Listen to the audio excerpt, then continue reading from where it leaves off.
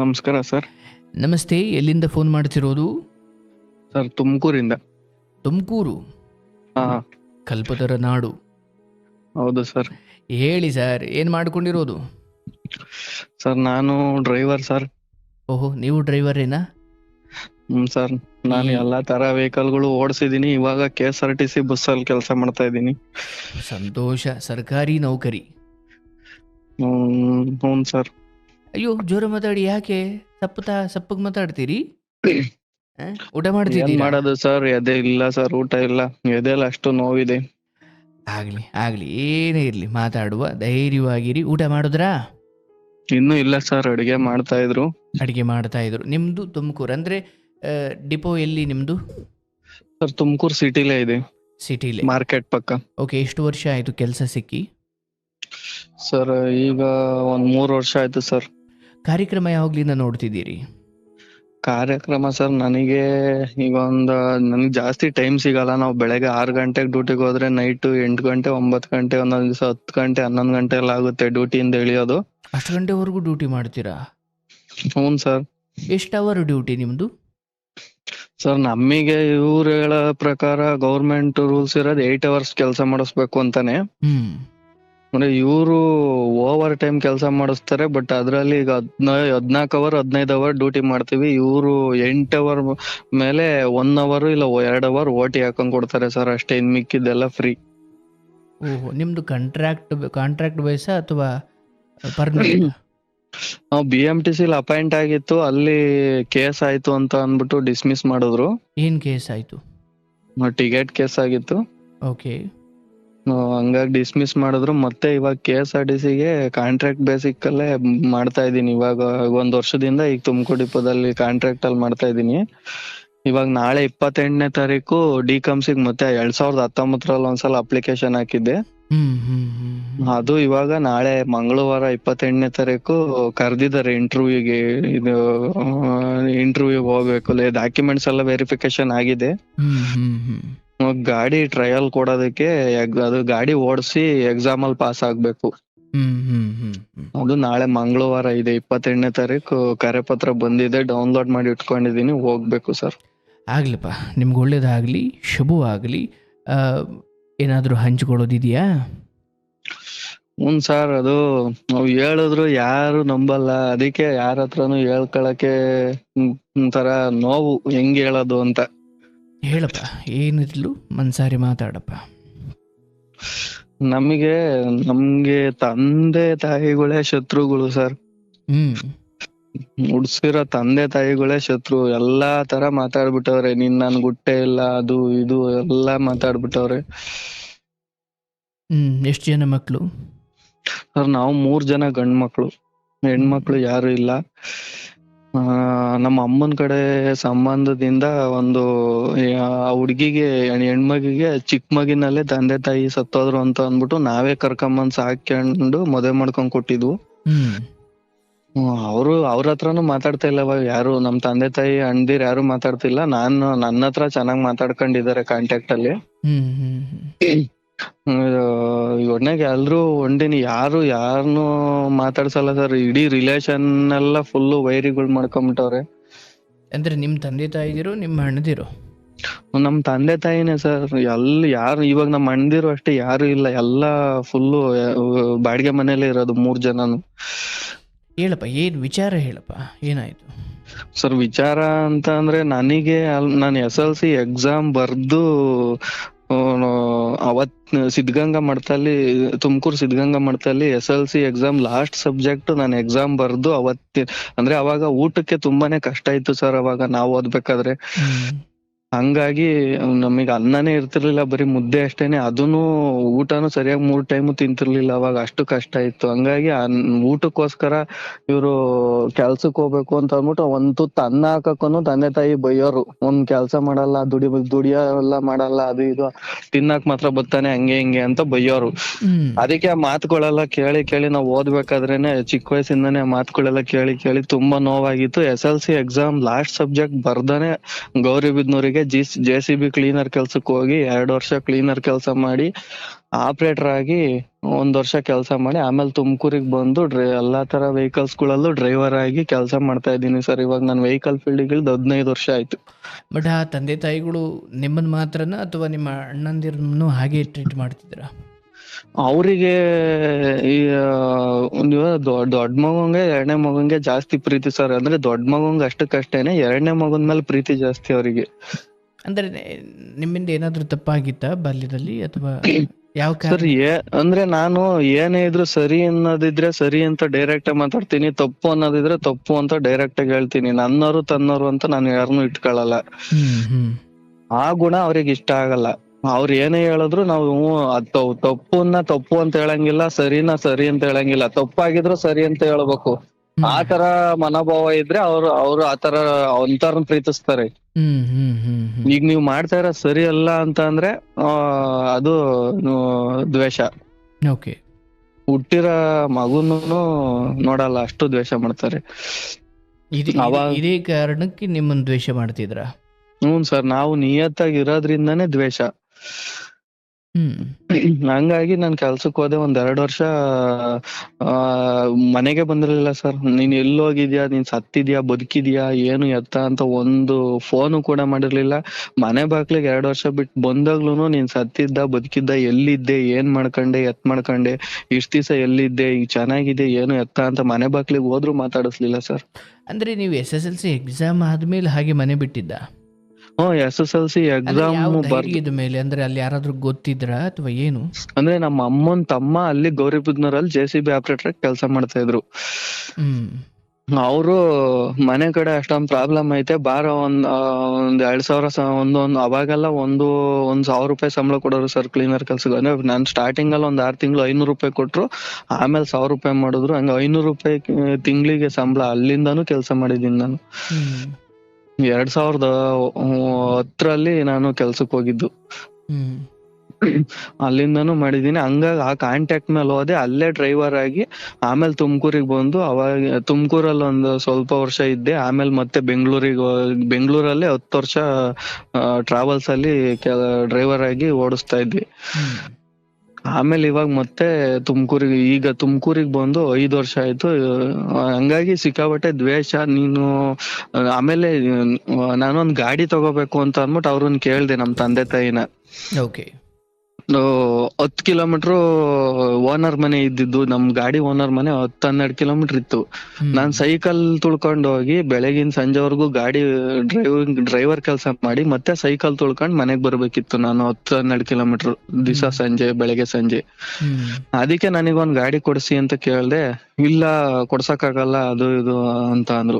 ಅದಕ್ಕೆ ಸರಿ ಆಯ್ತು, ನೀವು ₹1 ದುಡ್ಡು ಕೊಡ್ಬೇಡಿ, ನಾನೇ ದುಡ್ಡು ಕೊಡ್ತೀನಿ, ನೀವು ಮುಂದೆ ಬಂದ್ ನಿಂತ್ಕೊಂಡು ಒಂದ್ ಆಶೀರ್ವಾದ ಮಾಡಿ ಒಂದು ಚೆನ್ನಾಗಿರು ಅಂತ ಹೇಳಿ ಕೊಡ್ಸಿ ಅಂತ ಅಂದ್ಬಿಟ್ಟು ಅಷ್ಟಾದ್ರೂ ಸಪೋರ್ಟ್ ಮಾಡಿ ಮುಂದೆ ಬಂದ್ ನಿಂತ್ಕೊಳ್ರಿ ಅಂತ ಕೇಳ್ದೆ. ಅದಕ್ಕೂನು ಇಲ್ಲ ಅಂತ ಅಂದ್ರು. ಅವಾಗ ಅದೇ ನಾವು ಒಂದ್ ಹೆಣ್ಮಗು ತಗೊಂಬಂದ್ ಸಾಕೊಂಡಿದ್ದು ಅಂತ ಅಂದ್ವಲ್ಲ, ಆ ಹುಡುಗಿದ ಅದೇ ಟೈಮಲ್ಲಿ ಮದ್ವೆ ಸೆಟ್ ಆಗಿತ್ತು. ನೀವ್ 3 ಜನನು ಎಷ್ಟೆಷ್ಟ್ ದುಡ್ಡು ಆಗುತ್ತೋ ಅಷ್ಟಷ್ಟು ಅಡ್ಜಸ್ಟ್ ಮಾಡ್ಕೊಂಡ್ ಕೊಡಿ, ಎಲ್ಲಾರು 20 ಸಾವಿರ ಕೊಡ್ರಿ ಅಂತ ಹೇಳಿದ್ರು. ನಾನ್ 20 ಸಾವಿರ ಕೊಟ್ಟಿದ್ದೆ.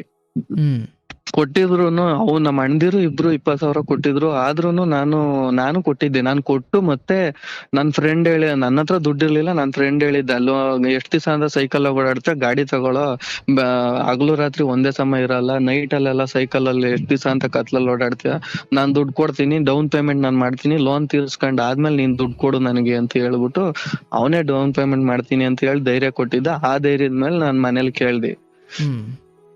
ಹಂಗಾಗಿ ಅವರು ಆದ್ರೂನು ನೀನು ನನ್ನ ಹತ್ರ ದುಡ್ಡು ಇಟ್ಕೊಂಡು ಇವ್ನ್ ಸುಳ್ಳು ಹೇಳ್ತಾವನೆ, ನಾಟಕ ಆಡ್ತಾವನೆ, ಇವನೇ ದುಡ್ಡು ಇಟ್ಕೊಂಡು ಅದು ಇದು ಮೋಜು ಮಸ್ತಿ ಮಾಡ್ತಾನೆ, ಹಂಗೆ ಹಿಂಗೆ ಅಂತ ಅಂದ್ಬಿಟ್ಟು ಅವರು ತಪ್ಪಾಗಿ ಕಲ್ಪನೆ ಮಾಡ್ಕೊಂಡ್ ತಿಳ್ಕೊಂಡು, ಅದಕ್ಕೆ ನಾವು ಕೊಡ್ಸೋದು ಇಲ್ಲ ಮಾಡೋದು ಇಲ್ಲ, ಏನ್ ಮಾಡ್ಕ ಹಂಗೆ ಹಿಂಗೆ ಅಂತ ಬೈದ್ರು.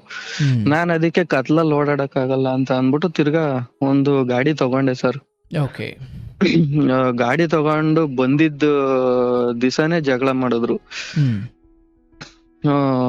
ಅಲ್ಲಿಂದ ಸ್ಟಾರ್ಟ್ ಆಯ್ತು ಸರ್. 11 ವಾರಕ್ಕೆ ನಾನು ಡೈಲಿ ಬೆಳಗ್ಗೆ ಸಾಯಂಕಾಲ ಕೆಲ್ಸಕ್ಕೆ ಹೋಗ್ತಾ ಇದ್ನಲ್ಲ, ಸಂಜೆ ಟೈಮು ಹಿಂಗೆ, ಅದು ನನ್ ಯೂನಿಕಾರ್ನ್ ಗಾಡಿ ತಗೊಂಡಿದ್ದೆ. ಅದ್ ಗಾಡಿ ಸೌಂಡ್ ಇಲ್ಲ. ನಮ್ ಮನೇಲಿ ಹೂವಿನ ವ್ಯಾಪಾರ ಮಾಡ್ತಾ ಇದ್ರು ಅವಾಗ.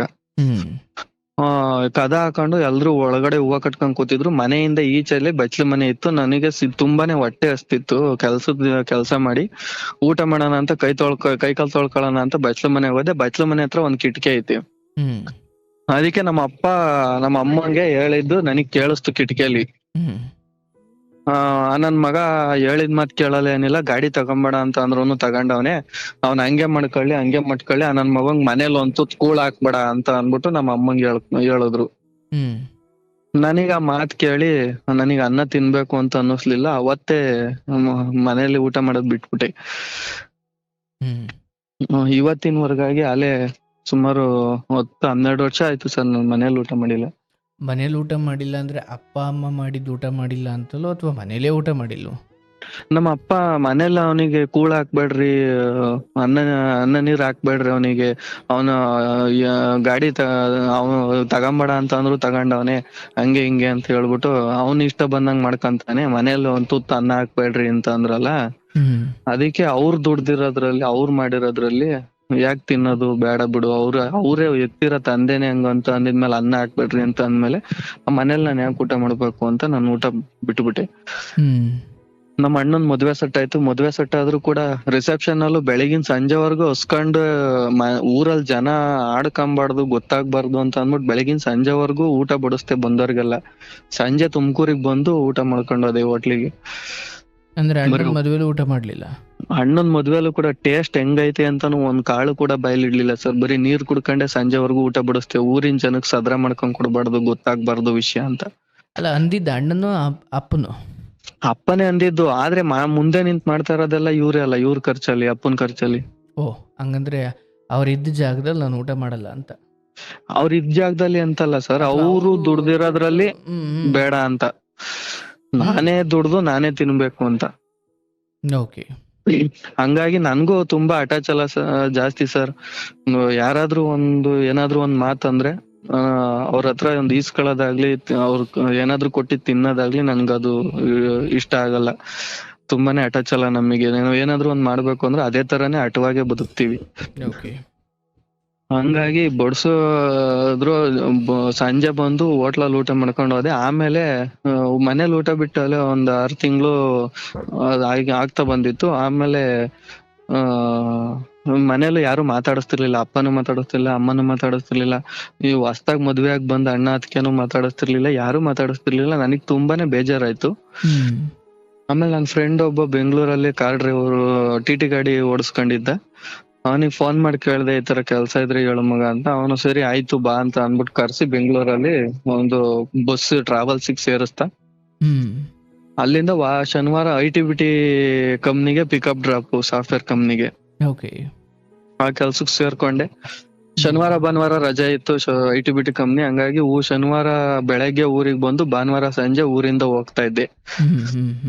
ಅವಾಗ್ಲೂ ಕೂಡ ನೀನ್ ವಾರಕ್ಕೊಂದ್ಸಲ ಮನೆಗ್ ಬಂದ್ರುನು ನೀನ್ ಏನಕ್ ಬಂದಿದ್ಯಾ, ಯಾರು ಏನು ಎತ್ತ ಅಂತ ಏನು ಮಾತಾಡಿಸ್ತಿರ್ಲಿಲ್ಲ. ಆದ್ರೂ ಊರಲ್ಲಿ ಜನ ಆಡ್ಕಂತಾರೆ ಅಂತ ಅನ್ಬಿಟ್ಟು ಬಲವಂತವಾಗಿ ನಾನೇ ಬರ್ತಾ ಇದ್ದೆ. ಆಮೇಲೆ ಒಂದ್ 2 ತಿಂಗಳು ಬಂದೆ. ಆಮೇಲೆ ನಮ್ ತಾಯಿನೇನೆ ನಾನು ಸ್ನಾನ ಮಾಡಿ, ಅಂದ್ರೆ ನಾವು ವಾರಕ್ಕೆ ಒಂದೇ ಜೊತೆ ಸರ್ ಬಟ್ಟೆ, ಯೂನಿಫಾರ್ಮ್ ಅಲ್ವಾ, ವಾರಕ್ಕೆ ಒಂದೇ ಜೊತೆ ಬಟ್ಟೆ ಬಿಚ್ಚಾಕ್ತಿವಿ. ಊರಿಗೆ ಬಂದಾಗ ಸ್ನಾನ ಮಾಡ್ಕೊಂಡು ಹೋಗ್ತಿದ್ದೆ ಅಷ್ಟೇ ಶನಿವಾರ. ಅದು ಒಂದೇ ಜೊತೆ ಹಾಕಿ ಬಟ್ಟೆನ ಅವ್ರು ನಮ್ ತಾಯಿನೂ ಕೂಡ ಒಗಿತಿರ್ಲಿಲ್ಲ, ಕೈಯಲ್ಲೂ ಮುಡ್ತಿರ್ಲಿಲ್ಲ. ಒಂದ್ ಕಾಲಲ್ಲಿ ನಾನ್ ಬಚ್ಲು ಮನೇಲಿ ಸ್ನಾನ ಮಾಡಕ್ಕೆ ಅಂತ ಅಂದ್ಬಿಟ್ಟು ಬಟ್ಟೆ ಬಿಚ್ಚಾಕಿ ಬಂದಿದ್ರೆ ಮುಂದಿನ ವಾರ ನಾನ್ ಬಂದ್ ಸ್ನಾನ ಮಾಡಕ್ ನೋಡಿದ್ರೆ ಅಲ್ಲೇ ಇತ್ತು. ಆಮೇಲೆ ನಾನು ಅಲ್ಲಿ ಸ್ನಾನ ಮಾಡಿದ್ದಾದ್ಮೇಲೆ ಮತ್ತೆ ಅವ್ರ ಹಿಂದಗಡೆ, ನಮ್ಮ ಅಮ್ಮನ ಹಿಂದಗಡೆ ಹೋದೆ ಬಚ್ಲು ಮನೆಗೆ ಹೋದಾಗ. ಅವ್ರು ನಮ್ಮ ಅಮ್ಮ ಕೈಯಲ್ಲೂ ಮುಟ್ಲಿಲ್ಲ ನನ್ ಬಟ್ಟೆನ, ಕಾಲಲ್ಲಿ ನನ್ ಬಟ್ಟೆ ಸೈಡ್ಗೆ ಎಸ್ತು ಅವ್ರ ಬಟ್ಟೆ ಮಾತ್ರ ಅವ್ರು ತುಂಬ್ಕೊಂಡೋಗಿ ಹಾಕೊಂಡ್ರು. ಒಂದ್ ನಿಮಿಷ. ಈಗ ನೀವ್ ಇದ್ದಿದ್ದು ಬೆಂಗಳೂರಲ್ಲಿ, ನಿಮ್ಮ ಅಪ್ಪ ಅಮ್ಮ ಇದ್ದಿದ್ದೆಲ್ಲಿ? ತುಮಕೂರಲ್ಲೇ ಸರ್. ನೀವು ಸ್ನಾನ ಮಾಡ್ಲಿಕ್ಕೆ ತುಮಕೂರಿಗೆ ಬರ್ತಿದ್ರಾ? ಶನಿವಾರ ಭಾನುವಾರ ರಜೆ ಇರೋದಲ್ವಾ, ಬೆಂಗಳೂರಿಂದ ಶನಿವಾರ ಬೆಳಗ್ಗೆ ITBT ರಜೆ ಇತ್ತಲ್ಲ, ಬೆಂಗಳೂರಿಂದ ತುಮಕೂರಿಗೆ ಬರ್ತಿದ್ದೆ ಶನಿವಾರ ಬೆಳಗ್ಗೆ. ಟ್ರಾವೆಲ್ಸ್ ಅಲ್ಲಿ ಗಾಡಿ ಬಿಟ್ಬಿಟ್ಟು ಪಾರ್ಕಿಂಗ್ ಮಾಡಿ. ಸೊ ವಿತ್ ಯೂನಿಫಾರ್ಮ್ ಮನೆಗೆ ಬರ್ತಿದ್ರಿ? ಯೂನಿಫಾರ್ಮ್ ಅಲ್ಲೇ ಮನೆಗೆ ಬರ್ತಿದ್ದೆ. ಬಟ್ ಅಲ್ಲಿ ಸ್ನಾನ ಮಾಡ್ಕೊಳ್ಲಿಕ್ಕೆ ಹೋದಾಗ ಮಾಮೂಲಿ ಯೂನಿಫಾರ್ಮ್ ಬಿಚ್ಚಿ ನಾರ್ಮಲ್ ಡ್ರೆಸ್, ಕಲರ್ ಡ್ರೆಸ್ ಹಾಕೊಳ್ತಿದ್ರಿ. ಬಟ್ ಊರಲ್ಲಿ ಯೂನಿಫಾರ್ಮ್ನ ಅಮ್ಮ ಮುಟ್ತಿರ್ಲಿಲ್ಲ ಅಂತ? ನನ್ ಯೂನಿಫಾರ್ಮ್ ನ ಅಂತಲ್ಲ, ನಾನ್ ಯಾವ್ದೇ ಬಟ್ಟೆ ಬಿಚ್ಚಾಕಿದ್ರು ನನ್ ಬಟ್ಟೆನೆ ಮುಟ್ತಿರ್ಲಿಲ್ಲ. ಸರಿ ಆಯ್ತು. ಈಗ ಆ ಸಮಯದ ವೇಳೆಗೆ ನೀವು ಊಟ ಮಾಡ್ತಿದ್ರ, ಮನೇಲಿ ಊಟ ಮಾಡ್ತಿದ್ರ ಅಷ್ಟೊತ್ತಿಗೆ? ಇಲ್ಲ ಸರ್, ಅಷ್ಟೊತ್ತಿಗಾಲೇ ಒಂದ್ 7-8 ತಿಂಗಳಾಯ್ತು. ಅದೇ ಅಷ್ಟೊತ್ತಿಗಾಲೇ ಅವ್ರು ಊಟ ಹಾಕ್ಬೇಡ ಮನೇಲಿ ಅಂತ ಹೇಳಿದ್ರಲ್ಲ, ಅಷ್ಟೊತ್ತಿಗಾಲೇ ಊಟ ಬಿಟ್ಮೇಲೆ ನಾನ್ ಬೆಂಗಳೂರು ಹೋಗಿದ್ದು. ಆಯ್ತು ಆಯ್ತು. ಬಟ್ ಇಲ್ಲಿ ಸ್ನಾನ ಮಾಡ್ತಿದ್ರಲ್ಲ, ಆ ನೀರ್ನ ಆ ಸ್ನಾನದ ಅಂಡೆಗೆ ತುಂಬಿದವ್ರು ಯಾರು? ನಾನೇ ಕಾಯಿಸ್ಕೊಂತಿದ್ದೆ ಸರ್ ನೀರ್ನ ಬಂದು ಬೆಂಗಳೂರಿಂದ. ನೀವೇ ಕಾಯಿಸ್ಕೊಳ್ತಿದ್ರಿ? ಹ್ಞೂ ಸರ್, ನಾನೇ ನೀರ್ ಕಾಯಿಸ್ಕೊಂಡು ನಾನೇ ಸ್ನಾನ ಮಾಡ್ಕೊಂಡು ಹೋಗ್ತಿದ್ದೆ. ಅಷ್ಟು ಅಟ್ಯಾಚ್ ಎಲ್ಲ ಇದೊಂದು ಮನೆಗೆ ಬರಬಾರ್ದಲ್ವನಯ್ಯ ನೀನು? ಅದೇ ಸರ್, ಅದು ನಾನ್ ಕಣ್ಣಾರ ಕಂಡಿರ್ಲಿಲ್ಲ. ಆಮೇಲೆ ನಮ್ಮ ಮತ್ಕೆ ಒಂದ್ 2 ವಾರ ಒಕ್ಕಂಗ್ ಕೊಟ್ರು. ಹೊಸ್ದಾಗ್ ಬಂದಿದ್ರು ನಮ್ಮ ಮತ್ಕೆ, ಮದುವೆ ಆಗಿ ಒಕ್ಕಂಗ್ ಕೊಟ್ರು. ನಮ್ಮ ಮತ್ಕೆಗೆ ಹೇಳ್ಬಿಟ್ಟು ಒಗಸ್ಕೊಂತಿದ್ದೆ. ಆಮೇಲೆ ನಮ್ಮ ಮತ್ಕೆನೂ ಹೇಳಿದ್ರು, ಅಣ್ಣ ಅಪ್ಪ ಅಮ್ಮ ಬೈತಾರೆ ಕಣ, ಅವ್ನಿಗೆ ಬಟ್ಟೆ ಒಕ್ಕಂಗ್ ಕೊಡ್ಬೇಡ ಅಂತಾನ, ಅದಕ್ಕೆ ಇನ್ಮೇಲೆ ಒಕ್ಕಂಗ್ ಕೊಡಕ್ ಆಗಲ್ಲ ಕಣ ಅಂತ ನಮ್ಮ ಮತ್ಕೆಯರಂದ್ರು. ಅವತ್ತು ಆಮೇಲೆ ನಾನ್ ಕಣ್ಣಾರ ಬೇರೆ ಕಣ್ಣಲ್ಲ, ನಮ್ಮ ಅಮ್ಮ ಕಾಲಲ್ಲಿ ಎಸ್ತು ಅವ್ರ ಬಟ್ಟೆ ತುಂಬ್ಕೊಂಡ್ ಹೋಗಿದ್ದ. ಅವತ್ತೇ ಬಿಟ್ಬಿಟ್ಟೆ ಸರ್, ಅವತ್ತೇ ಮನೆಗೆ ಹೋಗೋದ್ ಬಿಟ್ಬಿಟ್ಟೆ. ನಾನ್ ಬೆಂಗಳೂರಿಂದ ಇಲ್ಲಿಗೆ ಬರಕ್ಕೆ 500 ರೂಪಾಯಿ ಖರ್ಚಿಟ್ಕೊಂಡ್ ಬರ್ಬೇಕು. ಅದೇ ವಾರಕ್ಕೆ 500 ರೂಪಾಯಿ ಹಾಕಿದ್ರೆ ತಿಂಗ್ಳಿಗೆ 2,000 ರೂಪಾಯಿ ಬೆಂಗಳೂರಲ್ಲೇ ಬಾಡಿಗೆ ಮನೆ ಮಾಡ್ಕೊಂಡಿರ್ಬೋದಲ್ವಾ ಅಂತ ಅಂದ್ಬಿಟ್ಟು ನೆಲಮಂಗಲದಲ್ಲಿ ಬಾಡಿಗೆ ಮನೆ ಮಾಡ್ಕೊಂಡು ಅಲ್ಲೇ ಬೆಂಗಳೂರಲ್ಲೇ ಅಲ್ಲೇ ಇದ್ದೆ. ಸಂಬಳ ಎಷ್ಟು ಕೊಡ್ತಿದ್ರಪ್ಪ ನಿಂಗೆ? ಸರ್ ಅವಾಗ 12,000 ಕೊಡ್ತಾ ಇದ್ರು ಸರ್. ಮನೆಗೆ ಕೊಡ್ತಿದ್ರಾ? ಇವ್ರು ಮನೆಗೆ ನಾನು ಊಟ ಮಾಡದ್ ಬಿಡೋವರೆಗೂ ಕೊಡ್ತಿದ್ದೆ. ನನಗ್ ಯಾವಾಗ ಊಟ ಹಾಕ್ಬೇಡ ಅಂತ ಅಂದ್ರ, ನನಗ್ ಊಟ ಹಾಕ್ದಲೇನೆ ಬಟ್ಟೆ ಒಗ್ಯೋದ್ ಬಿಟ್ರಲ್ಲ, ಅದ್ರಿಂದ ಆಚೆಗ್ ನಾನ್ ಮನೆಗ್ ದುಡ್ಡು ಕೊಡೋದ್ ಬಿಟ್ಟೆ ಸರ್. ಬಟ್ ಮನೆಗ್ ಬರ್ತಿದ್ರಿ ಬಟ್ ಏನ್ ಕೊಡ್ತಿರ್ಲಿಲ್ಲ ಅಂತ? ಜಾಸ್ತಿ ದಿವಸ ಬರ್ಲಿಲ್ಲ ಸರ್, 1-2 ತಿಂಗಳು ಬಂದೆ ಅಷ್ಟೇ. 2 ತಿಂಗಳಲ್ಲೇ ಅವ್ರ ಬಂಡವಾಳ ಏನು ಅಂತ ತೋರ್ಸಿದ್ರು. ಮತ್ತೆ ಅಲ್ಲಿ ಬೇರೆ ಮನೆ ಬಾಡಿಗೆ ರೂಮ್ ಮಾಡ್ಕೊಂಡ್ರಾ? ಆಮೇಲೆ ನೆಲಮಂಗಲದಲ್ಲಿ ಬಾಡಿಗೆ ಮನೆ ಮಾಡ್ಕೊಂಡು ಅಲ್ಲೇ ಇದ್ದೆ. ಒಂದು 7-8 ವರ್ಷ ಇದ್ದೆ ಸರ್. ಆಮೇಲೆ ನನ್ಗೆ ನಾನು ಅಲ್ಲೂ ನನಗ್ ದೇವ್ರೇನ್ ಮೋಸ ಮಾಡ್ಲಿಲ್ಲ ಸರ್. ಯಾಕಂದ್ರೆ ನನ್ ನಿಯತ್ತು ಜನ ಮೆಚ್ಲಿಲ್ಲ ಅಂತ ಅಂದ್ರು ದೇವ್ರ ಮೆಚ್ತಾರೆ ಅಂತ ನಾನು ತುಂಬಾನೇ ಈ ಶನಿ ದೇವ್ರ ಕಥೆಗಳು ತುಂಬಾ ಜಾಸ್ತಿ ಕೇಳ್ಕೊಂಬಂದೆ ಚಿಕ್ಕ ವಯಸ್ಸಿಂದ. ನಿಯತ್ತಾಗಿದ್ದಷ್ಟು ದೇವ್ರ ಕಾಪಾಡ್ತಾನೆ, ಎಲ್ಲೋದ್ರೂ ದಾರಿ ಬಿಟ್ಕೊಡ್ತಾನೆ ಅಂತ ಅಂದ್ಬಿಟ್ಟು ಎಲ್ಲಾರ ಬಯಲು ಕೇಳಿ ಚಿಕ್ಕ ವಯಸ್ಸಿಂದಾನು ಅದನ್ನೇ ಕೇಳಿ ನಾನ್ ಶನಿ ದೇವ್ರ ಕಥೆ ಕೇಳ್ಕೊಂಬಂದ್ರಿಂದ ಜಾಸ್ತಿ ನಿಯತ್ತು ಸತ್ಯವಾಗಿರ್ಬೇಕು ಅನ್ನೋದು ನನ್ ಗುಣ. ಹಂಗಾಗಿ ಅಂದ್ರೆ ದೇವ್ರ ಕಾಪಾಡ್ದ ಸರ್. ನಾನು ಆಚೆ ಹೋದ್ರುನು ದೇವ್ರು ನನಗ್ ಚೆನ್ನಾಗೆ ಬೆಳೆಸ್ತಾ. ನಾನು ಒಂದು ನೆಲಮಂಗಲದಲ್ಲಿ ಒಂದ್ ಸೈಟ್ ತಗೊಂಡೆ, 2 ಕಾರ್ಗಳು ತಗೊಂಡಿದ್ದೆ, ಟಿ ಗಾಡಿಗಳೆಲ್ಲ ತಗೊಂಡಿದ್ದೆ, ಎಲ್ಲ ಟ್ರಾವೆಲ್ಸೇ ಓಪನ್ ಮಾಡಿದ್ದೆ. ಆಮೇಲೆ ವೆಹಿಕಲ್ಸ್ ಅಲ್ಲಿ ಸ್ವಲ್ಪ ಲಾಸ್ ಆಯ್ತು. ಮತ್ತೆ ಎಲ್ಲ ಗಾಡಿ ಎಲ್ಲ ಮಾರಾಕ್ಬಿಟ್ಟು, ಅಂದ್ರೆ ಅವಾಗಿನ್ನ ಸೈಟ್ ತಗೊಂಡಿರ್ಲಿಲ್ಲ. ಫಸ್ಟ್ ವೆಹಿಕಲ್ ಬಂಡವಾಳ ಹಾಕ್ತೆ. ವೆಹಿಕಲ್ ಅಲ್ಲಿ ಲಾಸ್ ಆದ್ಮೇಲೆ ಲಾಸ್ಟ್ ಅಲ್ಲಿ ಒಂದ್ ಇನೋವಾ ಮಡಿಕೊಂಡಿದ್ದೆ. ಆ ಇನೋವಾದಲ್ಲೂ ಲಾಸ್ ಆಯ್ತು. ಆಮೇಲೆ ಆ ಇನೋವಾ ಮಾರಿ ಆ ಇನೋವಾ ದುಡ್ಡನ್ನ ಸೈಟ್ಗೆ ಹಾಕ್ತೇನೆ ನೆಲಮಂಗಲದಲ್ಲಿ. ಇವಾಗ್ಲೂ ಇದೆ ಸೈಟ್ ಅದು. ಇವಾಗ ತುಂಬಾನೇ ನೋವು. ಅದೇ ಇವಾಗೆಲ್ಲ ಮಾರ್ಬಿಟ್ಟು ಸುಮ್ನೆ ಆರಾಮಾಗಿರೋಣ ಅಂತ ಅನ್ನಿಸ್ತೈತೆ. ಅಂದ್ರೆ ಸೈಟ್ ತಗೊಂಡಿದೀನಿ, ಉಂಗ್ರ ಮಾಡಿಸ್ಕೊಂಡಿದೀನಿ, ಚೈನ್ ಮಾಡಿಸ್ಕೊಂಡಿದೀನಿ, ಎಲ್ಲ ದೇವ್ರು ಚೆನ್ನಾಗೆ ಬೆಳೆಸಿದಾನೆ. ಹಂಗಾಗಿ ಈಗ ಒಂದ್ 7-8 ವರ್ಷದಿಂದ ಈಚೆಗೆ ನನ್ ಕನ್ಸಲ್ಲಿ ಒಂದು ಹೆಣ್ದೇವ್ರು ನನಗೆ ಸ್ಥಾನ ಕೊಡ್ಬೇಕು, ನನಗ್ ಗುಡಿ ಕಟ್ಟಿಸ್ಬೇಕು ಅಂತ ಕನ್ಸಲ್ಲಿ ತುಂಬಾನೇ ಕಾಡ್ತಿತ್ತು. ಎಲ್ಲಿ ಗುಡಿ ಕಟ್ಟಿಸ್ಬೇಕು? ಇದು ತುಮಕೂರಲ್ಲಿ ಗುಡಿ ಕಟ್ಟಿಸ್ಬೇಕು ಅನ್ನೋ. ಅದೇ ಫಸ್ಟ್ ಎಲ್ಲಿ ಅಂತ ಹೇಳಿಲ್ಲ, ನನಗೆ ಸ್ಥಾನ ಇಲ್ಲ ಇರೋದಕ್ಕೆ, ನನಗ್ ಗುಡಿ ಬೇಕು ಅಂತ ನನ್ ಕನ್ಸಲ್ಲಿ ತುಂಬಾನೇ ಕಾಡ್ತಿತ್ತು ಒಂದ್ ಹೆಣ್ದೇವ್ರು. ಆಮೇಲೆ ನನಗ್ ಬೆಳಿಗ್ಗೆ ಎದ್ದಾಗ ನೆನಪಾತಿರ್ಲಿಲ್ಲ. ಆಮೇಲೆ ತುಂಬಾ ವರ್ಷಗಳ ಕಾಲ ಹಂಗೆ ಇತ್ತು. ಆಮೇಲೆ ನಾನು ಬಾಡಿಗೆ ಮನೇಲಿ ಇದ್ನಲ್ಲ, ಅವಾಗ್ಲೇನೇನೆ ನನ್ ಮೈ ಮೇಲೆ ಬಂದು ಆ ಬಾಡಿಗೆ ಮನೆ ಓನರ್ ಆಂಟಿ ಕೈಲಿ ಹೇಳ್ತಂತಿ, ಈ ತರ ನಾನು ಮಹಾಲಕ್ಷ್ಮಿ ದೇವಿ,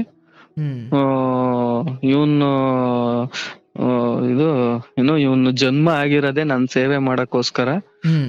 ನಾನು 8 ವರ್ಷದಿಂದ ನಾನು ಇವನ್ ಹಿಂದೆ ಅಲ್ದಿದ್ದೀನಿ. ಇವಾಗ ನಾನ್ ಗುಡಿ ಕಟ್ಟಿಸ್ಕೊಳೋ ಟೈಮ್ ಬಂದೈತೆ, ಇವನಿಗೆ ಗುಡಿ ಕಟ್ಟಕ್ಕೆ ಹೇಳು ಅಂತ ಅಂದ್ಬಿಟ್ಟು ಓನರ್ ಆಂಟಿ ಕೈಲಿ ನನ್ ಮೈ ಮೇಲೆ ಬಂದು ಹೇಳೈತೆ. ಓನರ್ ಆಂಟಿ ಹಿಂಗೆ ಆಯ್ತು ಕಣಪ್ಪ, ಈ ತರ ನಿನ್ ಮೈ ಮೇಲೆ ಈ ತರ ಎಲ್ಲ ಬಂದ್ ಮಾತಾಡ್ತು, ಹಿಂಗೆ ಊರಲ್ಲಿ ಹೋಗಿ ಗುಡಿ ಕಟ್ಬೇಕಂತೆ, ನೀನು ಹುಟ್ಟಿ ಆಡಿ ಬೆಳ್ದಂತ ಜಾಗನೇ ಬೇಕಂತೆ. ನಾನ್ ಸೈಟ್ ತಗೊಂಡಿದ್ದೆ ಅಷ್ಟ್ರಲ್ಲಿ, ನಾನ್ ಸೈಟ್ ಅಲ್ಲಿ ಎಲ್ ಕಟ್ಬೇಕಂತೆ ಅಂತ ಕೇಳಿದಿಕ್ಕೆ, ನೀನ್ ಹುಟ್ಟಿ ಆಡಿ ಬೆಳ್ದಂತ ಜಾಗದಲ್ಲೇ ಕಟ್ಬೇಕಂತೆ ಅಂತ ಅಂದ್ಬಿಟ್ಟು ಹೇಳಿದ್ರು. ನಾನ್ ಅಷ್ಟೊತ್ತಿಗೆ ಆಲೆ ಎಲ್ಲಾರ ಹತ್ರನು ನಾನ್ ಮಾತ್ ಬಿಟ್ಟಿದ್ದೆ, ತಂದೆ ತಾಯಿ ಎಲ್ಲ ಪ್ರತಿಯೊಬ್ಬರ ಹತ್ರನು ಮಾತ್ ಬಿಟ್ಟಿದ್ನಲ್ಲ. ಮತ್ತೆ ನಾನ್ ಸತ್ರು ನಾನ್ ಆಚೆ ಹೋಗಿದ್ದು ನನ್ ಮನ್ಸಲ್ಲಿ, ನಾನ್ ಸತ್ರು ಆ ಮನೆ ಬಾಗ್ಲಿಗ್ ಕಾಲಿಕ್ಬಾರ್ದು, ಸತ್ರುನು ನಮ್ ರಿಲೇಶನ್ ಆಗ್ಲಿ ನಮ್ ತಂದೆ ತಾಯಿಗೂ ನನ್ ಮಗನೇ ಸತ್ತವನೆ ಅಂತಾನು ಬಾಡಿನೂ ಸಿಗ್ಬಾರ್ದು, ಆ ಮಟ್ಟಕ್ ನಾನ್ ಹೊಲ್ಟೋಗ್ಬಿಡ್ಬೇಕು ಅಂತ ಅಂದ್ಬಿಟ್ಟೆ ನಿಶ್ಚಯ ಮಾಡ್ಕೊಂಡು ಹೊಲ್ಟೋಗಿದ್ದೆ. ಆ ಮಟ್ಟಕ್ ನಾನ್ ಬಂದಿರೋನು, ಮತ್ತೆ ನಾನು ಆ ಜಾಗಕ್ಕೆ ಹೋಗಲ್ಲ ಅಂತ ಅಂದ್ಬಿಟ್ಟು ಓನರ್ ಆಂಟಿ ಕೈಲಿ ಹೇಳ್ದೆ. ಅಂದ್ರೆ ಈ ಮಧ್ಯೆ ಅಣ್ಣಂದಿರು ಅವರು ಕೂಡ ಸಂಪರ್ಕದಲ್ಲಿ ಇರ್ಲಿಲ್ವಾ? ಇಲ್ಲ ಸರ್, ಯಾರು ಸಂಪರ್ಕದಲ್ಲಿ ಇರ್ಲಿಲ್ಲ. ಒಬ್ರು ಫೋನ್ ಕಾಂಟ್ಯಾಕ್ಟ್ ಆಗ್ಲಿ ಯಾವ್ದ್ರಲ್ಲೂ ಇರ್ಲಿಲ್ಲ, ಒಬ್ರು ರಿಲೇಶನ್ ಕೂಡ ಇರ್ಲಿಲ್ಲ. ನೀವಿಲ್ಲಿ ಏಳಿಗೆ ಆಗಿರೋದು ಕಾರ್ಗಳು ಅಥವಾ ಟ್ರಾವೆಲ್ಸ್ ಅಥವಾ ಸೈಟು ಇದು ಯಾವುದು ಅವ್ರ ಕಿವಿಗೆ ಬಿದ್ದಿರ್ಲಿಲ್ವಾ? ಅಥವಾ ಬಿದ್ದಿದ್ರು ಕೂಡ ನಿಮ್ ಕಡೆ ಅವ್ರು ಮತ್ತೆ ಬರೋ ಪ್ರಯತ್ನ ಮಾಡ್ಲಿಲ್ಲ? ಆಮೇಲೆ ಎಲ್ಲಾರ್ಗೂ ಗೊತ್ತಾಯ್ತು, ನಾನು ಸಂಪಾದನೆ ಮಾಡಿರೋದೆಲ್ಲ ಗೊತ್ತಾಯ್ತು. ಅಂದ್ರೆ ನಮ್ಮ ತಂದೆ ತಾಯಿಗಳು, ನಮ್ಮ ಅಣ್ಣ ತಮ್ಮದಿರ್ ಯಾರು ನನ್ ಕಡೆ ಬರ್ಲಿಲ್ಲ. ನಮ್ ರಿಲೇಶನ್ ಅವ್ರು ಫೋನ್ ಮಾಡಕ್ ಶುರುವಾದ್ರು. ಎಲ್ಲಿದ್ಯಾ, ಮನೆಗ್ ಬಾ, ಎಷ್ಟ್ ವರ್ಷ ಆಯ್ತು ಮನೆಗೆ ಬರಲ್ಲ, ಅದು ಇದು ಅಂತ ಕರಿಯಕ್ ಶುರು ಮಾಡಿದ್ರು. ಬಟ್ ನನಗ್ ಇಷ್ಟ ಆಗ್ತಿರ್ಲಿಲ್ಲ, ಯಾಕಂದ್ರೆ ನಾನ್ ಕಷ್ಟದಲ್ಲಿದ್ದಾಗ ಅವ್ರು ಯಾರು ಎಲ್ಲ ತೆಗಳಿರೋರೆ, ಯಾರು ಕಷ್ಟದಲ್ಲಿದ್ಯಾ ಅಂತ ಯಾರು ಒಂದೊತ್ತು ಊಟ ಹಾಕಿಲ್ಲ, ಯಾರು ಮನೆಗ್ ಕರ್ದಿಲ್ಲ.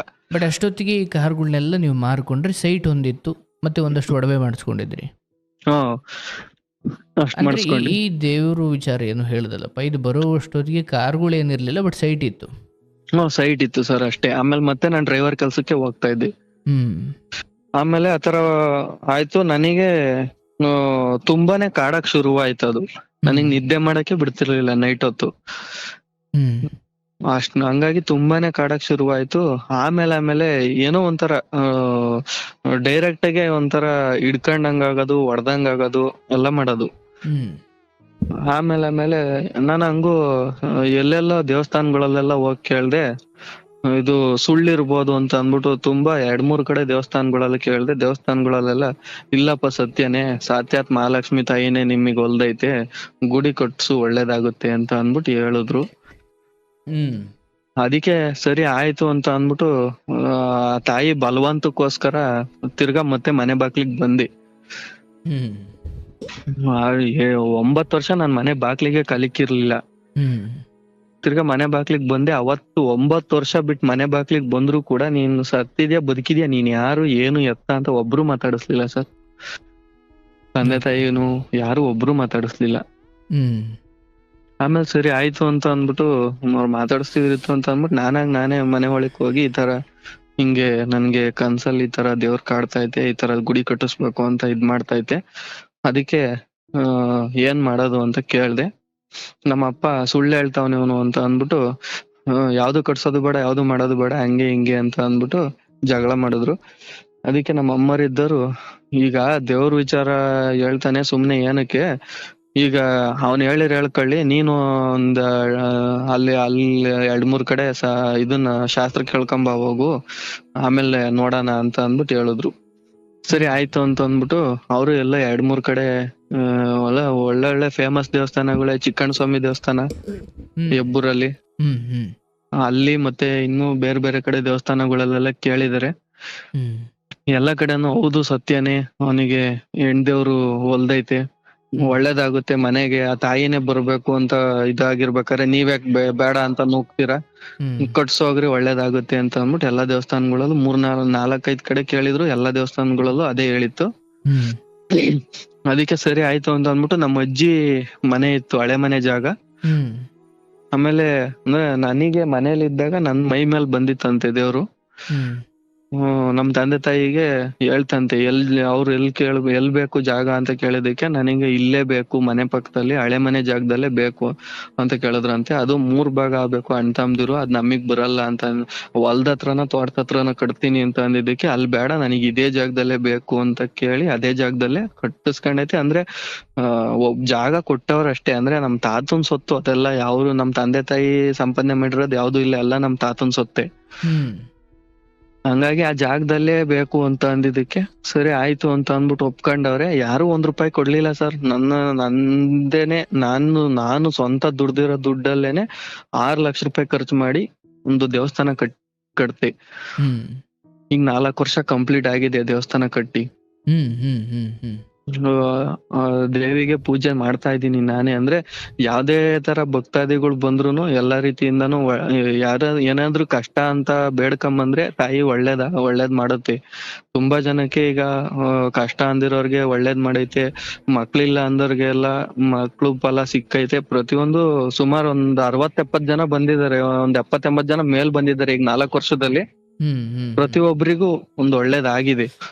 ಒಬ್ರಿಗೂ ಕೆಟ್ಟದ್ದೇನು ಆಗಿಲ್ಲ, ಕೆಟ್ಟದ್ ಯಾರು ಕೇಳಿಲ್ಲ, ಎಲ್ಲ ಒಳ್ಳೇದೇ ಕೇಳಿದ್ರೆ ಎಲ್ಲಾರ್ಗು ಆಗೈತಿ. ಯಾರಿಗೂ ಆಗದೆ ಇರೋ ತರ ಯಾವ್ದು ನಿಂತಿಲ್ಲ, ಎಲ್ಲಾ ಕೆಲ್ಸಗಳು ಆಗೈತಿ. ಈಗ ನನಗ್ 30 ವರ್ಷ ಸರ್. ನೀವ್ ನಮ್ ತಂದೆ ತಾಯಿನ ಮದುವೆ ಮಾಡ್ರಿ ಅಂತ ಕೇಳಿದಕ್ಕೆ ಮದುವೆ ವಿಚಾರಕ್ಕೋಸ್ಕರ ಹಿಂಗೆ ನೀನು ನಾವ್ ಮಾಡಲ್ಲ ಮುಟ್ಟಲ್ಲ ಅದು ಇದು ಅಂತ ಅಂದ್ಬಿಟ್ಟು ಪದೇ ಪದೇ ಜಗಳ ಮಾಡಿದ್ರು. ಕೊನೆಗೆ ಎಲ್ಲೂ ಹೆಣ್ಣು ನೋಡಕ್ಕೂ ಹೋಗ್ಲಿಲ್ಲ, ಏನು ಇಲ್ಲ. ಅಟ್ಲೀಸ್ಟ್ ಹೋಗ್ಲಿ, ನೀನ್ ಮದ್ವೆ ಮಾಡೋದ್ ಬೇಡ, ನಮ್ ತಾತನ್ ಸೊತ್ತ ಐತಲ್ಲ, ನಾವ್ ಜೀವನ ಮಾಡ್ಕಂತೀವಿ, ನಮ್ ತಾತನ್ ಸೊತ್ತ ನಮಗ್ 3 ಜನಕ್ಕೂ ಅಂದ್ರೆ ನಮ್ 3 ಜನದಲ್ಲಿ ಒಬ್ಬಂಗೆ ಮದ್ವೆ ಮಾಡಿರೋದು ದೊಡ್ಡವನಿಗೆ. ನಾನ್ ಲಾಸ್ಟ್ನೇನು 3ನೇವನು. 2ನೇನ್ಗೂ ಮದ್ವೆ ಮಾಡಿಲ್ಲ, ನನಗೂ ಮದ್ವೆ ಮಾಡಿಲ್ಲ, ದೊಡ್ಡವನ್ಗ ಒಬ್ಬಂಗೆ ಮದ್ವೆ ಮಾಡಿರೋದು. ಅಟ್ಲೀಸ್ಟ್ ನಮ್ಮಿಬ್ರಿಗೂ ಮದ್ವೆ ಮಾಡ್ಲಿಲ್ಲ ಅಂತ ಅಂದ್ರುನು ಅಟ್ಲೀಸ್ಟ್ ನಮ್ ತಾತನ್ ಸೊತ್ತು ಜಮೀನ್ ಐತಲ್ಲ, ಆ ಜಮೀನಾದ್ರೂನು ನಮಗೆ ಭಾಗ ಮಾಡ್ಕೊಂಡ್ ಕೊಡು, ನಾವ್ ಜೀವನ ಮಾಡ್ಕಂತೀವಿ ಅಂತ ಅಂದಿದ್ದಕ್ಕೆ ನಿಮ್ ತಾತನ್ ಸೊತ್ತು ಯಾವ್ದು ಇಲ್ಲ, ನೀವು ರೆಕಾರ್ಡ್ ಇದ್ರೆ ತಗೊಂಬ ಹೋಗು, ಆಮೇಲೆ ಕೊಡೋಣ. ಅದೇಲೆ ನೀನ್ ಹಂಗೇನ ತಿರ್ಕೊಂಬೇಕು ಅನ್ನೋದಿದ್ರೆ ಏನ್ ರೆಕಾರ್ಡ್ ಐತ್ರೆ ನಿಮ್ ತಾತನ್ ಅಂತ ರೆಕಾರ್ಡ್ ತಗೊಂಬಂದ್ ತಿರ್ಕೊಂಡ್ ಹೋಗು. ಹಿಂಗೆ ಅಂತ ಎಲ್ಲ ದೊಡ್ಡದಾಗಿ ಹೊಡೆದಾಟ ಬಡದಾಟ ಜಗಳನೆ, ಇಡೀ ಊರೇ ನೋಡೋ ತರ ದೊಡ್ಡದಾಗೆ ಜಗಳ ಮಾಡಿದ್ರು ಸರ್. ಕೊನೆಗ್ ಮದ್ವೆನೂ ಮಾಡ್ಲಿಲ್ಲ. ಆಮೇಲೆ ಅವರಿಗೆ ಸ್ವಂತ ಮಕ್ಳಿಗಿಂತ ಬರೇ ತಂಗಿ ಮಕ್ಳುದಿರ್ ಮಾತ್ರ ಚೆನ್ನಾಗಿರ್ಬೇಕು ಅನ್ನೋ ಇಂಟೆನ್ಷನ್ ನಮ್ಮ ಅಪ್ಪಂಗೆ. ಬರೀ ನಾವ್ ದುಡ್ದಿದ್ದು ತಗೊಂಡೋಗ್ ಮನೆಗ್ ಕೊಟ್ಟಿದ್ದು ನಮ್ ಮನೆಯಲ್ಲಿ ನಮ್ಗೆ ಈಗ್ಲೂ ವರಮಾನ, ನಾವು ಹೊರ್ಗಡೆ ಬಂದ್ ದುಡಿಯೋ ಅಂತ ಅವಶ್ಯಕತೆ ಇಲ್ಲ ಸರ್. ನಮ್ದ ಸ್ವಂತ ಅಡಿಕೆ ತೋಟ ಇದೆ, 2.25 ಎಕರೆ. ವರ್ಷಕ್ಕೆ 10 ಲಕ್ಷ 12 ಲಕ್ಷ ಅಡಿಕೆ ತೋಟದಲ್ಲೇ ಬರುತ್ತೆ. ಆ ವರಮಾನ ಎಲ್ಲಾ ತಗೊಂಡಾಗ ನಮ್ಮ ಅಪ್ಪ ಬರೀ ತಂಗಿದೀರ್ಗೆ ಅಂತ ಅಂದ್ಬಿಟ್ಟು ಬರೀ ತಂಗಿ ಮಕ್ಳುಗಳಿಗೆ ತಗೊಂಡಾಗ ಬರೀ ತಂಗಿದೀರ್ಗೆ ಕೊಡ್ತಾನೆ. ನಾವು ನಮ್ಮ ಅಮ್ಮನೂ ಸುಮಾರ್ ಸಲ ಬೈದೈತಿ, ಏನಕ್ ಕೊಡ್ತೀಯ ಏನಕ್ ಮಾಡ್ತೀಯ, ಮದುವೆ ಮಾಡಿ ಆಚೆ ಕೊಟ್ಮೇಲೆ ಅವ್ರಿಗೆ ಕೊಡ ಅಂತದೇನಿಲ್ಲ, ಮಾಡ ಅಂತದೇನಿಲ್ಲ, ಏನಕ್ ಕೊಡ್ತೀಯ ಅಂತ ಬೈದ್ರ ನಮ್ಮ ಅಮ್ಮಂಗೂ ಬೈದು, ನಮ್ಮ ಅಮ್ಮಂಗೂ ಕಾಣ್ದಂಗೆಲ್ಲ ನಾವ್ ಚಿಕ್ಕ ವಯಸ್ಸಲ್ಲಿ ನಮ್ಮ ಅಮ್ಮಂಗ್ ಕಾಣ್ದಂಗೆಲ್ಲ ತಗೊಂಡೋಗ್ ಕೊಟ್ಟಿದ್ದಾರೆ. ಅವ್ರಿಗೆ ಮನೆ ಕಟ್ಕೊಂಡ್ ಕೊಡೋದು, ನಮ್ಮ ಅಪ್ಪನ್ ತಂಗಿ ಮಕ್ಳಿಗೆ ಮದುವೆ ಮಾಡೋದು ಎಲ್ಲ ಮಾಡ್ತಾರೆ. ನಮ್ಮ ಅಪ್ಪನ್ ತಂಗಿ ಮಗಳನ್ನ ಒಬ್ರನ್ನ ತಗೊಂಬಂದು ನಮ್ಮನೆಗೆ ಇರ್ಸ್ಕೊಂಡಿದ್ರು ಮದುವೆ ಮಾಡ್ತೀನಿ ಅಂತ. ಅವಳು ಯಾರೋ ಬೇರೆಯವ್ರನ್ನ ಇಷ್ಟಪಟ್ಟಿದ್ಲು, ಅದೇ ಊರಲ್ಲಿ ಪಕ್ಕದ ಮನೆಯನ್ನ ಇಷ್ಟಪಟ್ಟಿದ್ಲು. ಅವ್ರನ್ನ ಬಿಡಿಸಿ ಬೇರೆಯವ್ರನ್ನ ಮದುವೆ ಮಾಡ್ಬೇಕು ಅಂತ ಅಂದ್ಬಿಟ್ಟು ನಮ್ಮನೆಗ್ ಕರ್ಕೊಂಬಂದ್ ಬಲವಂತವಾಗಿ ಇರ್ಸ್ಕೊಂಡಿದ್ರು. ನಾನ್ ಬೇರೆ ಕಡೆ ಸಂಬಂಧ ನೋಡ್ ಮದುವೆ ಮಾಡ್ತೀನಿ ಅಂತ. ಅದಕ್ ನಾವೆಲ್ಲ ಬೈದ್ವು, ಅವ್ರ ಏನಾನ ಮಾಡ್ಕೊಳ್ಳಿ, ಅವ್ರ ಮೆಜಾರಿಟಿ ಬಂದವ್ರೆ, ಅವ್ರ ಮನೆದ್ ಅವ್ರ ವಿಷಯ. ನಮ್ ಮನೆಗೆ ಗಂಡ್ ಮಕ್ಳು ಇಬ್ರಿದೀವಿ ಮದ್ವೆ ಆಗೋರು, ನಮ್ಮನೆ ವಿಚಾರಕ್ಕೆ ತಲೆ ಕೆಡಿಸ್ಕೊಳದ್ ಬಿಟ್ಟು ನೀನ್ ಅವ್ರ ಮನೆ ವಿಚಾರಕ್ಕೆ ನೀನ್ ಏನಕ್ ತಲೆ ಕೆಡಿಸ್ಕಂತೆ, ತಂಗಿ ಮಕ್ಳು ವಿಚಾರಕ್ಕೆ ಫಸ್ಟ್ ನಮ್ಮನೆ ತೂತ್ ಮುಚ್ಚು, ಆಮೇಲೆ ಕಂಡರ್ ಮನೆ ತೂತ್ ಮುಚ್ಚುವಂತೆ ಅಂತ ಅಂದ್ಬಿಟ್ಟು ನಾನು ನಮ್ಮ ಅಣ್ಣ ದೊಡ್ಡವನು ಇಬ್ರು ಸ್ವಲ್ಪ ಮಾತಾಡ್ದವ್ರೆ ಈ ತರ. ಅದಕ್ಕೆ ಅದನ್ನ ಮಾತಾಡಿದ್ದೆ ತಪ್ಪಾಯ್ತು. ಅಂದ್ರೆ ನಮ್ಮ ಅಣ್ಣ ದೊಡ್ಡವನೇನು ಮಾತಾಡ್ಲಿಲ್ಲ, ನನ್ ಜೊತೆಲಿ ನಿಂತಿದ್ದ ಅಷ್ಟೇ, ಮಾತಾಡ್ದವ್ ನಾನೇ. ಆತರ ರಿಯಲ್ ಫ್ಯಾಕ್ಟ್ ನಾವ್ ಕೇಳಿದ್ ತಪ್ಪಾಯ್ತು.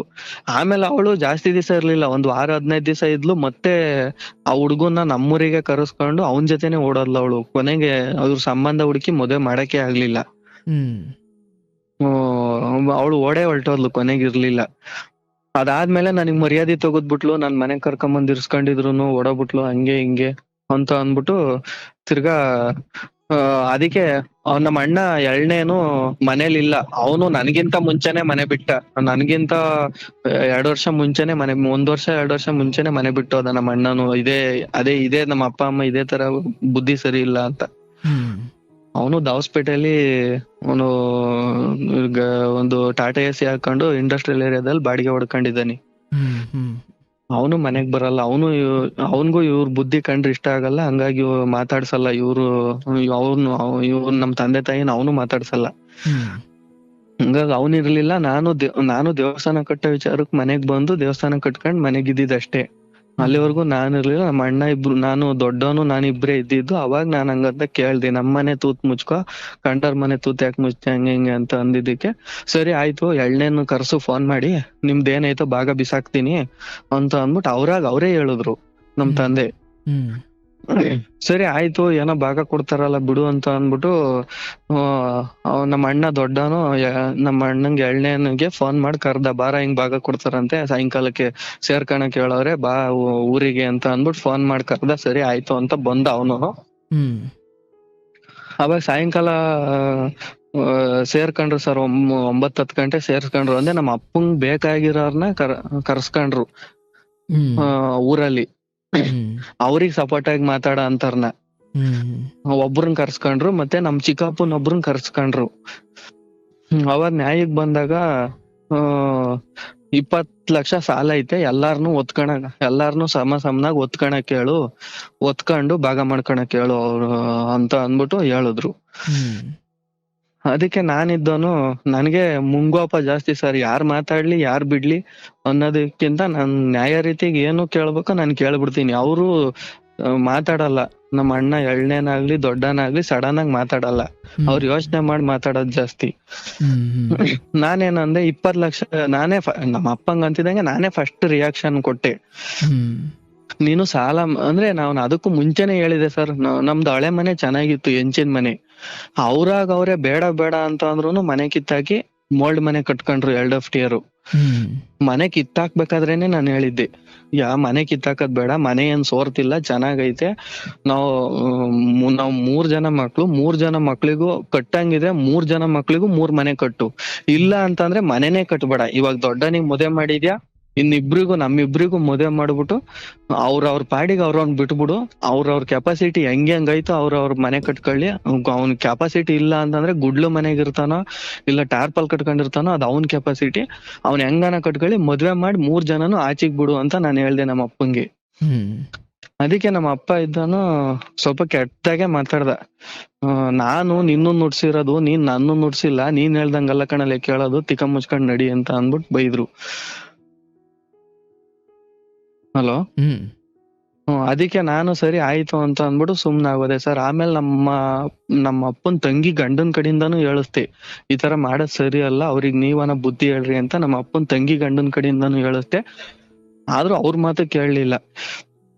ಕೊನೆಗೆ ಮನೆ ಕಿತ್ತಾಕ್ ಮನೆ ಕಟ್ಟಿದ್ರು. ಆಮೇಲೆ ಅವಾಗ ನ್ಯಾಯಕ್ ಕೂತ್ಕೊಂಡಾಗ ಕೇಳ್ದೆ, ನೀನ್ ಏನಕ್ ಸಾಲ ಮಾಡಿದ್ದೆ, ನೀನ್ ಸಾಲ ಮಾಡ್ಬೇಕಾದ್ರೆ ನಮ್ಮನ್ನ ಮಾಡಿದ್ದ, ನಮಗ್ ಕೇಳ್ಬಿಟ್ ಮಾಡಿದ್ದ ಅಂತ ನಾನ್ ಹೇಳ್ದೆ. 20 ಲಕ್ಷ ಸಾಲ ಹೊತ್ಕೊಂಡು ಭಾಗ ತಗೊಳ್ರಿ ಅಂತ ಅಂದಿದ್ದಕ್ಕೆ, ನಿನ್ನನ್ನೇನ್ ಕೇಳ ಅಂತದು, ನಿನ್ನನ್ ಕೇಳಿ ಸಾಲ ಮಾಡ್ಬೇಕು ಅನ್ನೋದ್ ರೂಲ್ಸ್ ಐತಾ? ನಾನ್ ನಿನ್ ನುಡ್ಸಿರೋದು, ನೀನ್ ನನ್ ನುಡ್ಸಿಲ್ಲ. ನಿನ್ನಿಗ್ ಎಲ್ಲಾದ್ನು ಹೇಳಿ ಕೇಳಿ ಮಾಡಕ್ಕೆ, ನಾನ್ ಹೇಳ್ದಂಗ್ ಕೇಳ್ಬೇಕ್ ಕಣಲೆ ಬೋಳಿ ಮಗನೆ ಅಂತ ಬೈದ್ರು. ನಾನ್ ಅವತ್ತೇ ಹೇಳಿದ್ದೆ ನಿನ್ಗೆ ಮನೆ ಕಟ್ಟೋದ್ ಬೇಕಾಗಿಲ್ಲ ಅಂತ, ನೀನ್ ಅದು ಮೀರಿ ನೀನ್ ಕಟ್ಕೊಂಡಿದ್ಯಾ. ಇವಾಗ ನನ್ನೇನ್ ಅವತ್ತು ಹೇಳಿ ಕೇಳಿ ಸಾಲ ಮಾಡಿಲ್ಲಪ್ಪ, ನಾನಂತೂ 1 ರೂಪಾಯಿ ತಗೊಳಲ್ಲ, ನಾನಂತೂ 1 ರೂಪಾಯಿ ಸಾಲ ಒತ್ಕೊಳಲ್ಲ ಅಂತ ನಾನ್ ಅಂದೆ. ಹಲೋ. ಹಾ ಸರ್. ಅದಕ್ಕೆ ನಮ್ಮ ಅಣ್ಣ ಎಳ್ನೇನಿದ್ದವನು ನಾನ್ ಹಂಗ ಅಂತಿದ್ದಂಗೆ ನಮ್ಮ ಅಣ್ಣ ಎಳ್ನೇನು ಕೂಡ ಅದನ್ನೇ ಹೇಳ್ದ. ನನ್ಗೂ ಏನ್ ಹೇಳಿ ಕೇಳಿ ಸಾಲ ಮಾಡಿಲ್ಲ ನೀನು ಸಾಲ ಮಾಡ್ಬೇಕಾದ್ರೆ ನೋಡಪ್ಪ, ನನ್ಗ್ ವಯಸ್ಸಾಗೈತೆ, ನಾಳೆ ದಿವಸ ತೀರಿಸ್ಲಿಲ್ಲ ಅಂತಂದ್ರೆ ಮನೆ ಬಾಗ್ಲಿಗ್ ಬರೋರು ನಿಮ್ಮ ಅಪ್ಪಂಗ್ ಸಾಲ ಕೊಟ್ಟಿದ್ದೆ ಅಂತ ನಮ್ಮನ್ನೇ ಬಂದ್ ಕೇಳೋದು ಮಕ್ಳನ್ನ. ಅದಕ್ಕೆ ನೀನ್ ಹೇಳಿ ಕೇಳಿ ಮಾಡ್ಬೇಕಾಗಿತ್ತು ಅಂತ ನಾನ್ ಹೇಳಿದ್ದೆ ಮುಂಚೆನೆ. ಅದನ್ನ ನಮ್ಮ ಅಣ್ಣನು ಎಳ್ನೇನು ಅದನ್ನೇ ರಿಪೀಟ್ ಮಾಡ್ದ. ನಾಳೆ ದಿವಸ ಈ ತರ ಆಗುತ್ತೆ, ನಾನು ಇರ್ತೀನೋ ಸಾಯ್ತೀನೋ ಗೊತ್ತಿಲ್ಲ, ಆದ್ರೆ ಹಿಂಗ್ ಸಾಲ ಮಾಡ್ತೀನಪ್ಪ, ನಾಳೆ ದಿವಸ ನೀವು ತೀರ್ಸೋ ಕೆಪಾಸಿಟಿ ಇದ್ರೆ ನಾನ್ ಸಾಲ ಮಾಡಿ ಮನೆ ಕಟ್ತೀನಿ, ಇಲ್ಲ ಅಂತ ಅಂದ್ರೆ ನೀವೇನ ಮಾಡ್ಕೊಳ್ರಿ, ನಾನು ಯಾವ ಸಾಲನು ಮಾಡಲ್ಲ ಏನು ಮಾಡಲ್ಲ ಅಂತ. ನೀನ್ ಅವತ್ತೊಂದ್ ದಿವಸ 3 ಜನ ಮಕ್ಳನ್ನು ಕುಂಡ್ರಸ್ಕೊಂಡ್ ಕೇಳ್ಬೇಕಾಗಿತ್ತು ಅಂತ ಅಂದ್ಬಿಟ್ಟು ಕೇಳಿದಕ್ಕೆ ಅಂತ ಅದು ಅವ್ರಿಗೂ ಅದೇ ತರಾನೇ ನನಗ್ ಬೈದಿದ್ ತರಾನೇ ಬೈದ ಎಳ್ನೇರಿಗೂನು. ಇವನ್ ನಮ್ಮ ಅಣ್ಣ ದೊಡ್ಡವನು ಸ್ವಲ್ಪ ಇವನು ಸೈಲೆಂಟ್ ಗಿರಾಕಿ ಸರ್. ಅವನು ಅತ್ಲೂ ಜಾರ್ಬಾರ್ದು ಇತ್ಲೂ ಜಾರ್ಬಾರ್ದು ಅನ್ನಂಗೆ. ಅವ್ರ ಹತ್ರನೂ ಚೆನ್ನಾಗಿರ್ಬೇಕು, ನಮ್ಮ ಹತ್ರನೂ ಚೆನ್ನಾಗಿರ್ಬೇಕು ಅನ್ನಂಗೆ. ಅವ್ನು ಯಾರ ಹತ್ರನೂ ದ್ವೇಷ ಕಟ್ಕೊಳಲ್ಲ. ಅವನು ನಮ್ ತರ ಡೈರೆಕ್ಟ್ ಆಗಿ ಮಾತಾಡ್ಲಿಲ್ಲ. ಅವ್ರಿಬ್ರೇ ಸಾಲ ಹೊತ್ಕೊಳಲ್ಲ ಅಂತ ಅಂದ್ಮೇಲೆ ನಾನೇ ಕೂತ್ಕೊಳ್ಳಿ ಅಂತ ನಮ್ ಮೇಲೆ ಉಲ್ಡಿಸ್ತಾವನು ಹ್ಮ್ ದೊಡ್ಡವನು. ಹ್ಮ್ ಅದಕ್ಕೆ ಹಂಗಂತ ಅಂದಿದ್ದಕ್ಕೆ ಸರಿ ಆಯ್ತು, ಸಾಲ ಹೊತ್ಕೊಳಲ್ಲ ಅಂತ ಅಂದ್ಮೇಲೆ ಯಾವನ್ಗೇನ್ ಭಾಗ ಕೊಡೋ ಅಷ್ಟಿಲ್ಲ, ಎಲ್ಲವನು ಈಗಿಂದ ಈಗ್ಲೇ ಮನೆ ಬಿಟ್ಟು ನಡೀತಾ ಇರ್ರಿ ಆಚೆಗೆ ಅಂತ ಅಂದ್ಬಿಟ್ಟು ನಮ್ಮ ಅಪ್ಪಾರ ಅಂದ್ರು. ಹ್ಮ್ ಅದಕ್ಕೆ ಸರಿ ಆಯ್ತು ಅಂತ ಅಂದ್ಬಿಟ್ಟು ನಮ್ಮ ಅಣ್ಣ ಎಳ್ನೇನಿದ್ದನು, ನಾನು ಅವತ್ತಿಂದನು ನಾನ್ ಮನೆ ಒಳಗಿಲ್ಲ, ಇವತ್ತು ನಾನ್ ಮನೆ ಒಳಗಿರೋದೇನು ನಾನು ಇರಲ್ಲ, ನಾನ್ ಬಾಡಿಗೆ ಮನೆಗೆ ಇದ್ದು ಬಾಡಿಗೆ ಮನೆಗೆ ಸಾಯ್ತೀನಿ, ನೀವೇನ್ ನನ್ ಬಂದ್ ಎತ್ತಾಕ್ಬೇಡ್ರಿ, ಆಯ್ತು ಬಿಡು ಓದ್ತೀನಿ, ನೀನ್ ಫೋನ್ ಮಾಡಿ ಕರ್ದಿದ್ಕೆ ಬಂದೆ, ಇಲ್ಲ ಅಂತಂದ್ರೆ ನಾನ್ ಈ ಮನೆ ಬಾಗ್ಲಿಗ್ ಕಾಲು ಇಕ್ತಿರ್ಲಿಲ್ಲ, ಮತ್ತೇನಕ್ ಕರೆಸ್ಬೇಕಾಗಿತ್ತು ಇಂಥ ಸಂಪತ್ತಿಗೆ, ಇದನ್ನ ಹೇಳಕ್ ಕರೆಸ್ಬೇಕಾಗಿತ್ತ ಅಂತ ಅವನು ಬಾಯಿಗೆ ಬಂದಂಗ್ ಬೈದು ಹೊಲ್ಟದ. ಹ್ಮ್ ಅವತ್ತು ಬೆಳಗ್ಗೆ ಪೌರ್ಣಮಿ ಇತ್ತು ಸರ್. ಹ್ಮ್ ಅವತ್ ನೈಟ್ ಬೆಳಗ್ಗೆ ಪೌರ್ಣಮಿ ಅನ್ನಂಗ್ ನೈಟು ಜಗಳ ಮಾಡಿದ್ರು. ಹ್ಮ್ ಅದಕ್ಕೆ ರಾತ್ರಿ 10 ಗಂಟೆ 11 ಗಂಟೆಗೆ ಖಾಲಿ ಮಾಡ್ರಿ ಮನೆನ, ಯಾವನು ಇರ್ಕೂಡ್ದು ಮನೆ ಒಳಗೆ ಅಂದ್ರೆ ನೈಟ್ 10, 11, 12 ಗಂಟೆಲಿ ಎಲ್ಲಿ ಖಾಲಿ ಮಾಡ್ಕೊಂಡು ಹೋಗೋದು ಸರ್ ನಾವು. ಹ್ಮ್ ಅದಕ್ಕೆ ಅವ್ರು ಅಂದ್ರು ಅನ್ಕೊಳ್ಳಿ ಅಂತ ಅಂದ್ಬಿಟ್ಟು ನಮ್ಮ ಅಣ್ಣ ಒಳಗಡೆನೆ ಇದ್ದ, ನಾನ್ ದೇವಸ್ಥಾನ ಬಾಕ್ಲಲ್ಲೇ ಮಲಗಿದ್ದೆ. ದೇವಸ್ಥಾನ ಬಾಕ್ಲಲ್ಲೇ ನೈಟ್ ಎಲ್ಲ ಮಲಗಿ ಬೆಳಗ್ಗೆ ಪೂಜೆ ಮಾಡ್ಬಿಟ್ಟು, ಅವತ್ತು ದೇವ್ರಿಗೆ ನೋಡಮ್ಮ ನಾನೇನು ಅನ್ಯಾಯ ಮಾಡಿಲ್ಲ, ನೀನೇ ಕಣ್ಣಾರ ಎಲ್ಲಾ ನೋಡಿದ್ಯಾ, ನಿನ್ಗೂ ಗೊತ್ತು ಇಷ್ಟೆಲ್ಲಾ ಆಗಿರೋದು, ಅವ್ರೇ ಮನೆ ಬಿಟ್ಟು ಆಚೆ ಹೋಗು ಅಂತ ಹೇಳೋರೆ, ನಾನು ಇವಾಗ ಹೊರಗಡೆ ದುಡಿಯಕ್ ಹೋಗ್ಲೇಬೇಕಾಗೈತೆ, ಹಂಗಾಗಿ ನಾನು ಇವಾಗ ಪೂಜೆ ಮಾಡ್ಕೊಂಡಿರಕ್ ಆಗಲ್ಲ ಅಂತ ಹೇಳ್ಬಿಟ್ಟು ದೇವಸ್ಥಾನ ಬಾಕ್ಲಾಕ್ಬಿಟ್ಟು ನಾನು ಹೊರಗಡೆ ಕೆಲ್ಸಕ್ ಬಂದೆ ಸರ್.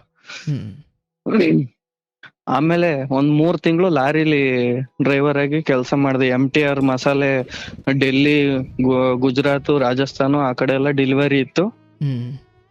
DHL ಲಾರಿಲಿ ಕೆಲಸ ಮಾಡ್ತಾ ಇದ್ದೆ. ಆ ಕಡೆ ಮಹಾರಾಷ್ಟ್ರ, ಡೆಲ್ಲಿ, ಗುಜರಾತ್ಗೆಲ್ಲ MTR ಮಸಾಲೆ ಸಪ್ಲೈ ಮಾಡೋದು. ಅದ್ರಲ್ಲಿ 3 ತಿಂಗಳು ಕೆಲಸ ಮಾಡಿದೆ. ಆಮೇಲೆ BMTC ಅಪಾಯಿಂಟ್ ಇಂದು ನನಗೆ ಫೋನ್ ಬಂತು, ಈ ತರ ಅಪಾಯಿಂಟ್ ಆಗೈತೆ ಬರ್ರಿ ಅಂತ ಅಂದ್ಬಿಟ್ಟು. ಆಮೇಲೆ BMTC ಅಪಾಯಿಂಟ್ ಆಗಿ 2 ವರ್ಷ ಮಾಡ್ದೆ. ಅಷ್ಟೊತ್ತಿಗೆ ಅದು ಕೇಸ್ ಆಗಿ ಅದು ಡಿಸ್ಮಿಸ್ ಆಯ್ತು. ಅದಾದ್ಮೇಲೆ ಮತ್ತೆ ಇವಾಗ ಇಲ್ಲಿ ಬಂದಿದ್ದೀನಿ. ಹಿಂಗಾಗಿ ಮದ್ವೆ ವಿಚಾರಕ್ಕೋಸ್ಕರನೇ ಇಷ್ಟೆಲ್ಲ ಆಗಿ ತುಂಬಾನೇ ನೋವು ಕೊಟ್ಬಿಟ್ಟವ್ರೆ ಸರ್. ಹಿಂಗಾಗಿ ನನಗಂತೂ ಎಷ್ಟೋ ಸಲ ನಾನು ಇರ್ಲೇಬಾರ್ದು, ಸತ್ತೋಗ್ಬಿಡೋಣ ಅಂತೆಲ್ಲ ಟ್ರೈ ಮಾಡಿದೀನಿ. ಬಟ್ ಜೀವ ಯಾಕೋ ಹೋಯ್ತಾನೆ ಇಲ್ಲ. ಈಗ ದೇವಸ್ಥಾನ ಪೂಜೆ ಮಾಡ್ತಿಲ್ವಾ ಸರ್? ಈಗ ಅದಾದ್ಮೇಲೆ ಅವ್ರು ಹೇಳಿದ್ರು, ಆಮೇಲೆ ಲಾಸ್ಟ್ ಟೈಮ್ ಕೊನೆ ಅದೇ ಹೇಳದ್ನಲ್ಲ ಅವತ್ ಜಗಳ ಆಡೋದು ಅಂತ, ಆ ಜಮೀನಿನ ವಿಚಾರಕ್ಕೆ ಜಗಳ ಆಡ್ದಾಗ ಕೊನೆಗೆ ಆ ಮಾತು ಹೇಳಿದ್ರು ಸರ್, ನನ್ ಜಾಗದಲ್ಲಿ ಇರೋದು ದೇವಸ್ಥಾನ, ನೀನ್ ಕಟ್ಟಿರೋದು, ನೀನ್ ದೇವಸ್ಥಾನ ಕಿತ್ಕೊಂಡೋಗಿ ಎಲ್ ಬೇಕಾದ್ರೂ ಇಕ್ಕೊಂಡ್ ಪೂಜೆ ಮಾಡ್ಕೋ, ದೇವಸ್ಥಾನ ಬಾಕ್ಲಿಗ್ ಕಾಲಿ ಕೂಡ್ದು ಯಾವನು ಅಂತ ಬೈದ್ರು ಸರ್ ಅವತ್ತು ಜಗಳ ಆದಾಗ. ಅದಕ್ಕೋಸ್ಕರನೇ ನಾನ್ ದೇವಸ್ಥಾನ ಬಾಕ್ಲಾಕಿದ್ದು. ಅವ್ರಂಗ ಅಂತ ಅಂದ್ಮೇಲೆ ಅದು ತಾಯಿ ಏನ್ ಮಾಡಿತ್ತು, ದೇವ್ರ ಏನ್ ಮಾಡಿತ್ತು, ದೇವ್ರಿಗೆ ಈ ತರ ಇದ್ ಮಾಡಿದ್ರಲ್ಲ ಅಂತ ಅಂದ್ಬಿಟ್ಟು ಬೇಜಾರಾಗಿ, ನೋಡಮ್ಮ ತಾಯಿ ನೀನೇ ಎಲ್ಲಾ ಕಣ್ಣಾರ ನೋಡಿದ್ಯಾ, ನಾನ್ ಹೇಳೋದೇನಿಲ್ಲ ಅಂತ ಹೇಳ್ಬಿಟ್ಟು ಪೌರ್ಣಮಿ ದಿವಸ ಕೊನೆ ಪೂಜೆ ಮಾಡಿ ಬಾಕ್ಲಾಕ್ತೆ.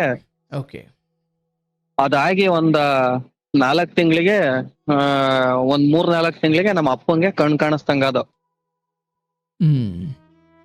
ಕಣ್ಣು ಕಾಣಿಸ್ದಂಗ ಆದ್ವಂತೆ. ನನಗ್ ಗೊತ್ತಿಲ್ಲ, ನಮ್ಮ ಅಣ್ಣ ನಮ್ಮ ದೊಡ್ಡಣ್ಣಂಗೆ ಮನೆ ಹತ್ರಕ್ ಬಂದ್ ಹೇಳಿರೋದು, ನನಗ್ ಕಣ್ ಕಾಣಿಸ್ತಾ ಇಲ್ಲ, ಎಲ್ಲೆಲ್ಲ ಶಾಸ್ತ್ರ ಕೇಳಿದಿಕ್ಕೆ ನೀವು ದೇವ್ರ ಪೂಜೆ ನಿಲ್ಸಿದೀರಾ, ಅದಕ್ಕೆ ಕಣ್ ಕಾಣಿಸ್ದಂಗ ಆಗ್ಯವೆ ಅಂತ ಹೇಳ್ತಾರೆ, ಬಂದು ಪೂಜೆ ಮಾಡು ಅಂತ ನಮ್ ದೊಡ್ಡಣ್ಣಂಗ ಅವನಿಗೆ ಹೇಳು, ನನ್ನ ಹತ್ರ ಮಾತಾಡಲ್ಲ ಅವನು, ನೀನೇ ಮಾಡ್ತೀಯಾ ಇಲ್ಲ ಅವನೇ ಮಾಡ್ತಾನ, ಅವಂಗ ಹೇಳಿ ದೇವ್ರ ಪೂಜೆ ಮಾಡಕ್ ಹೇಳು ಅಂತ ಹೇಳ್ಬಿಟ್ಟು ನಮ್ ದೊಡ್ಡಣ್ಣಂಗೆ ಮನೆ ಹತ್ರಕ್ ಹೋಗಿ ಹೇಳಿರೋದ್ ನಮ್ಮಪ್ಪ. ಅದಕ್ಕೆ ನಮ್ಮ ಅಣ್ಣ ನನಗ್ ಫೋನ್ ಮಾಡ್ದ, ಈ ತರ ಮನೆ ತಕ್ ಬಂದಿದ್ರು ಯಜಮಾನ್ರು, ಹಿಂಗೆಲ್ಲ ಹೇಳೋದ್ರು, ಹಿಂಗ ಆಯತ್ತಂತೆ, ಕಣ್ ಕಾಣಿಸ್ತಾ ಇಲ್ವಂತೆ, ಅದಕ್ಕೆ ದೇವ್ರ ಪೂಜೆ ಮಾಡ್ಬೇಕಂತೆ, ಹೋಗಿ ಅವ್ರೇನು ಮಾತಾಡಲ್ವಂತೆ, ದೇವಸ್ಥಾನ ಬಾಕ್ಲಿಗ್ ಹೋದ್ರುನು ನಿನ್ ಪೂಜೆ ಮಾಡ್ಕೊಂಬಂದ್ರು ನಿನ್ನ ಹತ್ರ ಏನ್ ಜಗಳ ಆಡಲ್ವಂತೆ, ನಿನ್ನೇನು ಮಾತಾಡ್ಸಲ್ವಂತೆ, ಹೋಗ್ ಪೂಜೆ ಮಾಡ್ಕೊಂಡ್ ಬರ್ಬೇಕಂತೆ, ಹೋಗ್ ಪೂಜೆ ಮಾಡ್ಕೊಂಬ ಅಂತ ನಮ್ಮ ಅಣ್ಣ ನನಗ್ ಫೋನ್ ಮಾಡಿ ಹೇಳ್ದ ದೊಡ್ಡನು. ಅವತ್ತು ಅಷ್ಟೆಲ್ಲಾ ಮಾತಾಡಿದ್ಮೇಲೆ ಅಷ್ಟೆಲ್ಲಾ ಮಾತಾಡೋನೆ ಹಂಗೆ ಹಿಂಗೆ ಅಂತ ಅಂದ್ಬಿಟ್ಟು ಬಾಯಿಗೆ ಬಂದಂಗೆಲ್ಲ ಬೈದವ್ರೆ. ಅಂತದ್ರಾಗೆ ಏನಕ್ಕಪ್ಪ ನಾನ್ ಪೂಜೆನೂ ಮಾಡಲ್ಲ, ಏನು ಮಾಡಲ್ಲ. ಅವ್ರು ಸಾಯೋವರೆಗೂ ನಾನ್ ಆ ದೇವಸ್ಥಾನ ಬಾಗ್ಲಿಗ್ ಕಾಲಿಕ್ಕಲ್ಲ. ಅವ್ರು ಸತ್ ಮೇಲೆ ನಾನ್ ಹೋಗಿ ದೇವಸ್ಥಾನ ಪೂಜೆ ಮಾಡ್ತೀನಪ್ಪ, ನಾನ್ ಪೂಜೆ ಮಾಡಲ್ಲ ಅಂತ ಅಂದೆ. ಹ್ಮ್ ಅದಕ್ಕೆ ನಮ್ಮ ಅಣ್ಣ ಇದ್ದವನು ನೀನ್ ಮಾಡ್ಲಿಲ್ಲ ಅಂತ ಅಂದ್ರೆ ಹೋಗ್ಲಿ, ದೇವ್ರಿಗೆ ಯಾಕೆ ಪೂಜೆ ನಿಲ್ಸೋದು, ನಾನೇ ಪೂಜೆ ಮಾಡ್ತೀನಿ, ನನಗೆ ಬೀಗ ಕೊಡು ಅಂತ ಕೇಳ್ದ. ಹ್ಮ್ ಅದಕ್ಕೆ ಅವನಾಗ ಅವನು ಬಾಯ್ ಬಿಟ್ಟು ಕೇಳೋನಲ್ಲ, ಮಾಡ್ತೀನಿ ನನ್ಗೆ ಕೊಡು ಅಂತ. ಈಗ ನಾನ್ ಇಲ್ಲ ಅಂತ ಅಂದ್ರೆ ನಾಳೆ ದಿವಸ ಅದಕ್ಕೂ ದೂರ್ತಾನೆ, ನಾನ್ ಕೇಳಿದ್ಕು ಕೊಡ್ಲಿಲ್ಲ, ಇವನು ಮಾಡಲ್ಲ, ಹಂಗೆ ಹಿಂಗೆ ಅಂತ ನಾಳೆ ದಿವಸ ದೂರ್ತಾನೆ, ಬೈತಾನೆ ಅಂತ ಅಂದ್ಬಿಟ್ಟು ಸರಿ ಆಯ್ತು ಮಾಡ್ಕೊ ಹೋಗಪ್ಪ ಅಂತ ಅಂದ್ಬಿಟ್ಟು ಅವನ್ಗೆ ಬೀಗ ಕೊಟ್ಟಿದೀನಿ, ಅವನೇ ಮಾಡ್ಕಂತವನ್. ಹ್ಮ್ ಹ್ಮ್ ಹ್ಮ್ ಹ್ಮ್ ಹ್ಮ್ ಅವ್ನ್ ಮದ್ವೆ ವಿಚಾರಕ್ ಬಂದಾಗ ಮದ್ವೆ ಯಾಕ್ ಮಾಡಲ್ಲ, ಎತ್ ಮಾಡಲ್ಲ ಅಂತ ಅಂದ್ಬಿಟ್ಟು ಅವತ್ತು ಜಗಳ ಆಡಿದಕ್ಕೆ, ನೀನ್ ಯಾವನ ನನಗ್ ಗೊತ್ತೇ ಇಲ್ಲ, ನಮ್ಮಿಬ್ರು ದೊಡ್ಡನಿಗೆ ಅಷ್ಟ್ ಬೈಲಿಲ್ಲ, ನಮ್ಮ ಎಳ್ನೇ ಅಣ್ಣಂಗೂ ನನಗೆ, ನೀವ್ ಯಾವನ ನನಗ್ ಗೊತ್ತೇ ಇಲ್ಲ, ನೀವ್ ನನ್ಗ್ ಹುಟ್ಟೇ ಇಲ್ಲ, ನೀನ್ ಯಾವನ ನನಗ್ ಗೊತ್ತೇ ಇಲ್ಲ ಅಂತ ಎಲ್ಲ ಮಾತಾಡಿರು ಸರ್. ಹ್ಮ್ ನಾವ್ ಹಂಗೂ ಕೇಳ್ದ, ಹೋಗ್ಲಿ ಯಾರ್ ಹುಟ್ಟಿದೀವಿ ಹೇಳು, ನಾವ್ ಅವ್ರನ್ನೇ ಹೋಗ್ ಅಪ್ಪ ಅಂತ ಕರ್ಕೊಂಬತ್ತೀವಿ, ಯಾರ್ ಹುಟ್ಟಿದೀವಿ ಅಂತ ನಾನು ಹೇಳು, ಇಲ್ಲ ಎಲ್ ಸಿಕ್ಕಿದ್ದೋ, ಎಲ್ಲಾದ್ರೂ ಸಿಕ್ಕಿದ್ರೆ ನಾವ್ ಎತ್ಕೊಂಬಂದ್ ಸಾಕಿದೀವಿ ಅನ್ನೋದಕ್ಕನ ಇದ್ರೆ, ಎಲ್ ಸಿಕ್ಕಿದ್ದೋ ಅನ್ನೋದಕ್ಕನ ಹೇಳು, ಎಲ್ ಸಿಕ್ಕಿದ್ವಿ ಅಂತನ. ನೀನ್ ಹುಟ್ಸಿಲ್ಲ ತಾನೆ, ಎಲ್ ಸಿಕ್ಕಿದ್ದಾದ್ರು ಎಲ್ ಹೇಳು, ಯಾವ್ ದಾರ್ಯಾಗ ಸಿಕ್ಕಿದ್ವೋ ಇಲ್ಲ ಯಾವ್ ಕೆರೆ ಒಳಗ್ ಸಿಕ್ಕಿದ್ವಿ ಅದನ್ನಾದ್ರೂ ಹೇಳು ಕರೆಕ್ಟ್ ಆಗಿ ಅಂತ ಅಂದ್ರೆ, ಹೋಗ್ ಹುಡಿಕ್ಯಾಂಡು ನನ್ನೇನ್ ಕೇಳ್ತ್ಯಾ, ಅದು ಇದು ಬರೀ ಕೆಟ್ಟ ಮಾತು ಸರ್. ಅವ್ರ ಬಾಯಲ್ಲಿ ಬರೋದೆಲ್ಲ ಬರೀ ಕೆಟ್ಟ ಮಾತುಗಳೇ, ಕೇಳಕ್ ಆಗಲ್ಲ ಆತರ ಕೆಟ್ಟ ಮಾತುಗಳು. ಹಂಗಾಗಿ ತುಂಬಾನೇ ನೊಂದು ಬೆಂದ್ಬಿಟ್ಟಿದೀವಿ ಚಿಕ್ಕ ವಯಸ್ಸಿಂದಾನು, 30 ವರ್ಷದಲ್ಲಿ. ಈಗ ನಿಮ್ಗೆ ಎಷ್ಟು ವರ್ಷ? ನನಗೆ ಇವಾಗ 30 ವರ್ಷ ಸರ್. ಓಕೆ, ಇವರು ಮದುವೆ ಮಾಡೋದೇ ಇಲ್ಲ ಅನ್ನೋದು ಈಗ ಖಾತ್ರಿ ಆಗ್ಬಿಟ್ಟಿದೆ. ಹ್ಞೂ ಸರ್, ಮದುವೆ ಮಾಡೋದೇ ಇಲ್ಲ ಅನ್ನೋ ನಿರ್ಧಾರ ಖಾತ್ರಿ ಆಗೈತೆ ನನಗೆ. ಈ ಲವ್ ಮಾಡಿ ಅವ್ರು ನೋಡ್ಸ್ಕೊಂಡೋಗಿ ಇವ್ರು ನೋಡ್ಸ್ಕೊಂಡೋಗಿ ಮದ್ವೆ ಆಗೋದ್ ನನಗೆ ಇಷ್ಟ ಇಲ್ಲ ಸರ್. ಆದ್ರೆ ನಿಯತ್ತಾಗೆ ಆಗ್ಬೇಕು ಅನ್ನೋದ್ ನನ್ ನಿರ್ಧಾರ.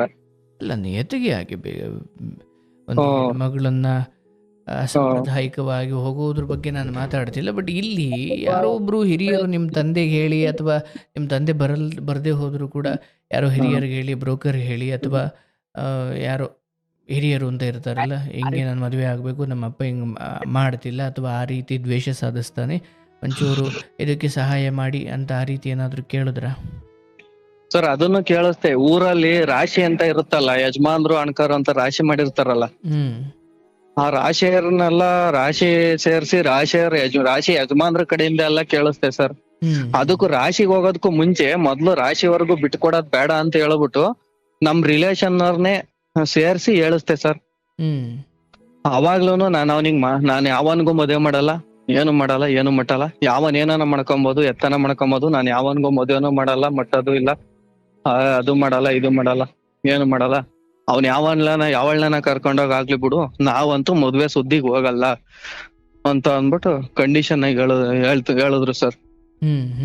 ಒಂದ್ಸಲ ಅಲ್ಲ, ಸುಮಾರು ಸಲ, 4-5 ಸಲ ಪ್ರಯತ್ನ ಮಾಡಿದೆ ನಮ್ ರಿಲೇಷನ್ ಅವ್ರ ಕಡೆಯಿಂದ. ಒಬ್ರಲ್ಲ ಒಬ್ರು ಅಂತ ಅಂದ್ಬಿಟ್ಟು 4-5 ಸಲ ಪ್ರಯತ್ನ ಮಾಡಿದೆ ರಿಲೇಷನ್ ಕಡೆಯಿಂದಾನೆ. ಅವ್ರ ಮಾತಿಗೆ ಬಗ್ದಿಲ್ಲೋದಕ್ಕೆ ಕೊನೆಗ್ ರಾಶಿಗೆ ಹೋಗಿ ಹಾಕುದ್ವಿ.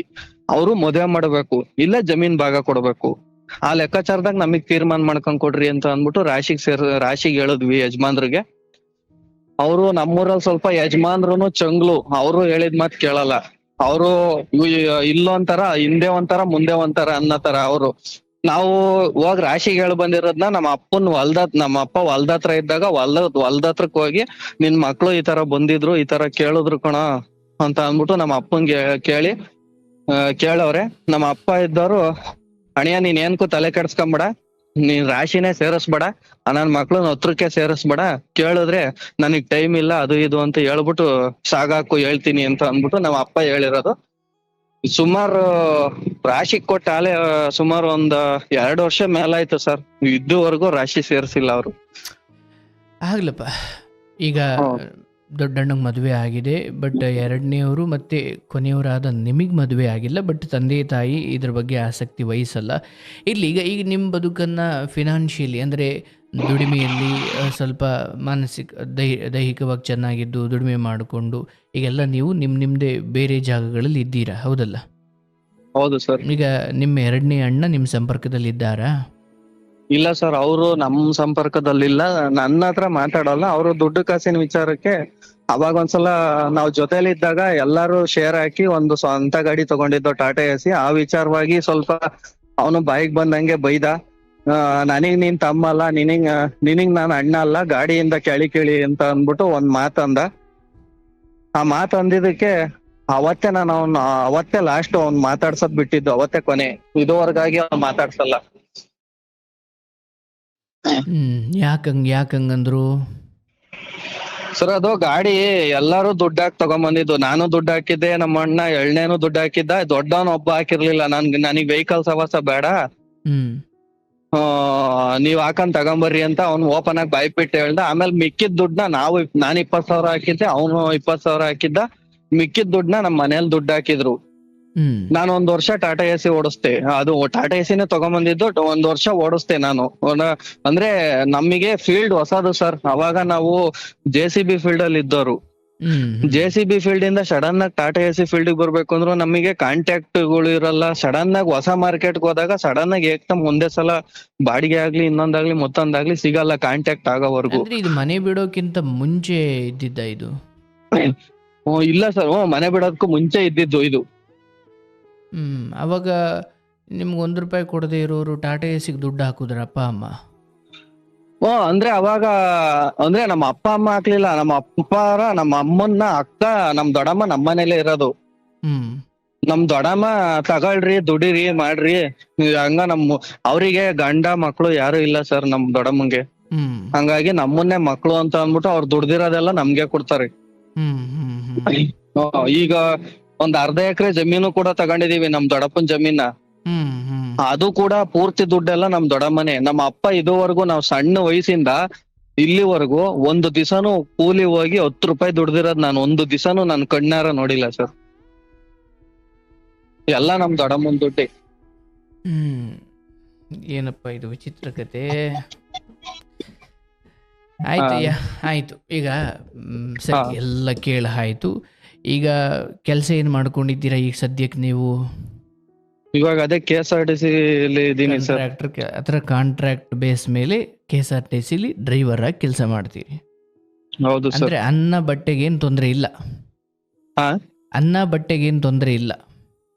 ಹ್ಞೂ ಸರ್, ಅನ್ನಕ್ಕಾಗ್ಲಿ ಇನ್ನೊಂದಕ್ಕಾಗ್ಲಿ ಮತ್ತೊಂದಿಗೆ ಏನು ಯಾವ್ದ್ರಲ್ಲೂ ಏನ್ತ್ರಲ್ಲೂ ಕೊರತೆ ಇಲ್ಲ ಸರ್. ಬಟ್ ನನ್ ಜೀವನದಲ್ಲೇ ನಾವು ಎಲ್ಲ ನಾಲ್ವರಂತೆ ನಾವು ಬದುಕಕ್ ಆಗ್ತಾ ಇಲ್ವಲ್ಲ ಅನ್ನೋದು ಒಂದೇ ನಮ್ ಮನ್ಸಿನ ನೋವು ಇದೆಯಲ್ಲಪ್ಪ. ಬದುಕ್ತಾ ಇದೆಯಲ್ಲಯ್ಯ, ನೀನು ಬದುಕ್ತಾ ಇದೀಯಾ ಸರ್? ನಾನ್ ಬದುಕ್ತಾ ಇದೀನಿ. ಬಟ್ ಏನಂದ್ರೆ ನನಗೆ ಯಾವಾಗ ಈ ತರ ಆಯ್ತು ಅಂತ ಅಂದ್ರೆ last year 2023 September October time ಅಲ್ಲಿ ನನಗೆ ಏಕ್ದಮ್ ಹುಷಾರಿಲ್ದಲೆ ನಾನ್ ಮಲಿಕಂಡೆ. ಜ್ವರ ಬಿಟ್ಟು ಬರ್ತಾ ಇದ್ದೋ. ಎಷ್ಟು ತೋರ್ಸೋದ್ರು ಇಂಜೆಕ್ಷನ್ ಹಾಕಿಸ್ಕೊಂಡು ಮಾತ್ರೆ ನುಂಗುದ್ರು ನನಗ್ ಜ್ವರ ಬಿಡ್ತಿರ್ಲಿಲ್ಲ. ಮಾತ್ರೆ ನುಂಗ್ದಾಗ ಒಂದ್ 4-5 ಅವರ್ ಜ್ವರ ಇರ್ತಿರ್ಲಿಲ್ಲ, ಆಮೇಲೆ ಮತ್ತೆ ಜ್ವರ ಬರೋದು. ಅದಕ್ಕೆ ಇಲ್ಲಿ ತುಮಕೂರಲ್ಲೇನೆ ಸಿಟಿ ಒಳಗೆ ನಮ್ಮ ಅಪ್ಪಾರ ಅಮ್ಮ ಇದೆಯಲ್ಲ ಅಜ್ಜಿ, ನಮ್ಮ ಅಜ್ಜಿ, ಅವ್ರ ಅಣ್ಣನ್ ಮಗ ತುಮಕೂರ್ ಸಿಟಿನಲ್ಲೇ ಇರೋದು. ಅವರು ನನ್ನ ಹತ್ರ ಚೆನ್ನಾಗ್ ಕ್ಲೋಸ್ ಆಗವ್ರೆ. ಅವಾಗ ನಾನು ಅಲ್ಲಿ ಬಾಡಿಗೆ ಮನೆ ಮಾಡ್ಕೊಂಡಿದ್ದೆ ಬೆಂಗಳೂರಲ್ಲಿ BMTC ಇದ್ಕೊಂಡು. ಅವಾಗ ಹಿಂಗೆ ಹುಷಾರಿಲ್ಲ ಅಂತ ಅವ್ರೇ ಮಾತಾಡ್ಸಕ್ ಫೋನ್ ಮಾಡಿದ್ರು. ಹಿಂಗ್ ಹುಷಾರಿಲ್ಲ, ಮಲ್ಗಿದೀನಿ, ಕೆಲ್ಸಕ್ ಹೋಗಿಲ್ಲ ಅಂತ ಅಂದಿದ್ದಕ್ಕೆ ಹಾಲೆ ಎಷ್ಟ್ ದಿವಸದಿಂದ ಬಾ ಮನೆಗೆ, ನಾವೇ ತೋರಿಸ್ತೀವಿ ಅಂತ ಅಂದ್ಬಿಟ್ಟು ಕರೆದ್ರು. ಮನೆಗ್ ಬಂದೆ. ಆಮೇಲೆ ಹಾಸ್ಪಿಟ್ಲಿಗೆ ಹೋಗಿದ್ಕೆ ಅದು ಮಲೇರಿಯಾ ಜ್ವರಕ್ ತಿರ್ಕೊಂಡಿತ್ತು. ಅದಕ್ಕೆ ಹಾಸ್ಪಿಟ್ಲಿಗೆ ಹೋದಾಗ ಡಾಕ್ಟ್ರು ಇದು ಅಡ್ಮಿಟ್ ಮಾಡ್ಕೊಂಡ್ಲೇಬೇಕು, ಇದು ಬಿಳಿ ರಕ್ತ ಕಣಗಳು 30-40 ಸಾವಿರಕ್ಕೆ ಬಂದಿತ್ತು ನಂದು. ಹಂಗಾಗಿ ಅಡ್ಮಿಟ್ ಮಾಡ್ಕೊಂಡ್ಲೇಬೇಕು, ಇವ್ರನ್ನ ಅಡ್ಮಿಟ್ ಮಾಡ್ಕೊಂಡಲೆ ಬರೀ ಇಂಜೆಕ್ಷನ್ ಟ್ರೀಟ್ಮೆಂಟ್ ಮಾಡಿ ಕಳ್ಸಕ್ ಆಗಲ್ಲ, ಇಮಿಡಿಯೇಟ್ ಅಡ್ಮಿಟ್ ಮಾಡ್ಕೊಳ್ಳೇಬೇಕು ಅಂತ ಅಂದ್ಬಿಟ್ಟು ಅಡ್ಮಿಟ್ ಮಾಡ್ಕೊಂಡ್ರು. 1 ವಾರ ಅಡ್ಮಿಟ್ ಆಗಿದ್ದೆ ಹಾಸ್ಪಿಟಲ್ ಅಲ್ಲಿ. ಅವಾಗ ನಮ್ಮ ಅಣ್ಣ ದೊಡ್ಡನಿಗೆ ಇವ್ರ ವಿಷಯ ಮುಟ್ಸೋದ್ರು, ಈ ತರ ಇವನ್ನ ಹಾಸ್ಪಿಟ್ಲಿಗೆ ಹಾಕಿದೀವಿ ಅಂತ, ಹಿಂಗ್ ಹುಷಾರಿಲ್ಲ ಅದಕ್ಕೆ ಅಡ್ಮಿಟ್ ಮಾಡಿದೀವಿ ಅಂತ ಅಂದ್ಬಿಟ್ಟು ನಮ್ಮ ಅಣ್ಣಂಗ್ ವಿಷಯ ಮುಟ್ಸಿದ್ಕ ಅವನು ನಮ್ಮ ಅಣ್ಣನು ನಮ್ಮ ಅತ್ತಿಗೆ ಮಕ್ಳುಗಳೆಲ್ಲ ಬಂದ್ ನೋಡ್ಕೊಂಡ್ ಹೋದ್ರು. ನೋಡ್ಕೊಂಡ್ ಹೋಗಿ ಮನೆಗ್ ಹೋದ್ಮೇಲೆ ಫೋನ್ ಮಾಡವ್ರೆ ನಮ್ಮ ಅಪ್ಪಂಗೆ. ಹ್ಮ್ ಅಂದ್ರೆ ನಮ್ಮ ಅಣ್ಣ ಹೇಳಿಲ್ಲ, ಮಗನ್ ಕೈ ಫೋನ್ ಮಾಡ್ಬಿಟ್ಟು ಮಗನ್ ಕೈಲಿ ಕೊಟ್ಟವನೆ. ನೀನ್ ಹೇಳು ತಾತಂಗೆ, ಹಿಂಗ ಅಯ್ಯಂಗ್ ಹುಷಾರಿಲ್ಲ, ನೋಡ್ಕೊಂಡ್ ಬಂದಿದೀವಿ, ನೀನು ನೋಡ್ಕೊಂಡ್ ಬರಂಗಿದ್ರೆ ಹೋಗ್ತಾತ ಅಂತ ಹೇಳು ಅಂತ ಹೇಳ್ಕೊಟ್ಬಿಟ್ಟು ಮಗನ್ ಕೈಲಿ ಫೋನ್ ಮಾಡಿಸಿ ಹೇಳೋನಿ. ಹ್ಮ್ ಅವನು ನಮ್ಮ ಅಣ್ಣನ್ ಮಗ ಫೋನ್ ಮಾಡಿ ಹೇಳದ್ನಂತೆ. ಅದಕ್ಕೆ ನಮ್ಮ ಅಪ್ಪಿದ್ದರು ಸತ್ರು ಸಾಯ್ತಾನೆ, ನೀನ್ ಯಾವನಲ್ಲೇ ಫೋನ್ ಮಾಡು ಅಂತ ಹೇಳಿದ್ದು ಅಂತ ಅವನ್ ಪಾಪ ಚಿಕ್ಕ ಹುಡ್ಗನ್ ಬೈದವ್ರೆ. ಅಲ್ಲ, ಈಗ ನಾನು ಕೇಳಿರೋ ಪ್ರಶ್ನೆಗೂ ನೀನು ಹೇಳಿರೋ ಉತ್ತರ ಸಂಬಂಧವೇ ಇಲ್ಲ. ಬದುಕ್ತಾ ಇದೆಯಲ್ಲಪ್ಪ ನೀನುವಾ. ಅಲ್ಲ, ಬದುಕ್ತಾ ಇದೀನಿ, ಬಟ್ ನಾನು ಇವಾಗ ಈ ತರ ಕೇಳಿಸ್ಕೊಳ್ಳೆ ನಾನು ಹೇಳೋದು ಕೇಳಿಸ್ಕೊಳ್ಳೆ. ಹಾ ಸರ್ ಹೇಳಿ. ಬದುಕಿನ ಬಗ್ಗೆ ಯಾವಾಗ ನಿನಗೆ ಈ ಮಟ್ಟಿನ ಅತೃಪ್ತಿ, ತಂದೆ ತಾಯಿ ಇಲ್ದವ್ರದ್ದು ಒಂದು ಕತೆ ಇದೆ, ನಿನ್ನ ತಂದೆ ತಾಯಿ ಇದ್ದು ಈ ರೀತಿ ಒಂದು ಕತೆ ಇದೆ. ತುಂಬ ಚೆನ್ನಾಗಿರೋ ತಂದೆ ತಾಯಿಗಳು ಇದ್ದ, ಅಂದರೆ ಎಲ್ಲ ರೀತಿಯ ನೋವುಗಳನ್ನು ತಂದೆ ತಾಯಿ ಇದ್ದು ನಿಮ್ಮ ಥರ ನೋವು ಅನುಭವಿಸಿರೋರು, ತಂದೆ ತಾಯಿ ಇಲ್ಲದೆ ಅನಾಥಾಶ್ರಮದಲ್ಲಿ ಬೆಳೀತಾ ಇರೋರು, ಎಲ್ಲರದ್ದು ನೋವಿದೆಯಾ? ಹಿಡ್ಕೊಂಡು ಎಷ್ಟು ದಿನ ಬದುಕ್ತಿ ಇದನ್ನ? ಸರ್ ನನಗ್ ತಂದೆ ತಾಯಿ ಬೇಕಾಗಿಲ್ಲ. ನಾನು ಹೇಳೋದು ಬದುಕಿನ ಬಗ್ಗೆ ನೀವು ಎಷ್ಟು ಅತೃಪ್ತಿಯನ್ನ ಒಳಗಡೆ ಇಟ್ಕೊಂಡಿದ್ದೀರಾ. ನಾನು ಅದೇ 1 ಗಂಟೆಯಿಂದ ನಿಮ್ಮ ಕತೆ ಕೇಳಿದಾಗ ನಾನು ಗಮನಿಸಿದ್ದು, ಸರಿ ನಾನೀಗ ಮುಂದೆ ಹೋಗ್ತಾ ಇದ್ದೀನಿ, ಭಗವಂತ ತಂದೆ ತಾಯಿ ಪ್ರೀತಿ ಕೊಡದೆ ಹೋದರೂ ಕೂಡ ಅಲ್ಲಿ ಇಲ್ಲಿ ಯಾರೋ ಕೈ ಹಿಡಿದ್ರು, ಅಲ್ಲಿ ಇಲ್ಲಿ ಯಾರೋ ಕಾಯಕ ಕೊಟ್ಟರು, ದುಡಿಮೆ ಕೊಟ್ಟರು, ನಾನು ಬದುಕೊಂಡು ಬರ್ತಾ ಇದ್ದೀನಿ ಸರ್. ಅವ್ರು ನನ್ನನ್ನು ತುಚ್ಛವಾಗಿ ಕಂಡ್ರು, ಸತ್ರು ಸಾಯ್ತಾನ ಬಾ ಅಂದರು, ಏನೆಲ್ಲ ಅಂದರು ಸರ್. ಇವತ್ತು ನಾನು ಬದುಕಿದ್ದೀನಿ, ನಾನು ನಾಳೆ ಮದುವೆ ಆಗ್ತೀನೋ ಬಿಡ್ತೀನೋ, ಒಟ್ಟಿನಲ್ಲಿ ಅವರಂದವರು ಅವ್ರು ಅನುಭವಿಸ್ಕೊಳ್ತಾರೆ. ನಾನು ಯಾವತ್ತೂ ಕೂಡ ಬದುಕನ್ನು ಪ್ರೀತಿಸ್ತೀನಿ ಸರ್. ನನಗೆ ಈ ಹಿಂದೆ ನನ್ನನ್ನು ಹಿಂಗೆ ಅಂದಿದ್ರು, ಈ ಹಿಂದೆ ನನಗೆ ಹಿಂಗೆ ಮಾಡಿದ್ರು, ಈ ಹಿಂದೆ ನನಗೆ ಹಿಂಗೆ ಅಯ್ಯೋ ಅನಿಸಿದ್ರು, ಹಿಂದಿನಿಟ್ಟುಕೊಂಡು ಮುಂದಿನ ಜೀವನ ಯಾಕೆ ಹಾಳು ಮಾಡ್ಕೊಳ್ತೀರಾ? ನೋಡಿ, ನಾನೇನ್ ಹಾಳು ಮಾಡ್ಕೊಂತ ಇಲ್ಲ. ನನಗೆ ಒಂದೇ ಒಂದ್ ನೋವೇನು ಅಂತ ಅಂದ್ರೆ, ನನಗ್ ಮದ್ವೆ ಆಗ್ಲಿಲ್ವಲ್ಲ, ನನ್ ಜೀವನ ನಾನು ಸರಿಪಡಿಸ್ಕೊಳಕ್ ಆಗ್ಲಿಲ್ವಲ್ಲ ಅಂತ. ಆ ವಿಚಾರಕ್ಕೆ ಬರ್ತೀನಿ. ಮೊದಲು ಕೇಳಿಸ್ಕೊ. ಮೊದಲು ಈ ಹೆತ್ತವರ ಕುರಿತಾದ ನಿನ್ನೊಳಗಡೆ ವಿಷ ಇದೆಯಲ್ಲ, ಮೊದಲು ಇದನ್ನ ತೆಗಿ. ನಿನ್ಗಿಂತ ನೋವು ನಾನು ಅನುಭವಿಸಿದ್ದೀನಯ್ಯ ನನ್ನ ಜೀವನದಲ್ಲಿ, ನಿನಗಿಂತ 100 ಪಟ್ಟು ಅನುಭವಿಸಿದ್ದೀನಿ. ಎಲ್ಲಿವರೆಗೂ ಈ ಮಾತನ್ನು ಅಂಡರ್ಲೈನ್ ಮಾಡ್ಕೊ. ಈ ಸಮಯದಲ್ಲಿ ಈ ಜಾಗದಲ್ಲಿ ಕೂತು ಕೃಷ್ಣನ ಅನುಗ್ರಹ ಇಟ್ಟುಕೊಂಡು ಹೇಳ್ತಾ ಇದ್ದೀನಿ, ಎಲ್ಲಿಯವರೆಗೂ ನಿನ್ನ ತಂದೆ ತಾಯಿ ನಿನಗೇನೇನು ಅನುಮಾನ ಅವಮಾನ ಮಾಡಿದ್ರು, ನೋವು ಕೊಟ್ಟರು ಅನ್ನೋದು ನಿನ್ನ ಹೃದಯದಲ್ಲಿ ಇರುತ್ತೋ, ಇದು ನಿನಗೊಂದು ಪರೀಕ್ಷೆಯಾಗಿ ಮಾತ್ರ ನಿನ್ನ ಜೀವನದಲ್ಲಿ ನೀನು ಇದರಿಂದ ಪಾಠ ಕಲಿಬೇಕು, ಅಥವಾ ಇದೊಂದು ಪರೀಕ್ಷೆ ಅಂದುಕೊಳ್ಬೇಕು. ಇದನ್ನು ಎಲ್ಲಿವರೆಗೂ ನೀನು ದೊಡ್ಡದು ಮಾಡ್ತೀಯ, ನಿನಗೆ ಯಾವ ಏಳಿಗೆನೂ ಆಗಲ್ಲ. ಒಂದು ವೇಳೆ ನಿನಗೆ ಭಾಳ ಸಂಗಾತಿ ಸಿಕ್ಕರು, ಇಲ್ಲಿಂದ ನೀನೇನು ನೋವು ಅನುಭವಿಸ್ದೋ ಇದಕ್ಕೂ 100,000 ಪಟ್ಟು ನೀನಲ್ಲಿ ನೋವು ಅನುಭವಿಸ್ತೀಯ. ಮೊದಲು ನಿನ್ನ ಒಳಗಡೆ ಇರೋ, ಇಲ್ಲಿಂದ ನನಗೆ ಹಿಂಗೆ ಅಂದರು, ಹಿಂಗೆ ಮಾಡಿದ್ರು, ಯಾರೂ ಇಲ್ದವರು, ಒಂದು ಹಬ್ಬದ ದಿನ ಒಂದು ಬಟ್ಟೆ ತಂದು ಕೊಡೋಕ್ಕೂ ಯಾರೂ ಇಲ್ಲ, ಹಬ್ಬದ ದಿನ ನೀನು ಚೆನ್ನಾಗಿದೆಯಾ ಅಂತ ಕೇಳೋಕ್ಕೂ ಯಾರೂ ಇಲ್ಲ. ಅಟ್ಲೀಸ್ಟ್ ಏನೂ ಆದಾಗ ಓಡೋಗ್ತೀಯ, ನಾಳೆ ಇವತ್ತಲ್ಲ ನಾಳೆ ನಿನ್ನ ಪಾಲಿನ ನಿನಗೆ ಬಂದೇ ಬರುತ್ತೆ. ಹೌದಲ್ಲಪ್ಪ? ಹೌದು. ಏನೂ ಇಲ್ಲದೆ ಸ್ಕ್ರ್ಯಾಚಿಂದ ಅಪ್ಪ ಅಮ್ಮ 1 ರೂಪಾಯಿ ಮಾಡಿಟ್ಟಿಲ್ಲ, ಅಪ್ಪ ಅಮ್ಮ ಏನು ಸತ್ತೇ ಹೋದರು, ಅನಾಥಾಶ್ರಮದಲ್ಲಿ ಬದುಕೊಂಡು, ಎಲ್ಲೋ ಯಾವುದೋ ಮಠದಲ್ಲಿ ಬದುಕೊಂಡು, ಹೊರಗಡೆ ಬಂದು ಒಂದು ಕೆಲಸ ಹಿಡ್ಕೊಂಡು ಬದುಕನ್ನು ಕಟ್ಟಿಕೊಂಡು 35-40ಕ್ಕೆ ಮದುವೆ ಆದವರು ಇದೆ. ಮದುವೆ ಅದು ದೊಡ್ಡ ಸಾಧನೆ ಏನಲ್ಲ, ಅದು ಮುಂದಾಗುತ್ತೆ. ಆದರೆ ನಿಮಗೆ ಬದುಕಿನ ಈಗ ಇರುವ ಭಾಗ್ಯದ ಕುರಿತು, ಇರುವ ಜೀವನದ ಕುರಿತು ನಿಮಗೆ ಎಲ್ಲಿವರೆಗೂ ತೃಪ್ತಿ ಇಲ್ಲ. ಯಾಕಂದರೆ ನೀವು ಬದುಕ್ತಾ ಇರೋದು ಹಿಂದಿನ ಜೀವನದಲ್ಲಿ. ಈ ಕ್ಷಣ, ಈ ಸಮಯದಲ್ಲಿ ಭಗವಂತ ಎಷ್ಟೋ ಜನ ಕೈ ಇಲ್ಲ, ಕಾಲಿಲ್ಲ, ಅಜ್ಜಿದಿರು ಹೂ ಮಾರ್ಕೊಂಡು ಬದುಕ್ತಾ ಇದ್ದಾರೆ, ಅಥವಾ ಆಶ್ರಮಗಳಲ್ಲಿ ಬದುಕ್ತಾ ಇದ್ದಾರೆ. ಒಂದು ಹೊತ್ತಿನ ಊಟಕ್ಕೆ ವಯಸ್ಸಿನ ಭೇದ ಭಾವವನ್ನು ಮರೆತು, ಅಥವಾ ವಯಸ್ಸಾಗಿದ್ದರೂ ಕೂಡ ಒಂದು ಕೈ ಮೇಲೆತ್ತಿ ಅಮ್ಮ 1 ರೂಪಾಯಿ ಕೊಡಮ್ಮ ಅಂತ ಒಂದು ವಯಸ್ಸಾಗಿರೋ ಅಜ್ಜಿ ಅಂದರೆ, ಅವರ ದುಃಖದ ನಡುವೆ ನಿನ್ನ ದುಃಖ ಏನೂ ಅಲ್ಲ. ಅಂದರೆ ನಾನು ನಿಮಗೆ ನೆನಪು ಮಾಡ್ತಾ ಇದ್ದೀನಿ, ಇಷ್ಟೆಲ್ಲ ತಂದೆ ತಾಯಿಗಳ ಶತ್ರುತ್ವ ಅಥವಾ ಅವರ ವಿರೋಧ ಅಥವಾ ಅವರ ತಿರಸ್ಕಾರ, ಇದರ ನಡುವೆಯೂ ಭಗವಂತ ನಿಮ್ಮನ್ನು ಎಲ್ಲೂ ಕೈ ಬಿಡಲಿಲ್ಲ ಅನ್ನೋದನ್ನು 1-2 ಕಡೆ ಹೇಳಿದ್ರೆ ಬಿಟ್ಟರೆ ನಿಮಗೆ ಅದರ ಬಗ್ಗೆ ಎಲ್ಲಿಯವರೆಗೂ ಒಂದು ಧನ್ಯತೆ ಬರಬೇಕು. ಹೌದಪ್ಪ, ಇವರೆಲ್ಲ ಇಷ್ಟು ಮಾಡಿದ್ರು ಕೂಡ ಇವತ್ತಿಗೆ ನಾನು ಈಗಲೂ ಮನಸ್ಸು ಮಾಡಿದ್ರೆ ಮದುವೆ ಬಿಟ್ಬಿಡಪ್ಪ, ಅದು 32ಕ್ಕೆ ಅದು ಯೋಗ ಬಂದಾಗ ಯಾರನ್ನು ಹೇಳಿ ಕೇಳಿ ಆಗಲ್ಲ. ಅದಕ್ಕೊಂದು ಯೋಗ, ಅದಕ್ಕೊಂದು ಮನುಷ್ಯ ಪ್ರಯತ್ನ ಅಂತ ಇರುತ್ತೆ. ಅಲ್ಲಿ ಬ್ರೋಕರ್ಗೆ ಹೇಳು, ಆದರೆ ಇವರು ನನಗೆ ಹೆಣ್ಣು ನೋಡಿ ಮದುವೆ ಮಾಡಲ್ಲ, ಇವರು ನನಗೆ ಎಂದೂ ಕೂಡ ಈ ದಾರಿಯಲ್ಲಿ ಏನು ಮದುವೆ ಅಥವಾ ನನಗೊಂದು ಬದುಕು ಕಟ್ಟಿಕೊಡೋದು ಅಥವಾ ಒಂದು ಯೋಗ್ಯ ಮನೆಯಲ್ಲಿ ಹೋಗಿ ಕುಳಿತು ಹೆಣ್ಣು ತಂದು ನನಗೆ ಮದುವೆ ಮಾಡಿ ನನ್ನ ಬದುಕನ್ನು ಉದ್ಧಾರ ಮಾಡೋದು ಇವರು ಯಾರೂ ಮಾಡಲ್ಲ. ಯಾಕೆ? ಎಲ್ಲರೂ ಕೂಡ ಅವರವ್ರದೇ ತಾಪತ್ರೆಯಲ್ಲಿದ್ದಾರೆ. ಅಣ್ಣ ತಮ್ಮ ಅಥವಾ ನಿಮ್ಮ ಎರಡನೇ ಅಣ್ಣ ಅಥವಾ ಅಪ್ಪ ಅಮ್ಮ ಎಲ್ಲರೂ ಅವರವ್ರದೇ ಅದೇನು ತೀಟೆಗಳು ಅಂತಿರೋ ಅಥವಾ ಅವ್ರ ತಾಪತ್ರೆಗಳು ಅಂತಿರೋ ಎಲ್ಲರೂ ಕೂಡ. ಫಸ್ಟ್ ಆಫ್ ಆಲ್ ಒಂದು ಕುಟುಂಬ ಹೇಗಿರಬಾರ್ದು ಅನ್ನೋದಕ್ಕೆ ನಿನ್ನ ಮನೆ ಉದಾಹರಣೆ.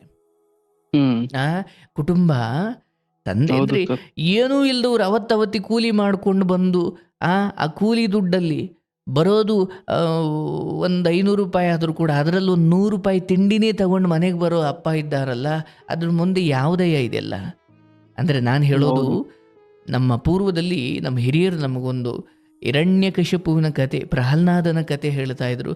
ನಿಮ್ಮ ತಂದೆ ಹಾಗೆ ಹಿರಣ್ಯಕಶಿಪು ಅನ್ನೋ ರಾಕ್ಷಸ ಭಕ್ತ ಪ್ರಹ್ಲಾದ ಅವನನ್ನು ಕೊಲ್ಲಲಿಕ್ಕೆ ಏನೇನು ಮಾಡ್ದ, ಹೌದಲ್ಲ? ನಿಮ್ಮ ತಂದೆ ನಿನಗೆ ವಿಷ ಹಾಕಿಲ್ಲ, ನಿಮ್ಮ ತಂದೆ ನಿನ್ನನ್ನು ಆನೆಯ ಕಾಲಡಿ ಬಿಟ್ಟು ತುಳಿಸೋ ಪ್ರಯತ್ನ ಮಾಡಿಲ್ಲ, ವಿಷದ ಹಾವಿಂದ ಕಚ್ಚಿಸುವ ಪ್ರಯತ್ನ ಮಾಡಿಲ್ಲ, ಅಥವಾ ಬೆಟ್ಟವನ್ನು ನಿನ್ನ ಮೇಲೆ ನೂಕಿ ನಿನ್ನನ್ನು ಕೊಲ್ಲುವ ಪ್ರಯತ್ನ ಮಾಡಿಲ್ಲ, ಅಥವಾ ಹಾಲಲ್ಲಿ ವಿಷ ಹಾಕಿ ನಿನ್ನನ್ನು ಕೊಲ್ಲುವ ಪ್ರಯತ್ನ ಮಾಡಿಲ್ಲ. ದ್ವೇಷ ಮಾಡಿದ್ದಾರೆ, ಹೌದು. ಆದರೆ ಪ್ರಹ್ಲಾದ ಅನ್ನೋ ಮಗನಿಗೆ ತಂದೆ ಹಿರಣ್ಯಕಶಿಪು ಕೊಟ್ಟ ಯಾವ ಶಿಕ್ಷೆಯೂ ನಿನ್ನ ತಂದೆ ನಿನಗೆ ಕೊಡಲಿಲ್ಲ. ಕೊಲ್ಲಕ್ಕೂ ನೋಡಿದ್ರು ಸರ್. ನಾನು ಹೇಳೋದು ಕೇಳು. ಆದರೆ ಅದಾದ ನಡುವೆಯೂ ಪ್ರಹ್ಲಾದ ಏನು ಮಾಡಿದ್ರು ನೆನಪಿದೆಯಲ್ಲ? ಪ್ರಹ್ಲಾದ ತಂದೆಯನ್ನ ಗೆಲ್ಲುವ ದಾರಿ ಪ್ರೀತಿಯಿಂದ. ಅವತ್ತು ನನಗೆ ಒಂದೊತ್ತು ಕೂಳಾಕಿ ಕಣೆ ನನ್ನ ಮಗ, ನನ್ನ ಮಾತು ಕೇಳಲ್ಲ, ನನಗಿಷ್ಟ ಇಲ್ಲದು ಬೈಕ್ ತಗೊಂಡ, ಅವತ್ತು ಒಂದು ಕೂಳಾಕಿ ಅಂದರೆ ನಾನು ಯಾವತ್ತಾದರೂ ನಾನು ದುಡ್ದ ಹಣವನ್ನು 1 ರೂಪಾಯಿ ತಗೊಳ್ಳಿ ಅಂತ ಕೊಟ್ಟು ಪ್ರೀತಿಯಿಂದ ಸರಿ ಮಾಡಿಕೊಳ್ಳೋ ಪ್ರಯತ್ನ ನಾನು ಮಾಡಿದ್ನಾ? ನೀವು ಹೇಳಿದ್ರಿ ನಮ್ಗೆ ಅವತ್ತು ತಂದ್ರಲ್ಲ ಸರ್, ಅಲ್ಲಿವರೆಗೂ ಕೊಡ್ತಿದ್ದೆ ಸರ್, ಹಂಗಂದ ಮೇಲೆ ನಾನು ಬಿಟ್ಬಿಟ್ಟೆ ಸರ್, ನಾನು ಕೊಡಲಿಲ್ಲ ಸರ್, ನನ್ನ ಬದುಕನ್ನು ನಾನು ನೋಡಿಕೊಂಡೆ. ಆದರೆ ನೀವು ಪ್ರಹ್ಲಾದನ ಕತೆ ನೋಡಿ, ಅವನು ಕೊಲ್ಲುವ ಗಳಿಗೆ ಅಥವಾ ಕೊಂದಾದ ಮೇಲೂ ಕೂಡ ತಂದೆಯನ್ನು ಸೇರುವ, ತಂದೆಯನ್ನು ಸರಿ ಮಾಡುವ, ತಂದೆಯನ್ನು ಮತ್ತೆ ನಿನ್ನ ಅಹಂಕಾರವನ್ನು ಬಿಟ್ಟು ಹರಿಗೆ ವಿಷ್ಣುವಿಗೆ ಶರಣಾಗು ಅನ್ನುವ ಆ ಸಂದೇಶವನ್ನು ತಂದೆಗೆ ಪ್ರೀತಿಯಿಂದ ಕೊಡುವ ಪ್ರಯತ್ನವನ್ನು ಪ್ರಹ್ಲಾದ ನಿಲ್ಲಿಸಲೇ ಇಲ್ಲ. ನೋಡಪ್ಪ, ನಿನ್ನ ತಂದೆಯ ಕುರಿತು ನಿನಗೇನೇನು ಅಸಮಾಧಾನ ಇದೆ, ಯಾವುದು ಈಗಾಗಲೇ ಆಗ್ಬಿಟ್ಟಿದೆಯೋ ಅದನ್ನು ಸರಿ ಮಾಡಲಿಕ್ಕಾಗಲ್ಲ. ಆದರೆ ಒಬ್ಬ ಮಗನಾಗಿ ನೀವೊಂದು ಬದುಕನ್ನು ಕಟ್ಟಿಕೊಳ್ಬೇಕು, ನೀವೊಂದು ಹೆಣ್ಮಗಳು ಜೀವನದಲ್ಲಿ ಹೋಗಬೇಕು, ನೀವೊಬ್ಬ ಗಂಡ ಆಗಬೇಕು, ನೀವು ಮುಂದೆ ತಂದೆ ಆಗಬೇಕು. ಈ ಬದುಕಲ್ಲಿ ನನ್ನ ತಂದೆ ನನಗೇನು ಅನ್ಯಾಯ ಅಥವಾ ನನಗೇನು ಅಸಂಬದ್ಧವಾಗಿ ನಡ್ಕೊಂಡ್ರು, ನಾನು ನನ್ನ ಮಕ್ಕಳ ಬಳಿ ನಾನು ಹಾಗೆ ನಡ್ಕೊಳ್ಳಲ್ಲ ಅನ್ನೋದನ್ನು ನೀನು ಅಲ್ಲಿಂದ ಪಾಠ ಕಲಿಬೇಕೆ ಹೊರತು ನನಗೆ ಮದುವೆ ಆಗಿ ಅದು ದೊಡ್ಡ ದುಃಖ ಅಲ್ಲಯ್ಯ.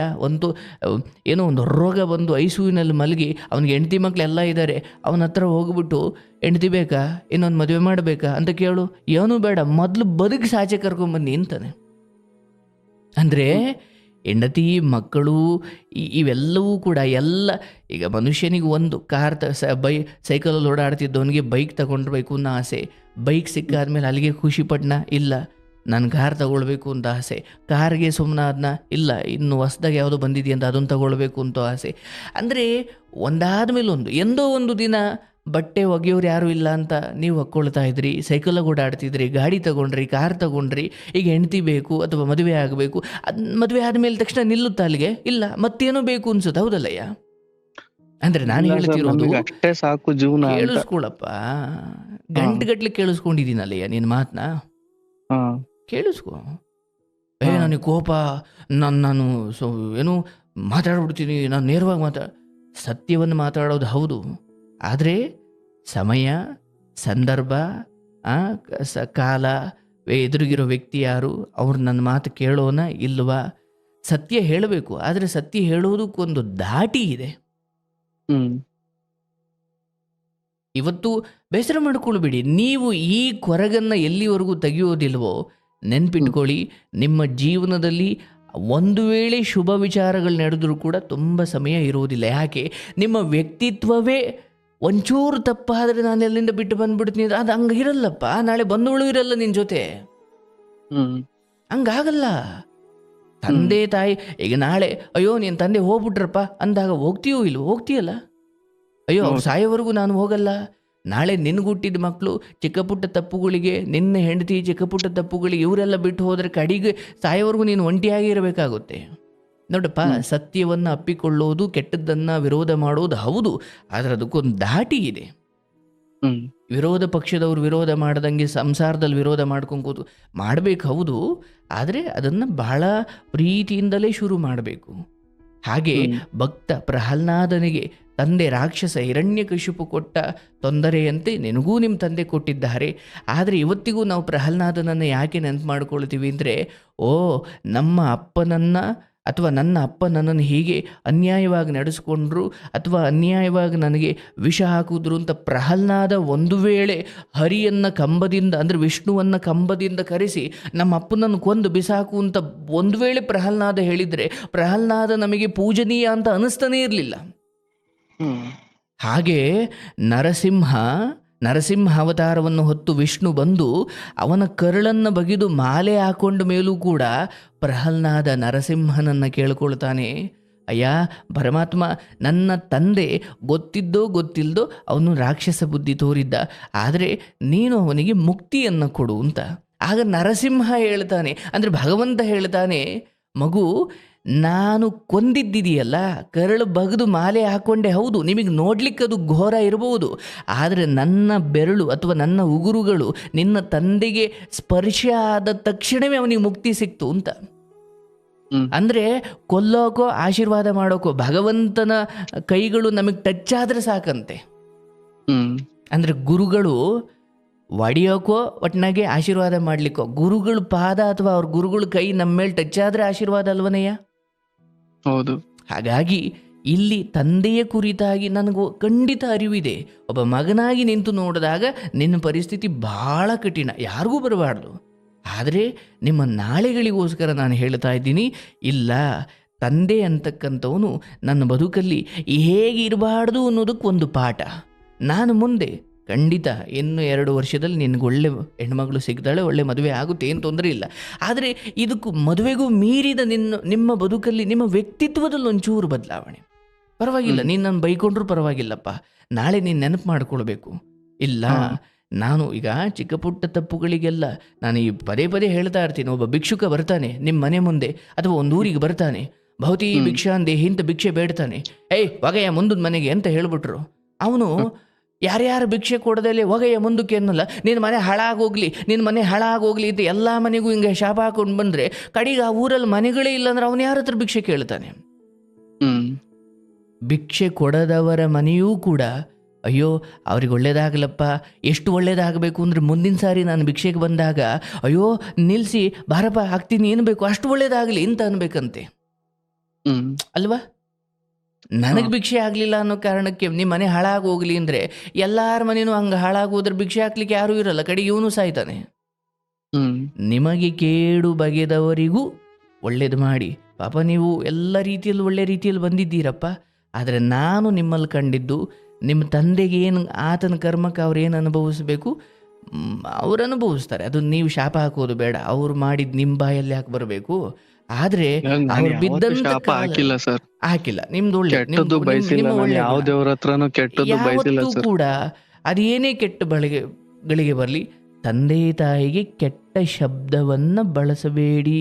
ಅವ್ರು ಕೆಟ್ಟವ್ರು ಹೌದು, ಆದರೆ ಎತ್ತವರನ್ನು ನಿಂದಿ, ಅವ್ರು ಎಷ್ಟೇ ಕೆಟ್ಟವ್ರು ಇರಲಪ್ಪ, ಎತ್ತವರನ್ನು ನಿಂದಿಸಿದ ಮರುಕ್ಷಣವೇ ನೀನೂ ಒಂದು ತಂದೆ ಸ್ಥಾನಕ್ಕೆ ಹೋಗ್ತೀಯ, ಹೌದಲ್ಲಯ್ಯ? ಹೌದು. ಅವತ್ತೆಲ್ಲ ಉಲ್ಟಾ ಆಗ್ಬಿಡ್ತಾರೆ. ಅವ್ರು ಎಷ್ಟು ಕೆಟ್ಟವರಿರಲಿ, ನಾನು ಯಾಕಂದರೆ ಅವರು ಹೆತ್ತಿದ್ದಾರೆ, ಹೊತ್ತಿದ್ದಾರೆ, ಒಂದು ಹಂತಕ್ಕೆ ಬೆಳೆಸಿದ್ದಾರೆ. ಅಂದರೆ ಬೆಂಗಳೂರಿಂದ ಬಂದು ಬಟ್ಲು ಮನೇಲಿ ಬಟ್ಟೆ ಬಿಚ್ಚಾಕಿ ನಾನು ಸ್ನಾನ ಮಾಡಿಕೊಳ್ಬೇಕು ಅಂದರೆ ಆ ಹಂತಕ್ಕೆ ನನ್ನ ದೇಹವನ್ನು ತಂದವ್ರೆ, ಬೈಕೊಂಡೋ ಹೆಂಗೋ ಒಟ್ನಾಗ ದೇಹ ತಂದಿದ್ದವರೇ ಅಲ್ವನಯ್ಯ. ಅಂದರೆ ನಾನು ನಿಮ್ಮ ಜೀವನದ ಕೃತಜ್ಞತೆಗಳನ್ನೆಲ್ಲ ಒಂದು ರಾಶಿ ಹಾಕೊಳ್ಳಿ, ನೆನಪಿಟ್ಟು ಒಂದು ಪುಸ್ತಕ ತಗೊಳ್ಳಿ. ನನ್ನ ತಂದೆಯನ್ನು ವಿರೋಧಿಸ್ಲಿಕ್ಕೆ ನನಗಿರೋ ಕಾರಣ ಏನು, ನನ್ನ ತಂದೆ ತಾಯಿಯನ್ನು ಪ್ರೀತಿಸ್ಲಿಕ್ಕೆ ನನಗಿರೋ ಕಾರಣ ಏನು. ನಾಳೆ ಹೋಗಿ ಅವ್ರ ಕಾಲಿಡ್ದು ಅಯ್ಯೋ ನನ್ನ ತಪ್ಪಾಯಿತು ಅಂತ ನೀವು ಕೇಳ್ಕೊಳ್ಳದೆ ಹೋದರೂ ಏನು ತೊಂದರೆ ಇಲ್ಲ, ಆದರೆ ಹೃದಯದಲ್ಲಾದರೂ ನನಗೆ ಒಳ್ಳೆ ಭಾವನೆ ಇರಬೇಕು. ಒಂದು ಲಿಸ್ಟ್ ಮಾಡಿ, ನನ್ನ ತಂದೆ ತಾಯಿಯನ್ನು ದ್ವೇಷ ಮಾಡಲಿಕ್ಕೆ ನನಗಿರೋ ಕಾರಣ ಏನು, ನನ್ನ ತಂದೆ ತಾಯಿಯನ್ನು ಪ್ರೀತಿ ಮಾಡಲಿಕ್ಕೆ ನನಗಿರೋ ಕಾರಣ ಏನು. ಇವತ್ತು ಮದುವೆ ಆದವರು ಸತ್ತವರೇ, ಮದುವೆ ಆಗದೇ ಇರೋರು ಸಾಯ್ತಾರೆ. ಮದುವೆ ಆಗಿದ್ದೀನಿ ಆಗಿಲ್ಲ ಇದು ಮುಖ್ಯ ಅಲ್ವೇ ಇಲ್ಲ. ನಾನು ನಿಮ್ಮನ್ನು ಅದಕ್ಕೂ ಮೀರಿದ ಎತ್ತರದ ಸ್ಥಿತಿ ಕರ್ಕೊಂಡು ಹೋಗ್ಲಿಕ್ಕೆ ಇಷ್ಟಪಡ್ತಾ ಇದ್ದೀನಿ. ಶಾಂತವಾಗಿಬಿಡಿ. ನಿಮ್ಮ ಆಸ್ತಿ, ನಿಮ್ಮ ಅಂತಸ್ತು, ನೀವು ಕಟ್ಟಿದ ಗುಡಿ, ದೇವರಿಗೆ ನೀವು ಗುಡಿ ಕಟ್ಟದೆ ಹೋಗಲಿ, ದೇವರಿಗೆ ನಷ್ಟ ಇಲ್ಲ. ಆದರೆ ನೀವು ತಂದೆ ತಾಯಿಗಳ ಕುರಿತಾಗಿ ಈ ಮಟ್ಟಿನ ನೀವು ಕೋಪ ಇಟ್ಕೊಂಡು, ಈ ಮಟ್ಟಿನ ಕಂಪ್ಲೇಂಟ್ಗಳನ್ನ ಇಟ್ಕೊಂಡು ನೀವು ಯಾವುದೇವರಿಗೆ ಪೂಜೆ ಮಾಡಿದ್ರು ಅದಕ್ಕೆ ಅರ್ಥ ಇಲ್ಲಪ್ಪ. ಇವತ್ತೇ ನಿರ್ಧಾರ ಮಾಡಿ, ಇಲ್ಲ ನನ್ನ ತಂದೆ ತಾಯಿಗೆ ಅವ್ರು ನನ್ನ ಪಾಲಿಗೆ ಏನು ಬರಬೇಕೋ ಕೊಟ್ಟಿಲ್ಲ, ಅಥವಾ ನನಗೆ ಮದುವೆ ಮಾಡಿಲ್ಲ, ಅಥವಾ ಒಬ್ಬ ಮಗನಿಗೆ ಒಂದೊಂದು ರೀತಿ ನಡ್ಕೊಂಡಿದ್ದಾರೆ. ಆದರೆ ಅಲ್ಲಿಂದ ಮನೆಯಿಂದ ಹೊಸ್ಲಿಂದ ಕಾಲು ತೆಗೆದು ಆಚೆ ಬಂದಾಗಲೂ ಕೂಡ ಅಪರಿಚಿತರು ನಿಮಗೆ ಎಷ್ಟು ಜನ ನೆರವಾದ್ರಲ್ಲ. ಹೌದು ಸರ್, ತುಂಬಾ ಜನ ಎಲ್ಲ ತಾಯಿ ತರನೇ ಸಿಕ್ಕಿದ್ದಾರೆ. ಹೀಗೆ ನೀವು ನಿಮ್ಮ ಜೀವನವನ್ನು ಹೇಗೆ ಅಪರಿಚಿತರು ಬಂದು ನಿಮಗೆ ನೆರವಾದರೂ ಇದೇ ರೀತಿ ನಿಮ್ಮನ್ನು ಕಾಪಾಡೋದಕ್ಕೆ ಭಗವಂತನೇ ನಿರ್ಧಾರ ಮಾಡಿದ್ದಾನೆ. ಅದಕ್ಕೆ ನಿಮ್ಮನ್ನು ಇಲ್ಲಿವರೆಗೂ ಕರ್ಕೊಂಡು ಬಂದಿದ್ದಾನೆ. ಆದರೆ ನಿಮ್ಮಲ್ಲಿ ನಾನು ಒಂದು ಕೇಳ್ಕೊಳ್ಳೋದು, ತಂದೆ ತಾಯಿ ಹೋಗ್ತಾ ಹೋಗ್ತಾ ಅವ್ರಿಗೇನು ವಯಸ್ಸು ಬರಲ್ಲ, ವಯಸ್ಸಾಗುತ್ತೆ. ಅವರೊಳಗಿನ ವಿಷಬುದ್ಧಿ ಅದು ಅವರು ಅನುಭವಿಸ್ಕೊಳ್ಳಿ. ಆದರೆ ಹೆತ್ತವರು ಅನ್ನೋ ಒಂದು ಕೃತಜ್ಞತೆ ಇದೆಯಲ್ಲ, ಯಾವುದೇ ಕಾರಣಕ್ಕೂ ಕೂಡ ನೀವು ಕಂಪ್ಲೇಂಟ್ಗಳನ್ನೇ ಸರಿನಪ್ಪ ಇವನ್ನ ಹೇಳ್ಕೊಂಡು ನಾನು ಇನ್ನು ಎಷ್ಟು ಬದುಕಬಲ್ಲೆ. ನಮಗೂ ಒಂದು ಏನು ಹೋಗ್ತಾ ನಾವು ಪ್ರತಿದಿನ ಸೂರ್ಯ ಒಬ್ಬನೇ ಮುಳುಗ್ತಾ ಇಲ್ಲ, ನಮ್ಮ ಒಂದು ದಿನದ ಆಯಸ್ಸನ್ನು ತಗೊಂಡು ಮುಳುಗ್ತಾವನೆ. ಅಂದರೆ ಪ್ರತಿ ಸಾರಿ ಸೂರ್ಯಾಸ್ತವನ್ನು ನೋಡಬೇಕಾದ್ರೆ ನಾವು ಖುಷಿ ಪಡಬಾರ್ದಂತೆ, ಒಂದು ದಿವಸ ನಾವು ಸಾವಿಗೆ ಹತ್ರವಾದ್ವಿ ಅನ್ನೋ ಸತ್ಯವನ್ನು ಮರಿಬಾರ್ದು ಅಂತ. ಅಂದರೆ ಸೂರ್ಯ ಮುಳುಗೋದನ್ನು ನೋಡಲಿಕ್ಕೆ ಮಂಗಳೂರು ಬೀಚ್ಗೆ ಹೋಗ್ತಾರೆ, ಸಂತೋಷ ಪಡ್ತಾರೆ. ಅಯ್ಯೋ ಅಂದರೆ ಸನ್ ರೈಸ್ ಆಗೋದು, ಸೂರ್ಯ ಮುಳುಗೋದು, ಸೂರ್ಯ ಹುಟ್ಟೋದು. ಆದರೆ ನಮ್ಮ ಅಧ್ಯಾತ್ಮದಲ್ಲಿ ಹೇಳ್ತಾರೆ ಗುರುಗಳು, ಸೂರ್ಯ ಮುಳುಗೋದನ್ನು ನೋಡಿ ಸಂತೋಷ ಪಡ್ತಾರೆ ಸಂಜೆ ಸಮಯದಲ್ಲಿ. ಆದರೆ ಅದರಿಂದ ಒಂದು ಕರಾಳ ಸತ್ಯ ಇದೆ. ಆ ಸೂರ್ಯ ಮುಳುಗುದ ಅಂದ್ರೆ ಅರ್ಥ ನಾವು ಒಂದು ದಿವಸ ಸಾವಿಗೆ ಹತ್ರ ಆದ್ವಿ ಅಂತ. ಹೌದಲ್ಲ? ನಾವು ಅದೇ ತರನೇ ಸರ್ ಯೋಚನೆ ಮಾಡೋದು. ಈ ಸತ್ಯವನ್ನು ತಿಳಿದು ತಂದೆ ತಾಯಿಗಳಿಗೆ ಯಾವುದೇ ಕಾರಣಕ್ಕೂ ಎದುರು ಮಾತಾಡಬೇಡಪ್ಪ. ಇವತ್ತು ನಾನು ಕಂಡುಕೊಂಡಿರೋ ಸತ್ಯನಯ್ಯ, ನೀವು ಕೋಟಿ ಪೂಜೆ ಮಾಡಿದ್ರು, ಕೋಟಿ ದೇವರಿಗೆ ಪೂಜೆ ಮಾಡಿದ್ರು, ಅವ್ರು ನಿಮ್ಗೆ ಅನ್ಯಾಯ ಮಾಡಿದ್ರೆ ಅದು ಅವ್ರವ್ರ ಕರ್ಮ. ಆಯಿತಾ? ಇವ್ರು ಹೋದ್ಮೇಲಾದರೂ ನಿಮಗೆ ಸಿಕ್ಕೇ ಸಿಗುತ್ತೆ. ಆದರೆ ನಿಮ್ಗೆ ಅದ್ರ ಬಗ್ಗೆ ಬೇಜಾರಿಲ್ಲ. ಮದುವೆ ವಿಚಾರದ ಬಗ್ಗೆ ನೀವು ಹೇಳ್ತಾ ಇದ್ದೀರಿ. ಇಂಥವರು ಅಂದರೆ ಈ ರೀತಿ ಹುಟ್ಟಿನಿಂದಲೇ ನಿಮ್ಮನ್ನು ದ್ವೇಷ ಮಾಡಿಕೊಂಡು ಬಂದ ಇವರು ತರುವ ಹೆಣ್ಣು ಕೂಡ ನಿನಗೆ ಯೋಗ್ಯವಾಗಿರಲ್ಲ. ಇವರೇ ನಾಳೆ ಮದುವೆ ಮಾಡ್ತೀನಿ ಬಾ ಅಂದ್ರು ನೀನು ಅದನ್ನು ಒಪ್ಪಬೇಡ. ಯಾಕೆ? ಇದನ್ನು ನಾನೇ ಹೇಳ್ತಾ ಇದ್ದೀನಿ. ಅಂದರೆ ಯಾವ ಜನರಿಗೆ ನಿನ್ನ ಉದ್ಧಾರದ ಬಗ್ಗೆ ಆಸೆಯೇ ಇಲ್ಲವೋ ಅವರು ಕೊಟ್ಟ ಅಮೃತವೂ ಕೂಡ ವಿಷವೇ ಆಗುತ್ತೆ ನಿನ್ನ ಬದುಕಲ್ಲಿ. ಹೌದು. ಹಾಗಾಗಿ ಅವ್ರು ನನಗೆ ಮಾಡಲಿಲ್ಲ ಅನ್ನೋದಕ್ಕಿಂತ ಮಾಡದೇ ಇರೋದೇ ಒಳ್ಳೆಯದು. ಹಾಗಾಗಿ ನಿಮಗೂ ಕೂಡ ಲೋಕ ತಿಳಿದಿದೆ, ಲೋಕಜ್ಞಾನ ಇದೆ. ಅಯ್ಯೋ ಇವತ್ತು ಎಷ್ಟು ನೋಡಿ ನಿಮ್ಮ ದೊಡ್ಡತನ ಏನಂದರೆ, ಬಿಡು ಅವ್ರು ಹೆಂಗೂ ಮಾಡಲ್ಲ, ನಾನು ಎಷ್ಟು ಹೆಣ್ಮಕ್ಳ ಜೀವನದಲ್ಲಿ ಆಟ ಆಡಿ ಯಾರನ್ನೋ ಒಬ್ಳನ್ನ ಕಟ್ಟಿಕೊಂಡು ಮಜಾ ಮಾಡ್ಕೊಂಡಿರ್ತೀನಿ ಅನ್ನೋ ಕೆಟ್ಟ ಬುದ್ಧಿ ನಿಮಗೆ ಬರಲಿಲ್ಲ. ಅದೇ ನಿಮ್ಮ ದೊಡ್ಡತನ. ಹೌದು ಸರ್. ಹಿಂಗಾಗ್ಬಿಟ್ಟಿದ್ರೆ ರಕ್ತಪಾತ ಅದು. ಹೌದು. ಆದರೆ ನೀವು ಆ ರೀತಿ ಹೋಗಲಿಲ್ಲ. ಅದು ನಿಮ್ಮಲ್ಲಿ ನಾವು ಕಲಿಬೇಕಾದ ಪಾಠ. ಆದರೆ ನೀವು ಅಣ್ಣ ಅಥವಾ ಅಪ್ಪ ಅಮ್ಮ ಇವ್ರ ಕುರಿತಾಗಿ ಒಂದಷ್ಟು ಅಸಮಾಧಾನ ಇರಬಹುದು. ಆದರೆ ಸ್ವಲ್ಪ ಒತ್ತಾರವಾಗಿ ಆಸ್ತಿ ಅಂತಸ್ತು ಇವ್ಯಾವುದಿಲ್ಲದೆ ಹೋದರೂ ಬದುಕಬಹುದು. ಆದರೆ ನೆಮ್ಮದಿ ಇರಬೇಕಲ್ಲ ಜೀವನದಲ್ಲಿ. ಆದರೆ ನೀವು ಹೊರಗಡೆ ಬಂದು ಅದನ್ನು ಹುಡುಕೊಂಡಿದ್ದೀರಾ. ಮುಂದೆಯೂ ಕೂಡ ನೀವೊಂದು ಮಟ್ಟಿಗೆ ಜೀವನವನ್ನು ಸೆಟ್ಲ್ ಮಾಡಿಕೊಂಡು ಇಲ್ಲಿ ಏನೇನು ದ್ವೇಷಗಳಿದ್ದಾವೆ, ಏನೇನು ತಾಪತ್ರಗಳಿದ್ದಾವೆ, ಇದನ್ನೆಲ್ಲ ಕ್ಲಿಯರ್ ಮಾಡ್ಕೊಂಡು ಒಬ್ಳನ್ನು ತರಬೇಕು. ಇವೆಲ್ಲ ಇನ್ನೂ ಜೀವಂತವಾಗಿದ್ದಾಗಲೇ ತಂದರೆ ಅವಳು ನೋಡೋಕ್ಕಾಗದೆ ತಪ್ಪದಾರಿ ಹಿಡಿತಾಳೆ. ಹೌದಲ್ಲಪ್ಪ? ನಾನು ಒಬ್ಬಳನ್ನು ತರುವ ಮುನ್ನ ನಾನು ನನ್ನಲ್ಲಿರೋ ಕೆಟ್ಟ ಗುಣಗಳೇ, ನಾನು ಚಿಕ್ಕ ಪುಟ್ಟದಕ್ಕೆಲ್ಲ ದೊಡ್ಡದಾಗಿ ರಾದ್ದಂತ ಮಾಡಿಬಿಡ್ತೀನಿ, ಅಥವಾ ನಾನು ಕ್ಷಮೆ ಕೊಡೋದ್ರಲ್ಲಿ ಯಾಕೋ ಕಡಿಮೆ ಇದ್ದೀನಿ, ನನಗೆ ಕ್ಷಮೆ ಗುಣಗಳು ಕಡಿಮೆ ಇದ್ದಾವೆ, ಅಥವಾ ನನ್ನ ತಾಯಿ ತಂದೆ ಹಿಂಗೆ ಮಾಡಿಬಿಟ್ರು ಅನ್ನೋದನ್ನೇ ಮನಸ್ಸಲ್ಲಿ ಇಟ್ಕೊಂಡು ಸದಾ ನಾನು ದ್ವೇಷ ಮಾಡೋ ಭಾವನೆ ಬೆಳೆಸ್ಕೊಂಡ್ಬಿಟ್ಟಿದ್ದೀನಿ. ನಾನು ಹೇಳೋದು ಬೇಡ, ನಾನು ಹೇಳಿದ್ರೆ ನಾನು ಕೆಟ್ಟವನಾಗ್ಬಿಡ್ತೀನಿ. ನೀವೇ ಯೋಚನೆ ಮಾಡಿ. ಯಾಕಂದರೆ ಇವತ್ತು ಎಂಥ ಕೋಟ್ಯಾಧಿಪತಿ ಆದರೂ ಕೂಡ, ಎಂಥವನೇ ಆದರೂ ಕೂಡ ಇವತ್ತೊಂದು ಹೆಣ್ಮಗಳು ಸಿಗೋದು ಕಷ್ಟ ಆಗಿದೆ, ಸಿಕ್ಕೋಳನ್ನು ಉಳಿಸ್ಕೊಳೋದು ಇನ್ನೂ ಕಷ್ಟ ಆಗಿದೆ. ಹೌದು. ಹಣ ಇದ್ದರೆ ಮಾತ್ರ ಸಾಲದು. ನನ್ನಲ್ಲಿ ಒಂದಷ್ಟು ಕ್ಷಮೆ ಮಾಡುವ ಗುಣ ಇರಬೇಕು. ನೀವು ನಿಮ್ಮ ಬದುಕಲ್ಲಿ ಡ್ರೈವಿಂಗ್ ಫೀಲ್ಡಲ್ಲಿದ್ದೀರಿ, ಭಾಳ ಎಚ್ಚರಿಕೆಯಿಂದ ಇರಿ. ನಿಮಗೂ ಕೂಡ ಒಳ್ಳೆ ಸಂಗಾತಿ ಬರ್ತಾಳೆ. ಆದರೆ ತಂದೆ ತಾಯಿ ಮುಖೇನ ಆಗಲಿ, ನಿಮ್ಮ ಸಂಬಂಧಿಕರ ಮುಖೇನ ಆಗಲಿ ಮದುವೆಗೆ ಯಾರನ್ನು ಕರಿಬೇಕು ಕರೀರಿ. ಆದರೆ ಅದನ್ನು ಹುಡುಕಿಕೊಳ್ಳುವ, ಯಾಕೆ ನೀವು ಆಯ್ಕೆ ಮಾಡಿಕೊಂಡಿದ್ದು ಒಳ್ಳೆಯದಾದರೂ ಕೆಟ್ಟದ್ದಾದರೂ ಅದು ನೀವೇ ಅನುಭವಿಸ್ಬೇಕು. ಅವ್ರ ಬಾಯಿಗೆ ಸಿಗಲ್ಲ ಅದು. ಹೌದು. ಅಥವಾ ನೀವು ಯಾರನ್ನೋ ನೋಡು ಇವರೆಲ್ಲ ನಮ್ಮ ಅಪ್ಪ ಒಂದು ರೀತಿ ಮೋಸ ಮಾಡಿದ್ರೆ ಇವರೆಲ್ಲ ಇವಳು ತಂದು ನನಗೆ ಮೋಸ ಮಾಡಿದ್ರು ಅನ್ನೋ ಥರ ಆಗಬಾರ್ದು. ಹ್ಮ್ ಇಂಥ ವಿಚಾರಗಳಲ್ಲಿ ನೀವು ಹಠ ಛಲದಿಂದ ಬದುಕೊಂಡು ಬಂದಿದ್ದೀಯಪ್ಪ. ಭಗವಂತ, ಆ ತಾಯಿ ಮಹಾಲಕ್ಷ್ಮಿ ನಿನ್ನನ್ನು ಕೈ ಬಿಡಲ್ಲ. ಕೊರಗಬೇಡ. ಯಾವುದು ಅಯ್ಯೋ ಇವತ್ತು ಕೈ ಇಲ್ದವರು ಕಾಲಿಲ್ದವರು, ಇವತ್ತು ಕಾರ್ಯಕ್ರಮದಲ್ಲಿ ನೀವೇ ನೋಡಿ ಒಂದಷ್ಟು ಎಪಿಸೋಡ್ಗಳು ನೋಡಿ ಎಂತೆಂಥ ನೋಡಿದೀನಿ ಸರ್. ಫ್ರೀಯಾಗಿ ಸಿಕ್ತಾಗ ನನಗೂ ಗೊತ್ತಿರ್ಲಿಲ್ಲ ಈ ತರ ಒಂದ್ ಕಾರ್ಯಕ್ರಮ ಐತಿ ಅಂತ. ಅಂದ್ರೆ ನನಗೆ ಹುಷಾರಿಲ್ಲ ಅಂತ ಅಂದ್ಬಿಟ್ಟು ಕರ್ಕೊಂಡೋಗಿ ಹುಷಾರ್ ಮಾಡಿದ್ರಲ್ಲ ಅವ್ರೇನೆ. ನಾನ್ ಯಾವಾಗ್ಲೂ ಬರೀ ಈ ತರ ಮಾಡಿದ್ರು ಅಂತ ಯಾವಾಗ್ಲೂ ರಾತ್ರಿ ಹೊತ್ತು ನಿದ್ದೆ ಮಾಡ್ದೇನೆ ಹೊತ್ಕೊಂಡ್ ಕೂತ್ಕೊಂತಿದ್ದೆ ಯಾವಾಗ್ಲೂ ಮನೇಲಿ. ಅವಾಗ ನಮ್ಮ ಅಣ್ಣನೇ, ನೀನು ಇಷ್ಟೊಂದು ಏನಕ್ ಚಿಂತೆ ಮಾಡ್ತೀಯ, ನಾನೊಂದ್ ವಿಡಿಯೋ ಕಳಿಸ್ತೀನಿ, ಅದ್ರಲ್ಲಿ ಅವ್ರ ಬೇಜಾನ್ ವಿಡಿಯೋಗಳಿದಾವೆ, ಆ ವಿಡಿಯೋಗಳೆಲ್ಲ ನೋಡು ಒಂದ್ಸಲ, ನಿನಗೆ ಗೊತ್ತಾಗುತ್ತೆ. ನಿನ್ಗಿಂತ ಕಷ್ಟ ಪಡೋರು ಇದಾರೆ, ಬರೀ ನಿಂದೇ ದೊಡ್ಡ ಕಷ್ಟ ಅಂತ ನೀನ್ ಅನ್ಕೊಂಡಿರ್ತೀಯ, ನೋಡು ಅಂತ ಅಂದ್ಬಿಟ್ಟು ಅವರೇ ಒಂದ್ಸಲ ಲಿಂಕ್ ಕಳ್ಸಿದ್ರು ವಾಟ್ಸಾಪ್ ಅಲ್ಲಿ. ಅವಾಗ ಫೇಸ್ಬುಕ್ ಅಲ್ಲಿ ಮತ್ತೆ ಯೂಟ್ಯೂಬ್ ಅಲ್ಲಿ ನಿಮ್ ಚಾನಲ್ ನ ಸಬ್ಸ್ಕ್ರೈಬ್ ಮಾಡ್ಕೊಂಡು ಅವಾಗ ಯಾವಾಗಾದ್ರೂ ಫ್ರೀ ಆದಾಗ ಒಂದೊಂದು ವಿಡಿಯೋಗಳು ನೋಡ್ತಾ ಇರ್ತೀವಿ. ಆಗ್ಲಪ್ಪ, ಎಲ್ಲ ರೀತಿಯಲ್ಲೂ ನಮ್ಮ ಹಾರೈಕೆ, ನನ್ನ ಪ್ರೀತಿಯ ಹಾರೈಕೆ ನಿಮ್ಮ ಮೇಲೆ. ನಿಮ್ಮ ಅಣ್ಣ ಆಗ್ಬೋದು, ಅಪ್ಪ ಆಗ್ಬೋದು, ಅಮ್ಮ ಆಗ್ಬೋದು. ನೋಡಪ್ಪ, ನಮಗೆ ಒಂದು ಹಂತದವರೆಗೂ ನಮಗೆ ಯಾಕೋ ಒಂಚೂರು ನಮ್ಮ ಅನಿಸಿಕೆಯಂತೆ ಜೀವನ ನಡೀಲಿಲ್ಲ ಅಥವಾ ಅವ್ರು ಯಾರೂ ಸ್ಪಂದಿಸಲಿಲ್ಲ ಅಂದಾಗ ಜೀವನ ಕತ್ತಲು ಅನಿಸುತ್ತೆ. ಯಾರ ಜೀವನವೂ ಕತ್ತಲಲ್ಲ. ನಿಮ್ಮ ಅಂತರಂಗದಲ್ಲಿ ಬೆಳಕಿದೆ. ನಿಮಗೆ ಸ್ನೇಹಿತರಿದ್ದಾರೆ, ಜನ ಸಂಪಾದನೆ ಮಾಡಿದ್ದೀರಿ, ಆಯಿತಾ. ನಾಳೆ ದಿನ ಊರಲ್ಲಿ ಹಿಂಗೆ ಮಾಡ್ಕೊಂಬಿಟ್ರು, ಇವ್ರ ಸಂಸಾರ ಹಿಂಗೆ ಆಗೋಯ್ತು, ಇವ್ರ ಮನೆತನ ಹಿಂಗೆ ಹಾಳಾಗೋಯ್ತು, ಅದು ಇದು ಏನು ಮಾತುಗಳು ಬಂದರೂ ಕೂಡ ಮನೆ ಬಿಟ್ಟು ಅವತ್ತು ಬಂದಿದ್ದೀರಾ, ಬದುಕನ್ನು ಕಟ್ಕೊಂಡಿದ್ದೀರಾ. ಆ್ಯಂಡ್ ಎಲ್ಲೋ ಕೆಟ್ಟ ಸಹವಾಸ ಮಾಡಿ, ಕೆಟ್ಟವರು ಸಹವಾಸ ಮಾಡಿ, ದುರ್ಜನರ ಸಹವಾಸ ಮಾಡಿ ಕೆಟ್ಟ ದಾರಿಯಲ್ಲಿ ಹೋಗಿ ಜೀವನ ಹಾಳು ಮಾಡಿಕೊಂಡಿಲ್ಲ. ಆದರೆ ಈ ಹೆಣ್ಣನ್ನು, ನಿನ್ನ ಬದುಕಲ್ಲಿ ಒಂದು ಹೆಣ್ಮಗಳನ್ನ ತಗೊಂಡು ಬಂದು ನಿನ್ನ ಮದುವೆಯಾಗಿ ಸಂಸಾರ ಮಾಡಬೇಕು ಅನ್ನೋ ಇಚ್ಛೆ ನಿಮಗೆ ನಿಜವಾಗಲೂ ಇರುವುದಾದರೆ, ಮೊದಲು ನಿಮ್ಮ ನೇರ ನುಡಿ ಇದೆಯಲ್ಲ, ಅದು ನೇರ ನುಡಿ ಒಳ್ಳೆಯದೇ. ಆದರೆ ಕೆಲವೊಮ್ಮೆ ಒಂದೇ ಬಾರಿಗೆ ನಾನು ಎಲ್ಲರನ್ನ ತ್ಯಜಿಸ್ತಾ ಹೋದರೆ, ಅಥವಾ ಯಾಕಂದರೆ ನೀವು ನೇರವಾಗಿ ಹೇಳಿದಾಗ ಕೆಲವೊಬ್ಬರು ತಗೊಳ್ಬೋದು, ತಗೊಳ್ಳದೇ ಇರಬಹುದು. ಹಾಗಾಗಿ ನೀವೇನು ಮಾಡಬೇಕು, ಹೇಳೋದನ್ನೇ ಪ್ರಿಯವಾಗಿ ಹೇಳಬೇಕು. ಶಿಕ್ಷೆ ಕೊಡುವುದು ಸಮಾಧಾನ, ಭೇದ, ಆಮೇಲೆ ದಂಡ. ನಾನು ಮೊದಲನೇ ಸಾರಿನೇ ದಂಡ ಬಳಸಿಬಿಟ್ರೆ ಯಾವ ಸಂಬಂಧವೂ ಜೀವಂತವಾಗಿರಲ್ಲ. ಯಾವುದು ಬೇಡ. ನೀವು ಒಬ್ಬರು ಡ್ರೈವರ್ ಆಗಿದ್ದೀರಿ, ಕಸ್ಟಮರ್ಗಳ ಜೊತೆ ಅಥವಾ ಓನರ್ಗಳ ಜೊತೆ ಅಥವಾ ನಿಮಗಿಂತ ಒಂಚೂರು ಮೇಲಿನ ಅಧಿಕಾರಿಗಳ ಜೊತೆ ಮಾತಾಡಬೇಕಾದ್ರೆ ಸ್ವಲ್ಪ ವಿನಯದಿಂದಲೇ ಮಾತಾಡ್ತೀವಿ. ಯಾಕೆ? ಅವ್ರ ಕೆಳಗಡೆ ನಾವಿದ್ದೀವಿ, ಹೌದಲ್ಲ? ಹೌದು. ಹಾಗೆ ಭಗವಂತನ ಕೆಳಗೆ ನಾವಿದ್ದೀವಿ. ನಮಗೇನು ಕೆಟ್ಟದ್ದಾದರೂ ಭಗವಂತ ಅದಕ್ಕೆ ಜವಾಬ್ದಾರನಿರ್ತಾನೆ. ನೀವು ಧರ್ಮದಲ್ಲಿದ್ದರೆ ನಿಮಗಾದ ಅನ್ಯಾಯ ಭಗವಂತನಿಗಾದಷ್ಟೇ ಅವನು ಅದನ್ನು ತಗೊಳ್ತಾನೆ.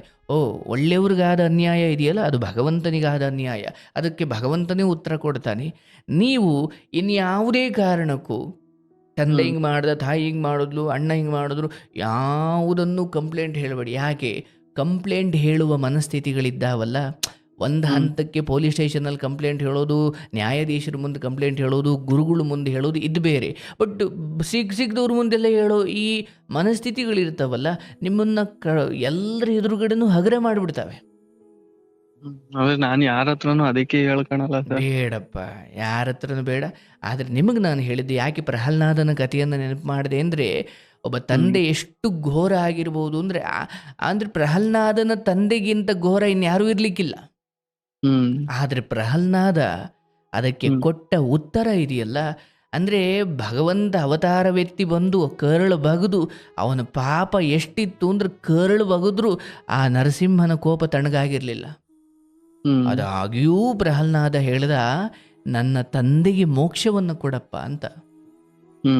ಹಾಗಾಗಿ ನೀವು ಪ್ರಹ್ಲಾದರಂತೆ ಸಮಾಧಾನವಾಗಿರಿ.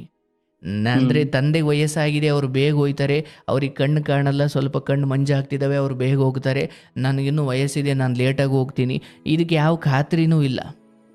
ಲೇಟಾಗಿ ಹೋಗ್ತೀನಿ ಅಂತಲ್ಲ ಸರ್, ಅವ್ರು ಮಾಡಿದ ಕರ್ಮಕ್ಕೆ ದೇವ್ರು ಅಲ್ಲೇ ತೋರಿಸಿದ್ದಾರೆ ಅನ್ನೋದಕ್ಕೆ ಬೇಡ, ಹೇಳಿದ್ದು. ನಾನು ಈಗಲೂ ಹೇಳ್ತಾ ಇದ್ನಲ್ಲ, ಅವ್ರಿಗೆ ತೋರಿಸ್ಬಿಟ್ಟ ಬಿಡು, ನಾವು ಅದನ್ನು ಸಂತೋಷ ಪಡಬಾರ್ದು ಅಥವಾ ನಾವು ಅದನ್ನು ಹೇಳಬಾರ್ದು. ಅಲ್ಲ, ಅದನ್ನ ಅರ್ಥ ಮಾಡ್ಕೊಂಡಾದ್ರೂ ಒಳ್ಳೆ ದಾರಿಗೆ ಬರಲ್ವಲ್ಲ ಅದು ಅಂತ. ಆ ಆತ್ಮಕ್ಕೆ ಬಿಟ್ಟಿದ್ದು, ಅದು ನಿಮ್ಮದಲ್ಲ. ತಂದೆ ಆಗಿರ್ಬೋದು, ಬಟ್ ಅವರವರ ಸ್ವಭಾವಗಳು ಅಂತ ಬಂದಿರ್ತವೆ, ಹುಟ್ಟುಗುಣ.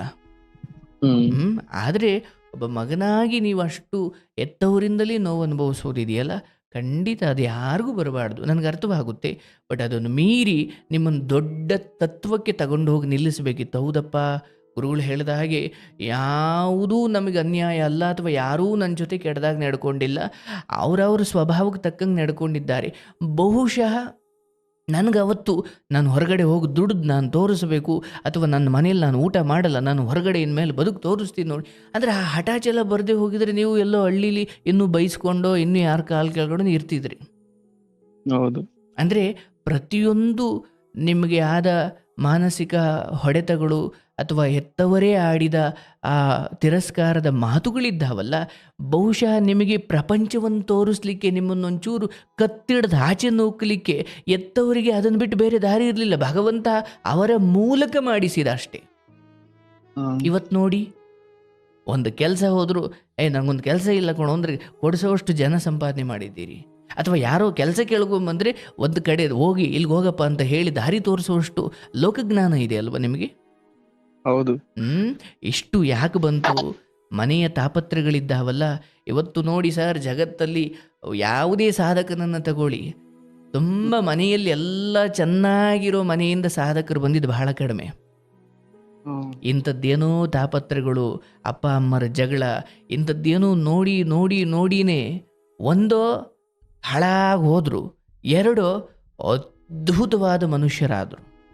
ಒಬ್ಬ ತಂದೆ ಭಾಳ ಕುಡಿತಾ ಇದ್ರೆ ಅಲ್ಲಿರೋ ಮನೆ ಮಕ್ಕಳು ಎರಡು ರೀತಿ ಆಗ್ತಾರೆ. ಒಂದು, ನಾನು ನಮ್ಮ ತಂದೆ ಥರ ಕುಡ್ಕೊಂಡು ಬಿದ್ದಿರ್ತೀನಿ ಬಿಡು ಅಂತ ಒಂದು, ಇಲ್ಲ ನನ್ನ ತಂದೆಯಂತೆ ನಾನು ಎಂದೂ ಕೆಟ್ಟ ಚಟಕ್ಕೆ ಇಳಿಬಾರ್ದು ಅಂತ ಅವನು ಗಟ್ಟಿ. ಯಾಕೆ? ಕುಡ್ಕೊಂಡು ಬಂದು ಅಮ್ಮನಿಗೆ ಹೊಡೆಯೋದು ನೋಡಿ ನೋಡಿ ಅವನು ಅಂದ್ಕೊಂಡ ನಾನು ತಂದೆ ಥರ ಆಗಬಾರ್ದು ಅಂತ. ಹಾಗಾಗಿ ನಿಮ್ಮ ತಂದೆಯನ್ನು ನೋಡಿ ನೋಡಿ, ಒಂದೋ ನೀವು ಕಟ್ಕೊಂಡು ಹೆಂಡತಿಗೆ ಅಥವಾ ಹುಟ್ಟಿಸಿದ ಮಕ್ಕಳಿಗೆ ನೀವು ಹಂಗೆ ಅನ್ಯಾಯ ಮಾಡ್ಬೋದು, ಇಲ್ಲ ನಾನು ನನ್ನ ತಂದೆ. ಯಾಕೆ? ಸಂಸಾರ ಯಾವತ್ತೂ ಒಂದು ಹಂತಕ್ಕೆ ಬಂದಾದ ಮೇಲೆ ಒಟ್ಟಿಗಿದ್ದಿದ್ದಿಲ್ವೇ ಇಲ್ಲ, ಬರೀ ಕಚ್ಚಾಟಗಳೇ, ನೆಮ್ಮದಿನೇ ಇಲ್ದಂಗೆ ಮಾಡ್ಕೊಂಬಿಟ್ರು. ಹೌದು. ನನ್ನ ಮನೆಯಲ್ಲಿ ಮುಂದೆ ನನಗೂ ಮದುವೆ ಆಗುತ್ತೆ, ನನಗೂ ಮಕ್ಕಳಾಗ್ತಾರೆ, ನನ್ನ ಮನೆಯ ನೆಮ್ಮದಿಯನ್ನು ಕಾಪಾಡಿಕೊಳ್ಬೇಕು ಅಂದರೆ ನಾನು ಸ್ವಲ್ಪ ಕ್ಷಮಾಗುಣವನ್ನು ಬಳಸಬೇಕು. ಯಾಕೆ? ಮಕ್ಕಳು ತಪ್ಪು ಮಾಡ್ತಾರೆ, ಹೆಂಡತಿ ತಪ್ಪು ಮಾಡ್ತಾರೆ, ಅವ್ರನ್ನ ಬಿಟ್ಬಿಡು, ನಾವೇ ತಪ್ಪು ಮಾಡ್ತೀವಿ. ಅದು ಹೆಂಗೆ ಅಂದರೆ, ನಾವು ತಪ್ಪು ಮಾಡಿದಾಗ ಮಾತ್ರ ಎಲ್ಲರೂ ನಮಗೆ ಕ್ಷಮಿಸ್ಬಿಡ್ಬೇಕು, ಆದರೆ ಇನ್ನೊಬ್ಬರು ತಪ್ಪುಗಳನ್ನು ನಾವು ಕ್ಷಮಿಸೋಕೆ ತಯಾರಿರಲ್ಲ. ಇದು ಬದುಕೋರ ಕಲೆ ಅಲ್ಲ. ನೀವು ಕೂಡ ಪ್ರಬುದ್ಧರಾಗಿದ್ದೀರಿ, 30 ವರ್ಷ ಆಗಿದೆ. ನಾನು ನೋಡಿದ್ದೀನಿ ಸರ್, 38 ಆದರೂ ಇನ್ನು ಹೆಣ್ಣು ಹುಡುಕ್ತಲೇ ಅವರೇ. ಇವತ್ತು ನನಗೊಂದು ಶಿವಮೊಗ್ಗದಿಂದ ಒಂದು ಪತ್ರ ಬಂದಿದೆ. ಪೋಸ್ಟ್ ಆಫೀಸರು ಮೆಸೇಜ್ ಮಾಡಿದರು, ಸ್ವಾಮಿ ನಿಮಗೆ ಆಶ್ರಮಕ್ಕೊಂದು ಪತ್ರ ಬಂದಿದೆ, ಬಂದು ದಯವಿಟ್ಟು ಕಲೆಕ್ಟ್ ಮಾಡ್ಕೊಳ್ಳಿ ಅಂತ. ನಾನೇ ಹೋಗಿದ್ದೆ. ಒಬ್ಬರು ವ್ಯಕ್ತಿ ಶಿವಮೊಗ್ಗದಿಂದ ಪತ್ರ ಬರೆದಿದ್ದಾರೆ. ಪಾಪ ಅವ್ರಿಗೆ ಫೋನ್ ಮಾಡ್ಲಿಕ್ಕೆ ಬರಲ್ಲ ಅಂತ ಒಂದು ಪತ್ರ. ಅವರು 48 ವರ್ಷ, ನನಗೊಂದು ಹೆಣ್ಣು ಹುಡುಕೊಡಿ ಅಂತ.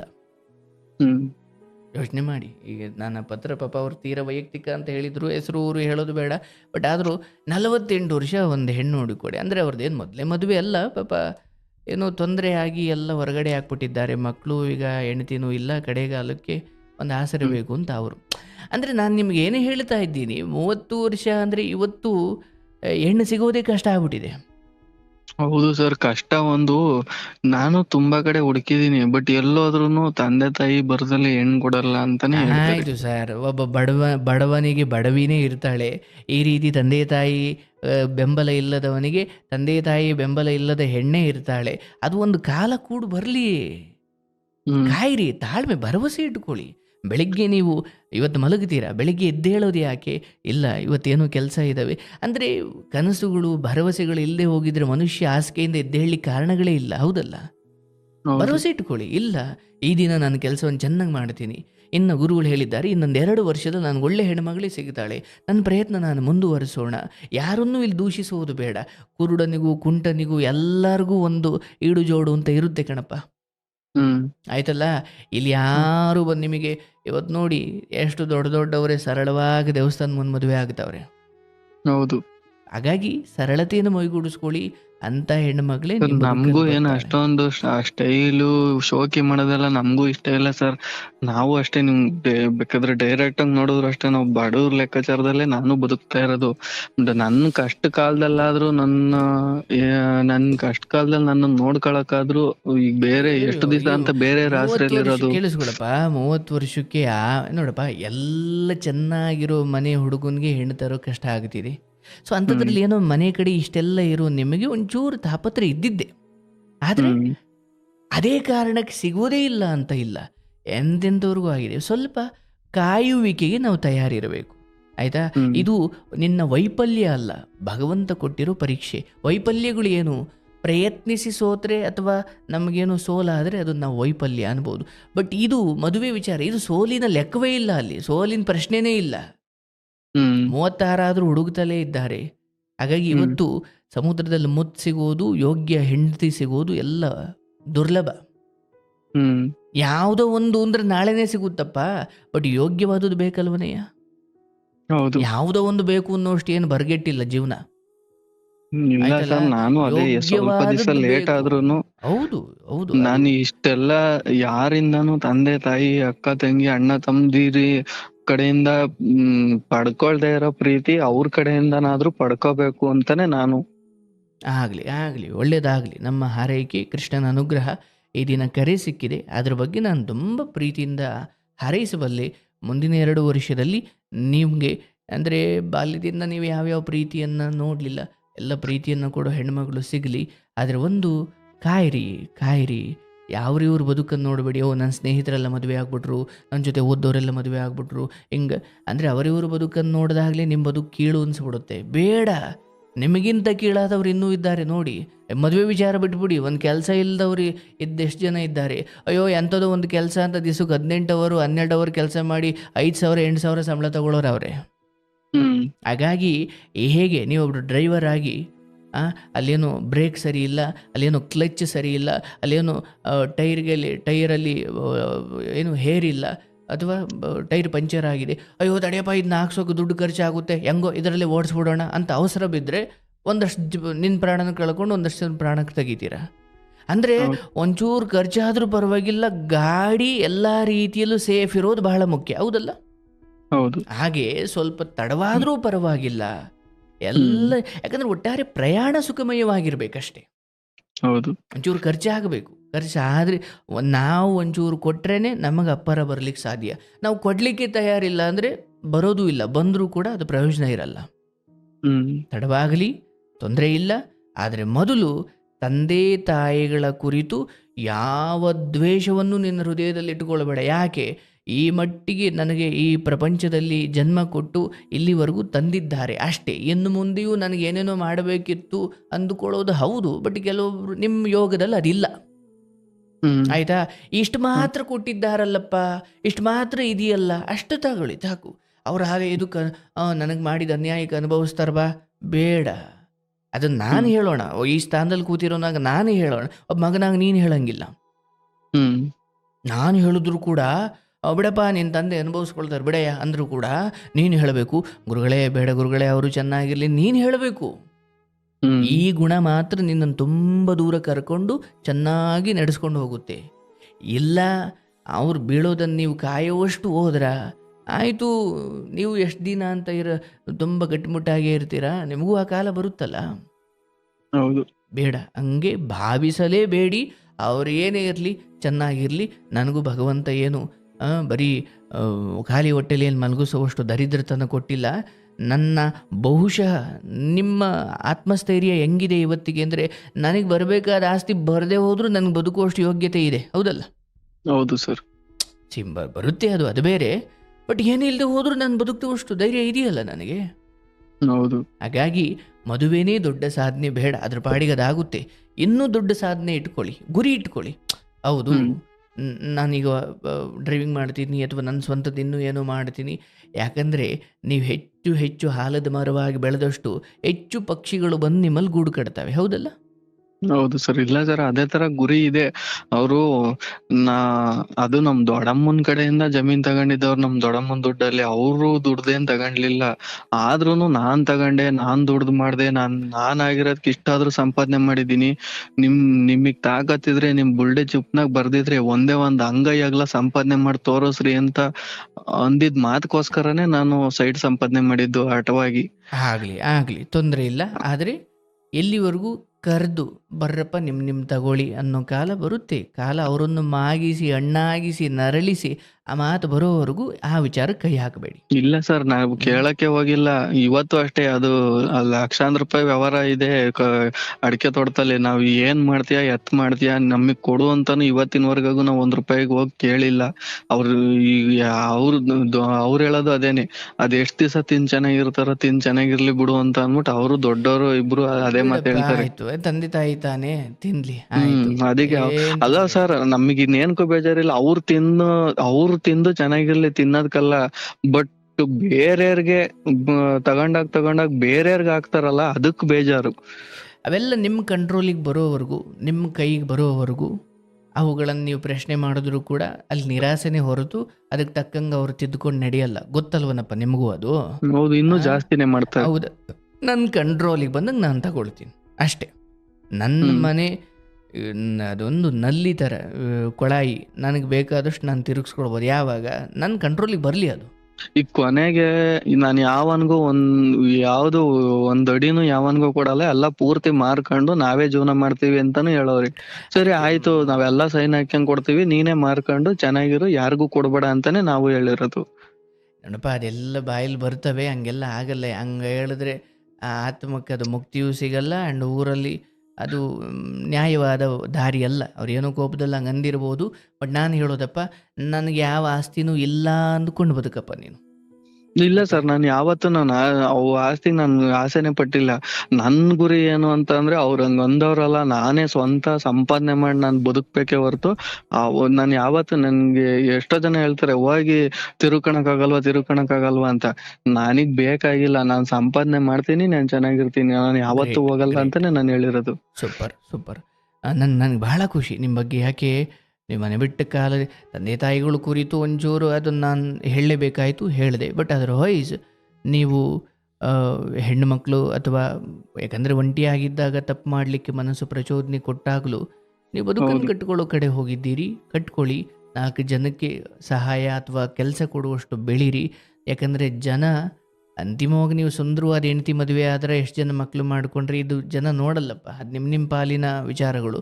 ಆದರೆ ಅಂತಿಮವಾಗಿ ಬದುಕಿನ ಸಾರ್ಥಕತೆ ಯಾವಾಗ ಅಂದರೆ, ತಂದೆ ತಾಯಿ ಅಷ್ಟೆಲ್ಲ ಅನ್ಯಾಯ ಮಾಡಿದ್ರು ಕೂಡ ಅವ್ರು ಎಂದೂ ಕೂಡ ತಂದೆ ತಾಯಿ ಬಗ್ಗೆ ಕೆಟ್ಟದಾಗ ಮಾತಾಡಿ ತಂದೆ ತಾಯಿಗಳಿಗೆ ಕೈ ಮಾಡಿ ಬೈದಿದ್ದಿಲ್ಲಪ್ಪ, ಹಂಗೆ ಬದುಕಿದ್ರು, ಹಂಗಿರ್ಬೇಕಪ್ಪ. ಅಂದರೆ ಜನ ಹೇಳಿ ಬಿಡಲಿ, ನಿನ್ನ ಆತ್ಮಕ್ಕೆ ನಿನ್ಗೆ ಹಂಗೆ ಅನಿಸ್ಬೇಕು. ಇನ್ನು ಮುಂದೆ ಅಂಥದ್ದೆಲ್ಲ ಮಾಡಲಿಕ್ಕೆ ಹೋಗಬಾರ್ದು.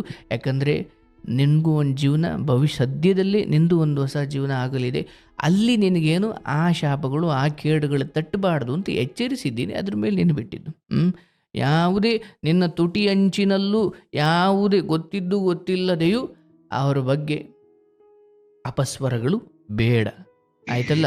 ಅದೇನೇ ಇರಲಿ, ಭಗವಂತ ನಿಮಗೇನೋ ಕಣ್ಣೋ ಕೈಯೋ ಕಾಲೋ ಕಿತ್ಕೊಂಡಿದ್ರೆ ನನ್ನ ಮಾತುಗಳು ಬೇರೆ ರೀತಿ ಇರ್ತಿದ್ದು. ಈಗ ನಿಮಗೆಲ್ಲ ಚೆನ್ನಾಗಿದೆ, ಬರೋದು ಬರುತ್ತೆ. ಸ್ತ್ರೀ ಹೆಣ್ಣು ಮಗಳ ವಿಚಾರವೂ ನಿನ್ನ ಪಾಲಿಗೆ ಬರುತ್ತೆ, ಆಸ್ತಿ ಅಂತಸ್ತು ಬರುತ್ತೆ, ಏನಿದೆಯೋ ಅದು ಬರುತ್ತೆ. ಆದರೆ ಹಾಗೆ ಬಂದು ಕೂಡಲಿಕ್ಕೆ ಒಂದು ಕಾಲ, ಅದಕ್ಕೆ ಸ್ವಲ್ಪ ಕಾಯಿಸಿ ನೋಡ್ತಾನೆ. ಈ ಕಾಯಿಸುವ ಸಮಯದಲ್ಲಿ ಮನುಷ್ಯರು ತುಂಬ ಆತುರವಾಗಿ ಒಂದಷ್ಟು ಮಾತಾಡ್ಬಿಟ್ಟಿರ್ತಾರೆ, ತಪ್ಪು ಮಾಡ್ಕೊಂಡ್ಬಿಟ್ಟಿರ್ತಾರೆ. ಯಾಕಂದರೆ ಬರಲಿರುವುದರ ಬಗ್ಗೆ ಅಥವಾ ಈ ಬರಲಿರುವ ಈ ಸಮಯ ಜ್ಞಾನದ ಬಗ್ಗೆ ಅವರು ಪರಿವಿರಲ್ಲ. ಅವರೇನು ಅಂದ್ಕೊಳ್ತಾರೆ, ಇನ್ನು ಎಷ್ಟು ಅಂತ ಕಾಯೋದು, ನಾನು ಬಿಡಲ್ಲ, ನಾನು ಇದಕ್ಕೋಸ್ಕರ ತಂದೆ ತಾಯಿಗಳ ತಲೆ ಮೇಲೆ ಕಲ್ಲೆತ್ತಾಕ್ತವ್ರಿದ್ದಾರೆ ಅನ್ನೋ ಕೋಪದಲ್ಲೋ ಆತುರದಲ್ಲೋ ಮಾಡಿ ಜೀವನ ಪೂರ್ತಿ ಜೈಲಲ್ಲಿ ಮುದ್ದೆ ಮುರಿತಾರೆ. ಹೌದು, ಬೇಡಪ್ಪ. ತಂದೆ ತಾಯಿ ಇವ್ರ ವಿಚಾರವಾಗಿ ಒಳ್ಳೆಯ ಭಾವನೆ ಇಟ್ಟುಕೊಳ್ಳಿ. ಅವ್ರು ಏನೇ ಮಾಡಿರಲಿ ಅವ್ರು ನನಗೆ ಎಂದಿಗೂ ಪೂಜ್ಯರು ಅಂತ ದೂರ ಇರಿ, ತೊಂದರೆ ಇಲ್ಲ, ಮಾತಾಡಿಸ್ಬೇಡಿ, ಏನೋ ಕಾಲಿಗೆ ಬೀಳ್ಬೇಡಿ. ಬಿದ್ದಂಥ ಕಾಲಕ್ಕೇನೋ ನೋಡ್ತೀರಾ ಅದು ಬೇರೆ, ಮಕ್ಕಳಾಗಿ ನಿಮ್ಮ ಕರ್ತವ್ಯ. ಆದರೆ ನಾನಿರುವ ಜಾಗದಲ್ಲಾದರೂ ದೇವರಿಗೆ ಎಷ್ಟು ಸ್ಮರಣೆ ಮಾಡ್ತೀನೋ ತಾಯಿ ತಂದೆಗೂ ಅಷ್ಟೇ ನಮಸ್ಕಾರ ಮಾಡಬೇಕು. ನಿನಗುಟ್ಟಿದ್ದ ಮಕ್ಕಳನ್ನು ನೀನು ಹೇಗೆ ಕೆಟ್ಟವರು ಅಂತ ಮನೆಯಿಂದ ಆಚೆ ಹಾಕಲ್ವೋ, ಹಾಗೆ ನನ್ನನ್ನು ಹೆತ್ತ ತಂದೆ ತಾಯಿಗಳನ್ನು ಕೆಟ್ಟವರು ಅಂತ ನಾನು ತೀರಾ ಪ್ರೀತಿಯಿಂದ ಮೇಲ್ ಬೀಳದೆ ಇರಬಹುದು, ಹೃದಯದಲ್ಲಾದ್ರೂ ಒಳ್ಳೆ ಭಾವನೆ ಇರ್ಬೇಕಷ್ಟೇ. ಇಲ್ಲ ಸರ್, ನಮ್ಗೇನ್ ದ್ವೇಷ ಇಲ್ಲ, ಬಟ್ ಈ ತರ ದ್ವೇಷ ಇಲ್ಲ, ಇಷ್ಟೊಂದೆಲ್ಲ ಪ್ರೇಮ ಕಷ್ಟ ಇಲ್ಲ ಅನ್ನೋದ್ರ ಕೊಟ್ರಲ್ಲ. ಬಗ್ಗೆನೇ ಪ್ರಶ್ನೆ ಇರೋದು. ಹೌದು, ಅಂದ್ರೆ ಈಗ್ಲೂ ಅಷ್ಟೇ ಸರ್, ನಾನ್ ಪೂಜೆ ಮಾಡ್ಬೇಕಾದ್ರೆ ಎಲ್ರೂನು ಚೆನ್ನಾಗಿಡು ಅಂತಾನೆ ನಾನ್ ಕೇಳ್ಕೊಳ್ಳೋದು. ಯಾರಿಗೂ ನನ್ಗೆ ಆ ತರ ತೊಂದ್ರೆ ಕೊಡು ಈ ತರ ತೊಂದ್ರೆ ಕೊಡು ಅಂತ ನಾನು ಯಾವತ್ತೂ ಯಾವ ದೇವಸ್ಥಾನದಲ್ಲೂ ನಾನು ಯಾವತ್ತೂ ಆ ತರ ಬಾಯ್ ಬಿಟ್ಟು ಕೇಳೇ ಇಲ್ಲ. ನನ್ನ ಎದೆಲ್ಲೂ ನನ್ ಮನ್ಸಲ್ಲೂ ನಾನು ಕೇಳಿಲ್ಲ. ಪ್ರತಿಯೊಬ್ಬರಿಗೂ ಎಲ್ಲಾರ್ಗೂ ಒಳ್ಳೇದ್ ಮಾಡಮ್ಮ ಅಂತಾನೆ ನಾನು ಕೇಳ್ಕೊಂತೀನಿ. ಆಯ್ತಪ್ಪ, ಅಲ್ಲಿ ಎಲ್ಲಿವರೆಗೂ ನಿಮ್ಮ ಪ್ರಾರ್ಥನೆಗಳು ಈ ರೀತಿ ಇರ್ತವೆ, ಭಗವಂತ ನಿಮ್ಮನ್ನು ಚೆನ್ನಾಗಿಡ್ತಾನೆ. ಒಳ್ಳೆಯದಾಗಲಿ. ನಿಮ್ಮ ಕಾಯಕವನ್ನು ತುಂಬ ಚೆನ್ನಾಗಿ ಮಾಡಿ. ಎಲ್ಲಿವರೆಗೂ ಅನ್ನಕ್ಕೆ ದಾರಿ ಚೆನ್ನಾಗಿರುತ್ತೆ, ಒಳ್ಳೆಯ ಉದ್ಯೋಗ ಇರುತ್ತೆ, ಒಳ್ಳೆಯ ಆರೋಗ್ಯ ಇರುತ್ತೆ, ಒಳ್ಳೆಯ ಸಹವಾಸಗಳಿರ್ತವೆ. ಇಷ್ಟಿದ್ರೆ ಜೀವನದಲ್ಲಿ ಮಿಕ್ಕೆಲ್ಲ ಭಾಗ್ಯಗಳು ಬಿಟ್ಟುಬಿಡಿ, ದೇವರೇ ನಿನ್ನ ಮನೆಯಲ್ಲಿ ವಾಸ ಮಾಡ್ತಾನೆ. ನನ್ನ ಅಂತರಂಗ ಶುದ್ಧಿ ಇರಬೇಕು. ಜನರು ನೋಡುವ ದೃಷ್ಟಿಕೋನ, ಜನಾರ್ದನ ನೋಡೋ ದೃಷ್ಟಿಕೋನ ಬೇರೆ ಬೇರೆ. ಜನರು ನಿಮ್ಮ ಹಣ ಆಸ್ತಿ ಹೊರಗಿನ ಕೀರ್ತಿ ಸೌಂದರ್ಯ ನೋಡ್ತಾರೆ. ಭಗವಂತ ಜನಾರ್ದನ ನಿನ್ನ ಹೃದಯ ಶುದ್ಧತೆಯನ್ನು ನೋಡ್ತಾನೆ. ಇಷ್ಟ ಆದಮೇಲೂ ಅಷ್ಟು ಶುದ್ಧತೆಯನ್ನು ನೀವು ಕಾಪಾಡಿಕೊಂಡಿದ್ದೇ ಆದಲ್ಲಿ ತುಂಬ ಪವಿತ್ರವಾದದ್ದು ಹಾಗೂ ತುಂಬ ಅದ್ಭುತವಾದದ್ದನ್ನೇ ಭಗವಂತ, ಅದು ಹೆಣ್ಣಾಗಿರ್ಬೋದು, ಬೇರೆ ಯಾವುದೇ ವಿಚಾರ ಆಗಿರ್ಬೋದು, ಒಳ್ಳೆಯ ಅಥವಾ ಶುದ್ಧ ಅಥವಾ ಸಭ್ಯ ಹೆಣ್ಮಗಳು, ಯೋಗ್ಯ ಹೆಣ್ಮಗಳೇ ನಿಮ್ಮ ಜೀವನದಲ್ಲಿ ಬರುವಂತಾಗಲಿ, ಶುಭವಾಗಲಿ. ಆ ದಿನ ನೀವೇ ಫೋನ್ ಮಾಡಿ ಹೇಳ್ತೀರಾ, ನಿಮ್ಗೆ ಒಳ್ಳೆಯದಾಗಲಿ. ಅಣ್ಣ ತಮ್ಮಂದಿರ ಜೊತೆ ಸಂಬಂಧ ಚೆನ್ನಾಗಿ ಇಟ್ಕೊಳ್ಳಿ. ಯಾಕಂದರೆ ನೋಡಿ, ನಾಳೆ ದಿನ ತೀರಾ ನಾನು ಜನ ಸಂಪಾದನೆ ಮಾಡಿಬಿಟ್ಟಿದ್ದೀನಿ ಅಂತ ಅಂದ್ಕೊಂಡು ಸಂಬಂಧಗಳನ್ನು ಹಾಳು ಮಾಡಿಕೊಳ್ಬ. ಈಗ ನಮಗೆ ಸುತ್ತಮುತ್ತ ಜನಗಳಿರ್ಬೋದು, ಆದರೆ ಎಲ್ಲರೂ ಅವರವ್ರದೇ ಕರುಳ ಬಳ್ಳಿಗಳಿದ್ದಾವೆ. ಅವ್ರಿಗೆ ಕೊಡುವಷ್ಟು ಸಮಯ ಬೆಲೆ ನಿಮಗೆ ಕೊಡಲ್ಲ. ಅದು ನಿಮಗೆ ಗೊತ್ತಿರ್ಬೇಕು ಮೊದಲೇ. ಇಲ್ಲಪ್ಪ ನನ್ನ ಬೆಸ್ಟ್ ಫ್ರೆಂಡು ಏನೇ ಅಲ್ಲಿ ಅವ್ರ ತಮ್ಮನಿಗೆ ಅವನು ಕೊಟ್ಟಷ್ಟು ಪ್ರೀತಿ ನನ್ನ ನಿಮಗೆ ಕೊಡ್ಲಿಕ್ಕೆ ಸಾಧ್ಯವೇ ಇಲ್ಲ. ಯಾವುದೋ ಒಂದು ಗಳಿಗೆಯಲ್ಲಿ ಬಂದು ಆಸ್ಪತ್ರೆಗೆ ಸೇರಿಸ್ಬೋದು ಅಷ್ಟೇ, ಬಟ್ ಕ್ಯಾಶ್ ಕೊಡ್ಲಿಕ್ಕಾಗಲ್ಲ. ಹೌದು. ಹಾಗಾಗಿ ಏನು ಕೆಟ್ಟ ಗಳಿಗೆ ಬರಲಿ, ಹೌದು ಸ್ವಲ್ಪ ಮಾತಾಡೋ ಕಷ್ಟ, ಯಾಕೆ ಹಿಂದ್ಗಡೆ ಜಗಳಗಳಾಗ್ಬಿಟ್ಟವೆ, ಏನೇನೋ ನಡೆದು ಬಿಟ್ಟಿದೆ. ಆದರೆ ಅವನಿಗೆ ಕಷ್ಟ ಅಂತ ಗೊತ್ತಾದಾಗ ಓಡೋಗುವಷ್ಟು ನಾನು ಮನುಷ್ಯತ್ವ ಉಳಿಸ್ಕೊಳ್ಬೇಕು. ಉಳಿಸ್ಕೊಂಡಿದೀನಿ ಸರ್. ಅವರು ಮರದ ಮೇಲಿಂದ 2-3 ಸಲ ಬಿದ್ದಿದ್ರು. ಅವಾಗ್ಲೂ ಕೂಡ ನಮ್ಮ ಅಣ್ಣ ದೊಡ್ಡವನಾಗ್ಲಿ ಎಳ್ನೇನಾಗ್ಲಿ ₹1 ಖರ್ಚಿಕ್ಲಿಲ್ಲ. ನಾನೇ ಹೋಗಿ ಪೂರ್ತಿ ಹಾಸ್ಪಿಟ್ಲ್ ಬಿಲ್ ಎಲ್ಲ ಡಿಸ್ಚಾರ್ಜ್ ಆಗೋವರೆಗೂ ಜೊತೆಲಿದ್ದು ನಾನೇ ಪೂರ್ತಿ ಬಿಲ್ ಎಲ್ಲ ಕಟ್ಟಿ ಮನೆಗ್ ಬಿಟ್ಟು ಬಂದಿದ್ದೀನಿ. ನಾನ್ ಮಾತಾಡಿಸ್ತಾ ಇರ್ಬೋದು, ಹಾಸ್ಪಿಟ್ಲಲ್ಲೂ ಕೂಡ ಮಾತಾಡಿಸ್ಲಿಲ್ಲ ಸರ್. ನಾನೇ ಆಟೋ ಬುಕ್ ಮಾಡಿ ಡಿಸ್ಚಾರ್ಜ್ ಮಾಡಿಸಿ ಮನೆಗ್ ಕರ್ಕೊಂಡೋಗಿ ಬಿಡ್ರಿ ಅಂತ ಅಡ್ರೆಸ್ ಹೇಳಿ ಆಟೋ ಬಾಡಿಗೆನೂ ಕೊಟ್ಟು ಹಾಸ್ಪಿಟ್ಲ್ ಬಿಲ್ ಎಲ್ಲ ಪೂರ್ತಿ ಕಟ್ಕೊಟ್ಟು ನಾನು ಬೆಂಗಳೂರಿಗೆ ಕೆಲ್ಸಕ್ಕೆ ಹೋಗಿದ್ದೀನಿ, ರಜಾಕ್ ಬಂದು 3 ದಿವಸ. ಗ್ರೇಟ್ ಅಪ್ಪ. ಬಹಳ ಸಂತೋಷ ಆಯಿತು. ಮೊದಲು ಪರಿಸ್ಥಿತಿ ಹೇಗೆ ಬಂದಿದೆಯೋ ಅದನ್ನು ಮೊದಲು ಮನುಷ್ಯ ಒಪ್ಪಿಕೊಳ್ಬೇಕು. ಹೌದು, ತಂದೆ ಸತ್ತೋದ್ರು ಒಪ್ಪಿಕೊಳ್ಬೇಕು, ತಂದೆ ಸರಿ ಇಲ್ಲ ಒಪ್ಪಿಕೊಳ್ಬೇಕು, ಕೆಲಸ ಹೋಯಿತು ಒಪ್ಪಿಕೊಳ್ಬೇಕು, ಅಥವಾ ನನಗೀಗ ಒಂದು ಅದ್ಭುತವಾದ ಸಜ್ಜನರ ಸಹವಾಸ ಸಿಕ್ತು ಒಪ್ಪಿಕೊಳ್ಬೇಕು. ಬದುಕಲ್ಲಿ ಏನಾಯಿತು ಮೊದಲು ಒಪ್ಪಿಕೊಳ್ಬೇಕು, ಆಮೇಲೆ ಪರಿಹಾರದ ಮಾರ್ಗ. ನಾನು ಒಪ್ಕೊಳ್ಳೋದು ಬಿಟ್ಟು ಯಾಕೆ ಹಿಂಗಾಯ್ತು ಅಂದರೆ ಪ್ರಶ್ನೆಗಳೇ ತುಂಬಿ ಹೋಗ್ಬಿಟ್ರೆ ಆ ಬದುಕಿದೆಯಲ್ಲ ಬ್ರಹ್ಮಗಂಟಾಗ್ಬಿಡುತ್ತೆ, ಬಿಡಿಸ್ಲಿಕ್ಕಾಗಲ್ಲ. ಪರಿಹಾರ ಪ್ರಶ್ನೆ ಏನಿಲ್ಲ ಸರ್, ನಾನ್ ಪ್ರಶ್ನೆ ಹಾಕೊಂಡಿಲ್ಲ. ಇವಾಗ ನಮ್ಮ ಅಣ್ಣ 2ನೇನ್ಗೆ ಎಲ್ಲಾ ತರ ದುಶ್ಚಟಗಳು ಇದಾವೆ. ಕುಡ್ತ ಆಗಿರ್ಬೋದು, ಸಿಗರೇಟ್ ಆಗಿರ್ಬೋದು, ಹೆಣ್ಣಿನ ಸವಾಸ ಆಗಿರ್ಬೋದು, ಎಲ್ಲ ಐತೆ. ಬಟ್ ನಾನು ಹಠ ಛಲದಿಂದ ನಾನು ಗುರಿ ಮುಟ್ಬೇಕು ಅಂತ ಇಲ್ಲಿವರೆಗೂ ಗುರಿ ಇಟ್ಕೊಂಡು ನಾನು ಯಾವ ದುಶ್ಚಟಗಳ್ನು ಮಾಡ್ದೇನೆ. ಒಂದ್ ಹೆಣ್ಣಿನ ಸವಾಸ ಮಾಡ್ಲಿಲ್ಲ, ಒಂದು ಕುಡ್ತ ಕಲೀಲಿಲ್ಲ, ಒಂದ್ ಸಿಗರೇಟ್ ಸೇರ್ಲಿಲ್ಲ, ಒಂದ್ ಗುಟ್ಕ ಹಾಕ್ಲಿಲ್ಲ, ಏನೂ ಮಾಡ್ಲಿಲ್ಲ. ಇಷ್ಟು ನಿಯತ್ತಾಗಿ ಬದುಕಿದ್ರು ದೇವ್ರು ನಮ್ಗೆ ಒಂದ್ ಒಳ್ಳೆ ದಾರಿ ಬಿಟ್ಕೊಡ್ಲಿಲ್ವಲ್ಲ ಅನ್ನೋದೊಂದು ಬೇಜಾರಷ್ಟೇ. ಇಲ್ಲಪ್ಪ, ನನಗೆ ಕೈಯೋ ಕಾಲ ಹೋಗ್ಬಿಟ್ಟಿದೆಯೇನೋ ಅನ್ನುವಷ್ಟು ನೀನು ಹೇಳ್ತಿದೀಯ. ನನ್ನ ದೃಷ್ಟಿಯಲ್ಲಿ ಇಲ್ಲಿವರೆಗೂ ಸಾವಿರಾರು ಜನರನ್ನು ನಾನು ಕಂಡಿದ್ದೀನಿ. ನಾನು ಕಂಡುಕೊಂಡ ಸತ್ಯ, ಎಲ್ಲಿವರೆಗೂ ಕೈಕಾಲು ಗಟ್ಟಿ ಇದ್ದಾವೆ ಅಥವಾ ಎಲ್ಲಿವರೆಗೂ ಯಾರ ಕಾಲ್ದಡಿಗೂ ಹೋಗ್ದಂಗೆ ಒಂದೊಳ್ಳೆ ಕೆಲಸ ಕೊಟ್ಟು, ಒಂದು ದುಡಿಮೆ ಕೊಟ್ಟು, ನೀವು ರಾತ್ರಿ ದುಡಿದು ಬಂದು ಮಲಗೋಕೆ ಒಂದು ಜಾಗ ಕೊಟ್ಟು, ಕಣ್ತುಂಬ ನಿದ್ದೆ ಬರೋಂಗೆ ಮಾಡಿ, ಹೊಟ್ಟೆ ತುಂಬ ಊಟ ಕೊಟ್ಟು, ಇಷ್ಟು ಆರೋಗ್ಯವನ್ನು ಕೊಟ್ಟು ಒಂದು ಮಟ್ಟಿಗೆ ಚೆನ್ನಾಗಿಟ್ಟಿದ್ದಾನಲ್ಲ. ಅಂದರೆ ಮೂಲಭೂತ ಅಂತ ಹೇಳ್ತಿದ್ದೀನಿ. ಅದನ್ನು ಮೀರಿ ಮನುಷ್ಯನ ಆಸೆಗಳಿಗೆ ಮಿತಿ ಇಲ್ಲ, ಕೊನೆ ಇಲ್ಲ, ಅದು ಬೇರೆ. ಆದರೆ ನನಗೊಂದು ದಾರಿ ಮಾಡಲಿಲ್ವಲ್ಲ. ಅರೇ, ಧರ್ಮದ ಪ್ರತಿರೂಪವಾದ ರಾಮಚಂದ್ರನೇ 14 ವರ್ಷ ಕಾಡಲ್ಲ ಅಲ್ದು ಬಂದ ಆತಗೆ. ಒಳ್ಳೆಯವರಿಗೆ ಪರೀಕ್ಷೆಗಳೇ ಹೆಚ್ಚು, ಹಣ್ಣು ಬಿಟ್ಟು ಮರಕ್ಕೆ ಕಲ್ಲು ಹೊಡೆಯೋದು ಜಾಸ್ತಿ. ಸುಮ್ಮನೆ ಹಣ್ಣೇ ಬಿಡದ ಯಾವ ಮರಕ್ಕೂ ಜನ ಕಲ್ಲು ಹೊಡೆಯಲ್ಲ, ಹಣ್ಣು ಬಿಟ್ಟು ಮರಕ್ಕೆ ಕಲ್ಲು ಹೊಡಿತಾರೆ. ನೀವು ಒಳ್ಳೆಯವರು, ಒಳ್ಳೆ ಗುಣ ಇರೋರು ಅಂದಾಗ ಜನ ಅನ್ನೋದಕ್ಕಿಂತ ಭಗವಂತ ಪರೀಕ್ಷೆಗಳನ್ನ ಒಡ್ಡುತ್ತಾನೆ. ಯಾಕೆ?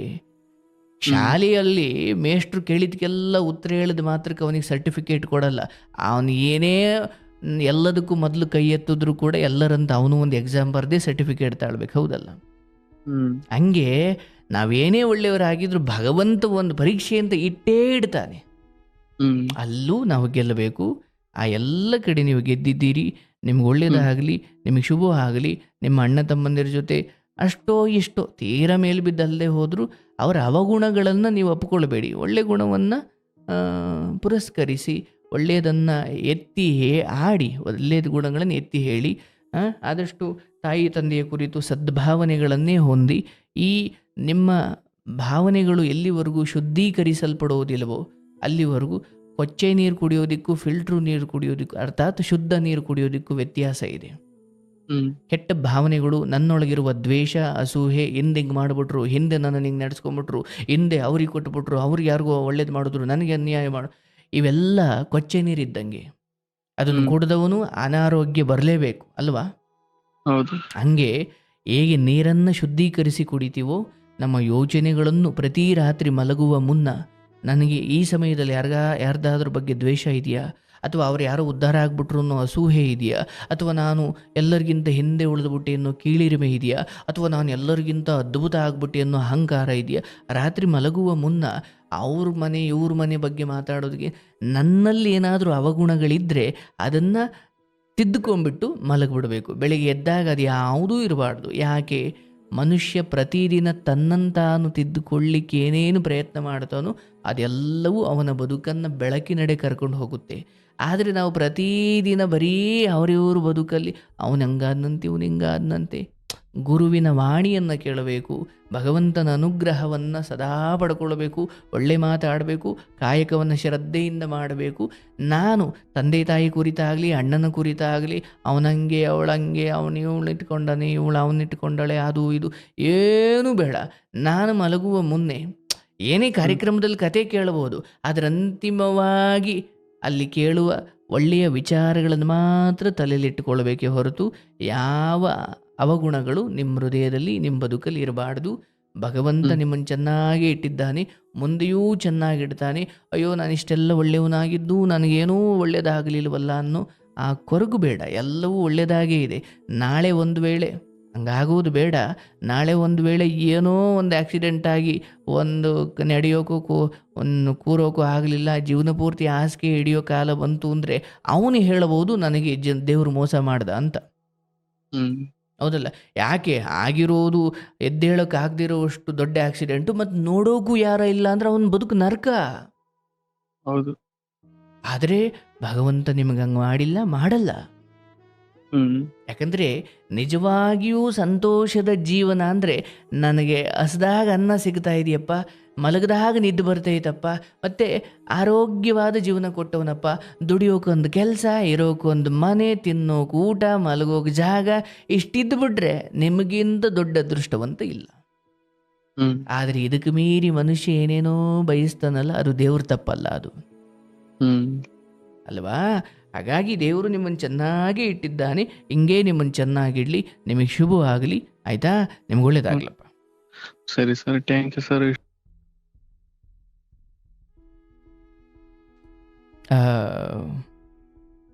ನೋಡಿ, ಭಾಳ ಸಮಯ ತಗೊಂಡೆ ಇವ್ರ ಕತೆ.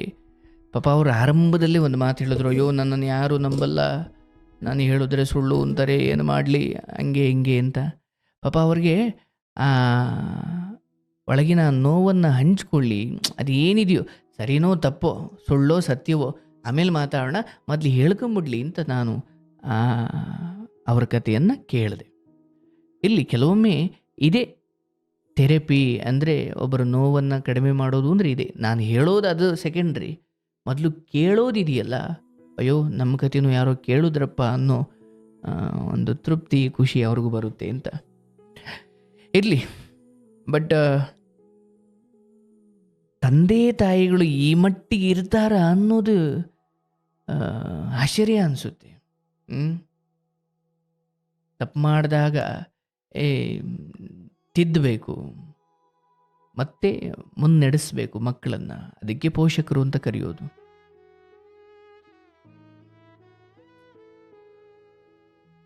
ಯಾಕೆ ಹೀಗೆ ಮಾಡಿಕೊಂಡ್ರು ನೋಡಿ, ಆ ಮನೆ ನೋಡಿ, ಛಿದ್ರ ಛಿದ್ರ. ಅಪ್ಪ ಅಮ್ಮ ಒಂದು ಕಡೆ, ದೊಡ್ಡ ಮಗ ಒಂದು ಕಡೆ, ಮಧ್ಯದವನೊಂದು ಕಡೆ, ಕೊನೆಯವನೊಂದು ಕಡೆ. ಅಪ್ಪ ಅಮ್ಮ ಬಹುಶಃ ಮನಸ್ಸು ಮಾಡಿದರೆ ಅವ್ರನ್ನೆಲ್ಲ ತಿದ್ದಿ, ಅಯ್ಯೋ ಎಲ್ರಿಗೂ ಹಂಚುವಷ್ಟು ಆಸ್ತಿ ಇದೆ, ಭಗವಂತ ಎಲ್ಲ ಕೊಟ್ಟಿದ್ದಾನೆ, ಇನ್ನು ನಾವು ತಾನೇ 3 ಮಕ್ಕಳನ್ನ ಹಿಂಗೆ ಬೀದಿ ಪಾಲು ಮಾಡಿ ನಾವೇನು ನೆಮ್ಮದಿಯಾಗಿರಬಲ್ಲವು? ಯೋಚನೆ ಮಾಡಬೇಕಲ್ಲ.